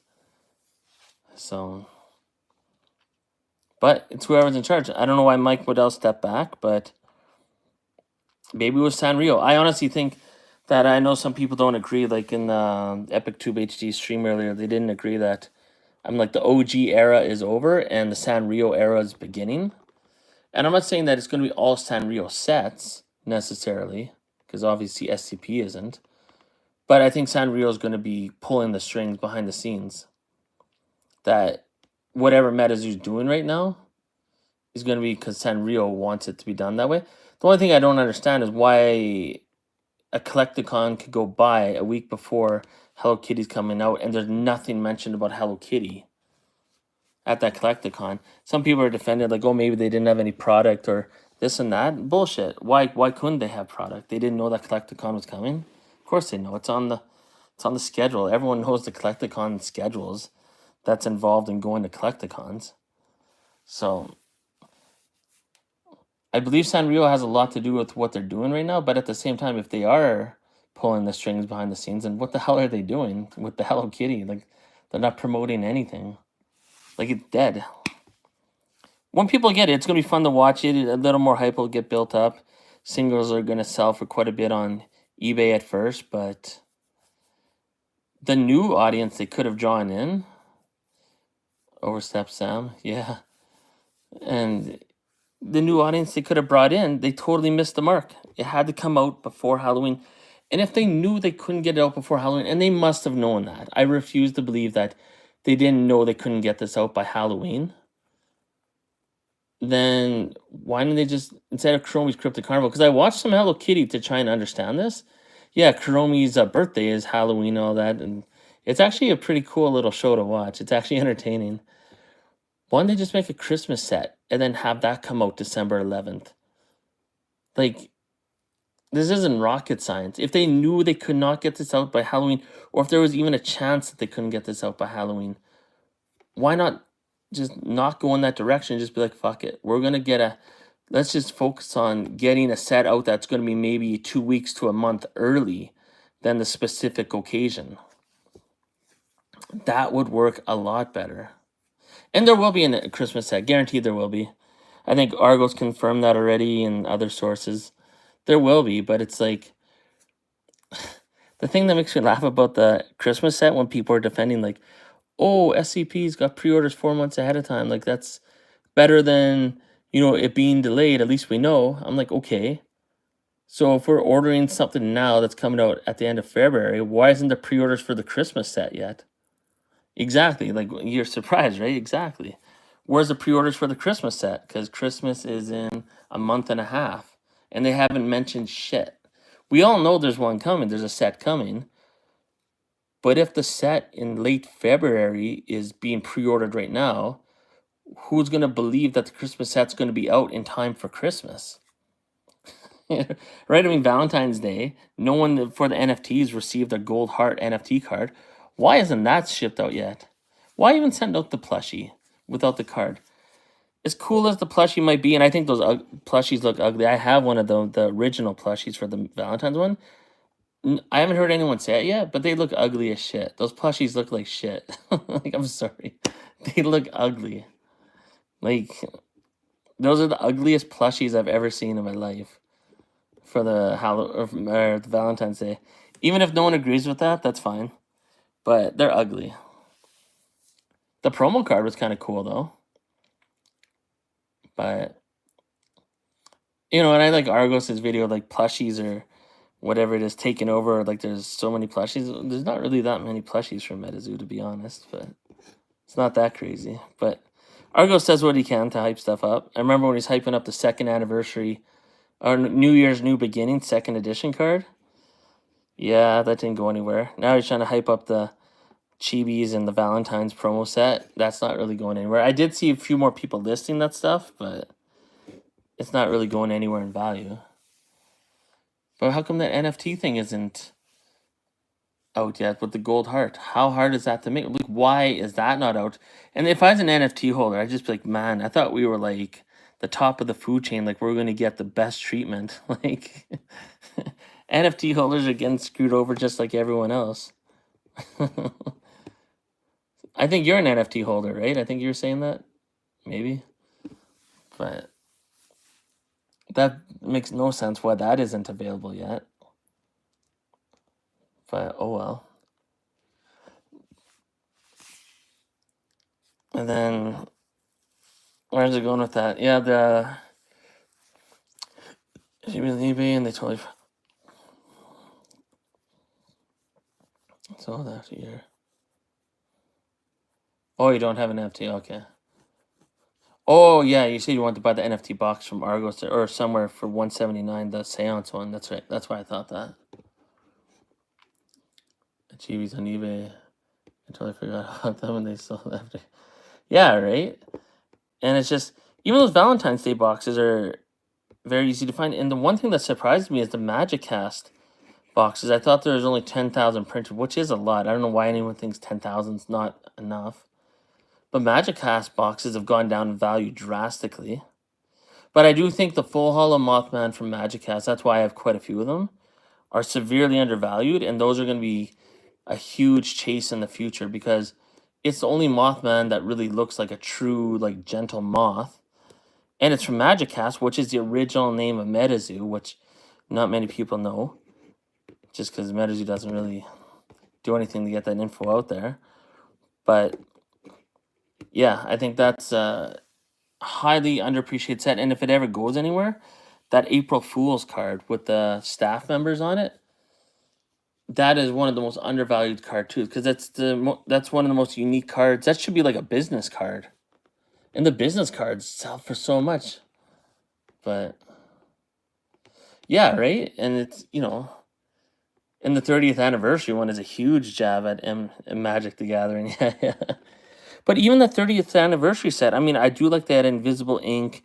They have Gumberoo taking a shit, and they have a couple other interesting cards. I feel like they missed the mark on it big time, though. Yeah, the April Fool's Full Hollow. How did I not show that here? Where is it? I thought I showed all my PSA 10 cards. Weird. I must have missed a 10. I have like 4 of those. Yeah, I don't think I showed those tonight. What the hell? I must have missed them in one of the tins. Yeah, but the April Fool's card is one of the... I think you could buy that as a PSA 10 for probably under $50 now, which is insane.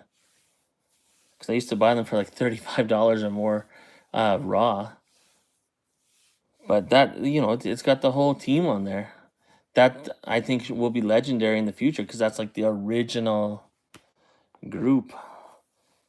But that should be like a business card. I mean, people go crazy for Mike Waddell's business card or Andy's business card or Shaw Mead or whoever. And I remember those were on eBay last week as a PSA 5 for $250. PSA 5 Andy business card. And it got snatched up right away. I saw it, but it sold so quick. But it was only PSA 5. But I was thinking about getting it, but I was like, that's $250, man. It's PSA 5, and I don't even like Andy. So, but yeah, Magic Cast I think is hugely slept on. Yeah, it was PSA 5. And there was a Shaw Mead, the Bigfoot one. I believe it was the Shaw Mead one. Was also a PSA 5, selling for like 250 American dollars. Yeah, I don't know how I got a PSA 5. But both of them were. And someone was selling them for, relatively cheap because those business cards are super rare. But are they rare? I don't know. Who knows how many people can actually get them? But and I do think, like, as much as I don't like Andy, his business card is the best, even better than Mike Waddell's, because he's got all the inks on it. I think he's got like red ink on there, blue ink, and I think there's another ink on there too. So that's cool. To me, the inks are higher than Mothman. If you have a red ink or blue ink, that ranks higher than any Mothman. Well, except for maybe the Kickstarter one, but that's debatable. But yeah, I don't know how it got a 5, but it's pretty dirty grade. It must have been like in someone's pocket or something. I don't know.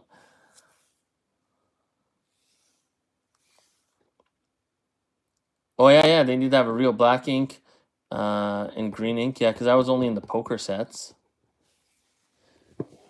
which is very.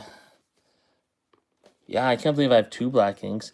Honestly, when I was opening up the cards, I mean, anyone knows when you get a deck of cards, Ace of Spades is the card you want to pull. Or that's like the most popular playing card. So that's what I wanted. I can't believe I pulled 2 black inks out of 10 Crypto Nation decks. Good thing they delivered them to me 15 months later, or else they would have been the regular crappy holo. So, but I think that's the only thing that strung me along not to give up on MetaZoo back then, or like to not order any more crap, is because when I did get it, I hit huge. And I hit the Joker, I hit the Green Man, but it was in the old holo. I hit that, and I hit the Mothman. Oh yeah, right here, right in front of us.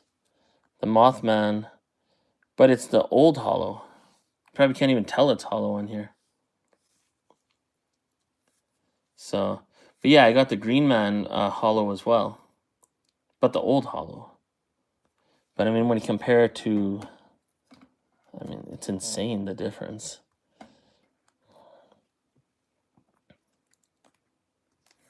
And that's such a ripoff that if you waited that long and you still only got the old holo and not the newer holo, people like me, it paid off big time. Because when I get these graded, and I honestly think they're going to get PSA 10s, even if one gets a PSA 10, I wouldn't even sell it. I can't imagine how much one of these would go for an auction as a PSA 10. Like, and that's the thing, not everyone hit huge. And that's what sucks.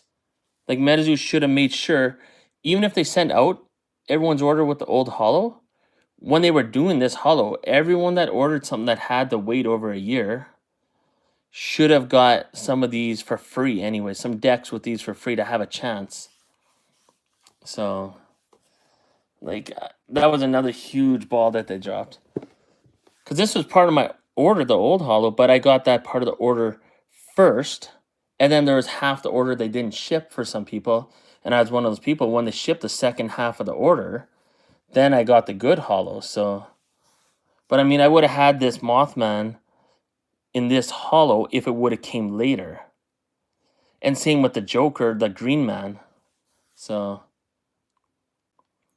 right? Yeah, I sold a few of these on eBay, the other ones that I had with this holo pattern, but I think I still have one Chupacabra. I pulled Loveland Frogman with this holo, but it was severely off-centered. It just, yeah, I mean, it could have looked a lot better, but when I had these two, I was like, I'll just sell the Loveland Frogman.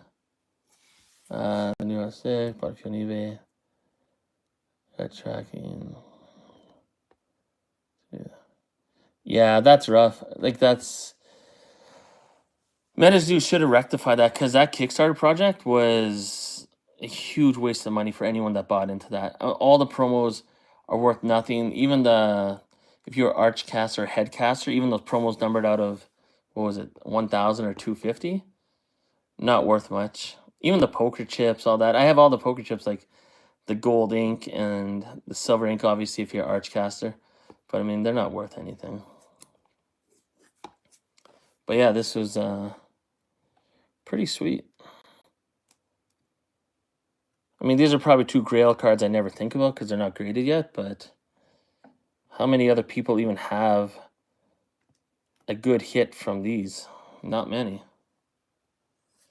Oh, I had the uncut sheet. That's another thing. When they sent those out, I wish they didn't send it to people rolled up or whatever. It should have been I don't know. They should have just added more value to it. Like, oh, okay.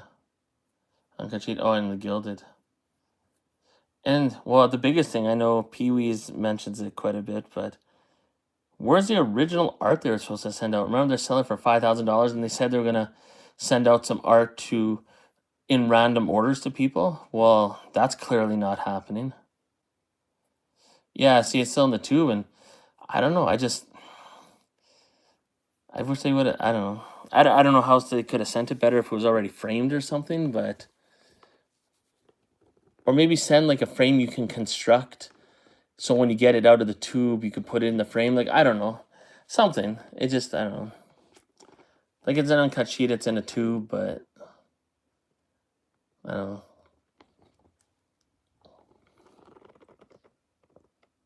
Yeah, that'd be cool, framed. Yeah, those are cool. Was yours the cards? Like, yeah, you said, yeah, it was the gilded cards, not the promo cards. And the promo cards, they sorted out good so you didn't really get duplicates in the 10-pack of promo cards. But there's only 12 cards in the set. So that was another thing I think they messed up on. They should have had a lot more than just 12. When you were getting 10 cards in a box, you can almost complete the set in one box. And it killed the value on those. Like, those cards aren't worth anything what they should have been. Like, because those were a huge selling point, that you got that promo box and you see the cards are in. There's 2 Mothmen, there's the red ink, there's all that crazy shit. And it's like, yeah, that Kickstarter project did not pan out. It sucked. But MetaZoo made a lot of money off it. Oh yeah, then these two from the 30th anniversary. I do like that invisible ink. And Gumbaroo taking a shit. Actually, you know what? Cool story. I bought 8 boxes of 30th anniversary. I didn't pull either of these cards. But MetaZoo sent me 2 free boxes to open up on my channel. And one of the boxes, because it only has 5 packs in a box, in one box, I got both of these cards. I was like, holy shit. Yeah, that invisible ink, it's really cool. That's a really nice card. I can't wait to get that graded. I don't care what it gets. I'm going to keep that. Because I opened it up on camera, so it's cool. I think it's going to get a 9. But the Gumbaroo taking a shit, full hollow, I mean, that's just one of those unique cards that'll go down in the folklore of MetaZoo, where it's just like, it's just so unique. Yeah, I think they did juice the boxes. I mean, I bought 8 boxes with my own money, and I barely hit anything good. But they sent me only 2 boxes, and in one box, I got both of these cards. I was like, whoa. So, I'm trying to think what else. I mean, they've sent me stuff in the past. I'll never forget when they sent me a UFO kit. It had 3 booster boxes of UFO, like tons of shit. It was crazy. One of the boxes that I did a giveaway on my channel, the only time I ever did, it really wasn't that great. But one of the boxes had 5 out of the 6, what do they call in UFO? The 6 cards that could only come full hollow. It had 5 out of the 6, which was insane. And I think I pulled 2, yeah, I pulled 2 neutrality totalities out of 3 boxes. It was pretty sweet. Yeah, maybe it is. Oh, Supernova 6, yeah. Yeah, the boxes they sent me were pretty good, but the other product wasn't that crazy. Like the blisters and all that other stuff was pretty blah. But it was crazy. They used to send a lot of crazy product, and then for Seance they sent stuff, but I think I posted 1 video of the Seance, but the polls were so bad, I only posted 1 video of 1 box, even though they sent quite a bit of stuff. Because I was embarrassed for MetaZoo. I was like, I don't want to post this because it's going to make this product look so stupid. I was like, what am I supposed to say in the video? Oh, and actually, I have a bunch of the packs I didn't even open from one of the Seance booster boxes because I know they're all reverse hollows. I know it's just a waste of time. I was like, what am I supposed to do? Pretend like I don't know. I was like, I don't want to be fake on my channel. I'm not going to be like, oh yeah, man, maybe we'll get something. Like, what am I supposed to say? I know the pack trick or like the mapping. It's just in the other product, I opened it up on camera, but I didn't post the video because I just like, this is boring. Like nothing's happening. Like there's no, I only pulled a sheep squatch. It was the only one of the full hollow only cards out of the, was it Hateful Eight? Yeah, sheep squatch was the only one. And I was like, how am I supposed to post this? Like, this is horrible. There's literally nothing to talk about. Even when I was talking in the video, I was like, man, I'm going to have to do like a voiceover and like pretend. But I was like, I don't know, it's going to be so fake. So yeah, I didn't post much seance. I posted one box that they sent because half of the box was hollows. So yeah, you were saying that earlier. Yeah, you've opened like case and haven't pulled one Hateful Eight. Yeah, they screwed that product up so much. And native, I mean, the only issue I have with native is like, okay, not all stores and stuff receive native when they're supposed to receive it, but even when you go on the MetaZoo marketplace website, at one point when you first log onto the website, if you scroll down, you'll see native at one point. But if you were to not scroll down and you were just going to click on, the MetaZoo cards or apparel or whatever, any of the menus, native's not in there. They didn't post it. Whoever made their website, I don't know what the hell they're doing. You literally have to search for it to find it. But if you're new to MetaZoo and you go to MetaZoo Marketplace, you're not going to know what to search for if you don't know the sets. You're just going to look to see, what's on the website? I heard about MetaZoo. Let's check out what they have. They don't have it listed. Same with SCP. Like, it's not on their thing unless you search for it. It's so stupid. Like if MetaZoo came, or if Pokemon came out with some cool new product, but it wasn't on there when I click what's the new TCG cards that I could collect, how would I know what to search for if I'm not aware of it, if I'm not watching PokeRev and all these guys? Because I don't watch Real Breaking Nate anymore. I don't watch certain channels anymore. So how would I know that, it's same with the MetaZoo website. Like, how would anyone that collects SCP and someone said, oh yeah, they sell it on MetaZoo Marketplace, they have an SCP set, so they would go there. But what if they didn't search SCP? Is it the first thing? Oh, maybe it's changed now. What, on release date, I'm like 99% sure it wasn't on there. Wait, I'm going to go on my laptop here and look. Unless they got it together and changed it now. Let's see.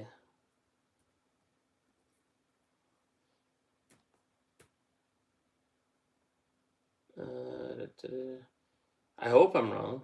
Let's see. Okay, so right when I click on it, it says MetaZoo Manga. Oh, it is there. Okay. When you scroll down. Okay, here's my issue, though.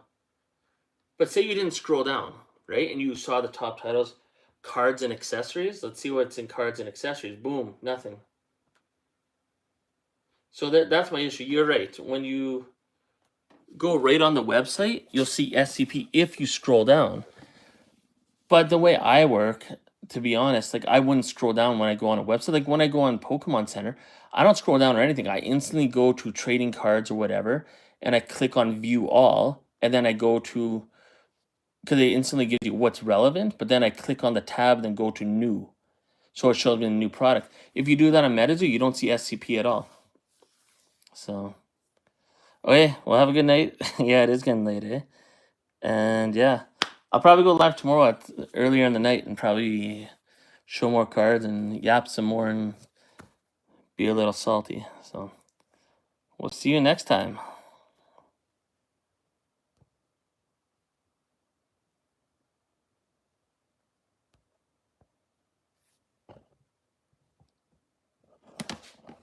Is this stream gonna close?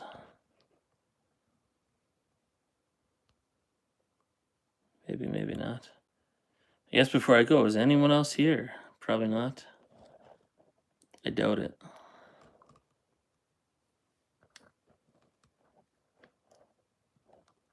I'll wait 10 more seconds in case there's anyone else in here that has their 2 cents they want to say about MetaZoo.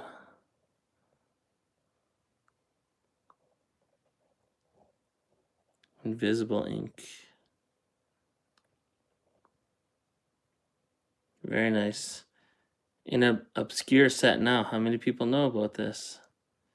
If you weren't around when this came out, you'll probably never know about it. Very cool though. I like it. Well, how come it won't let me close the stream?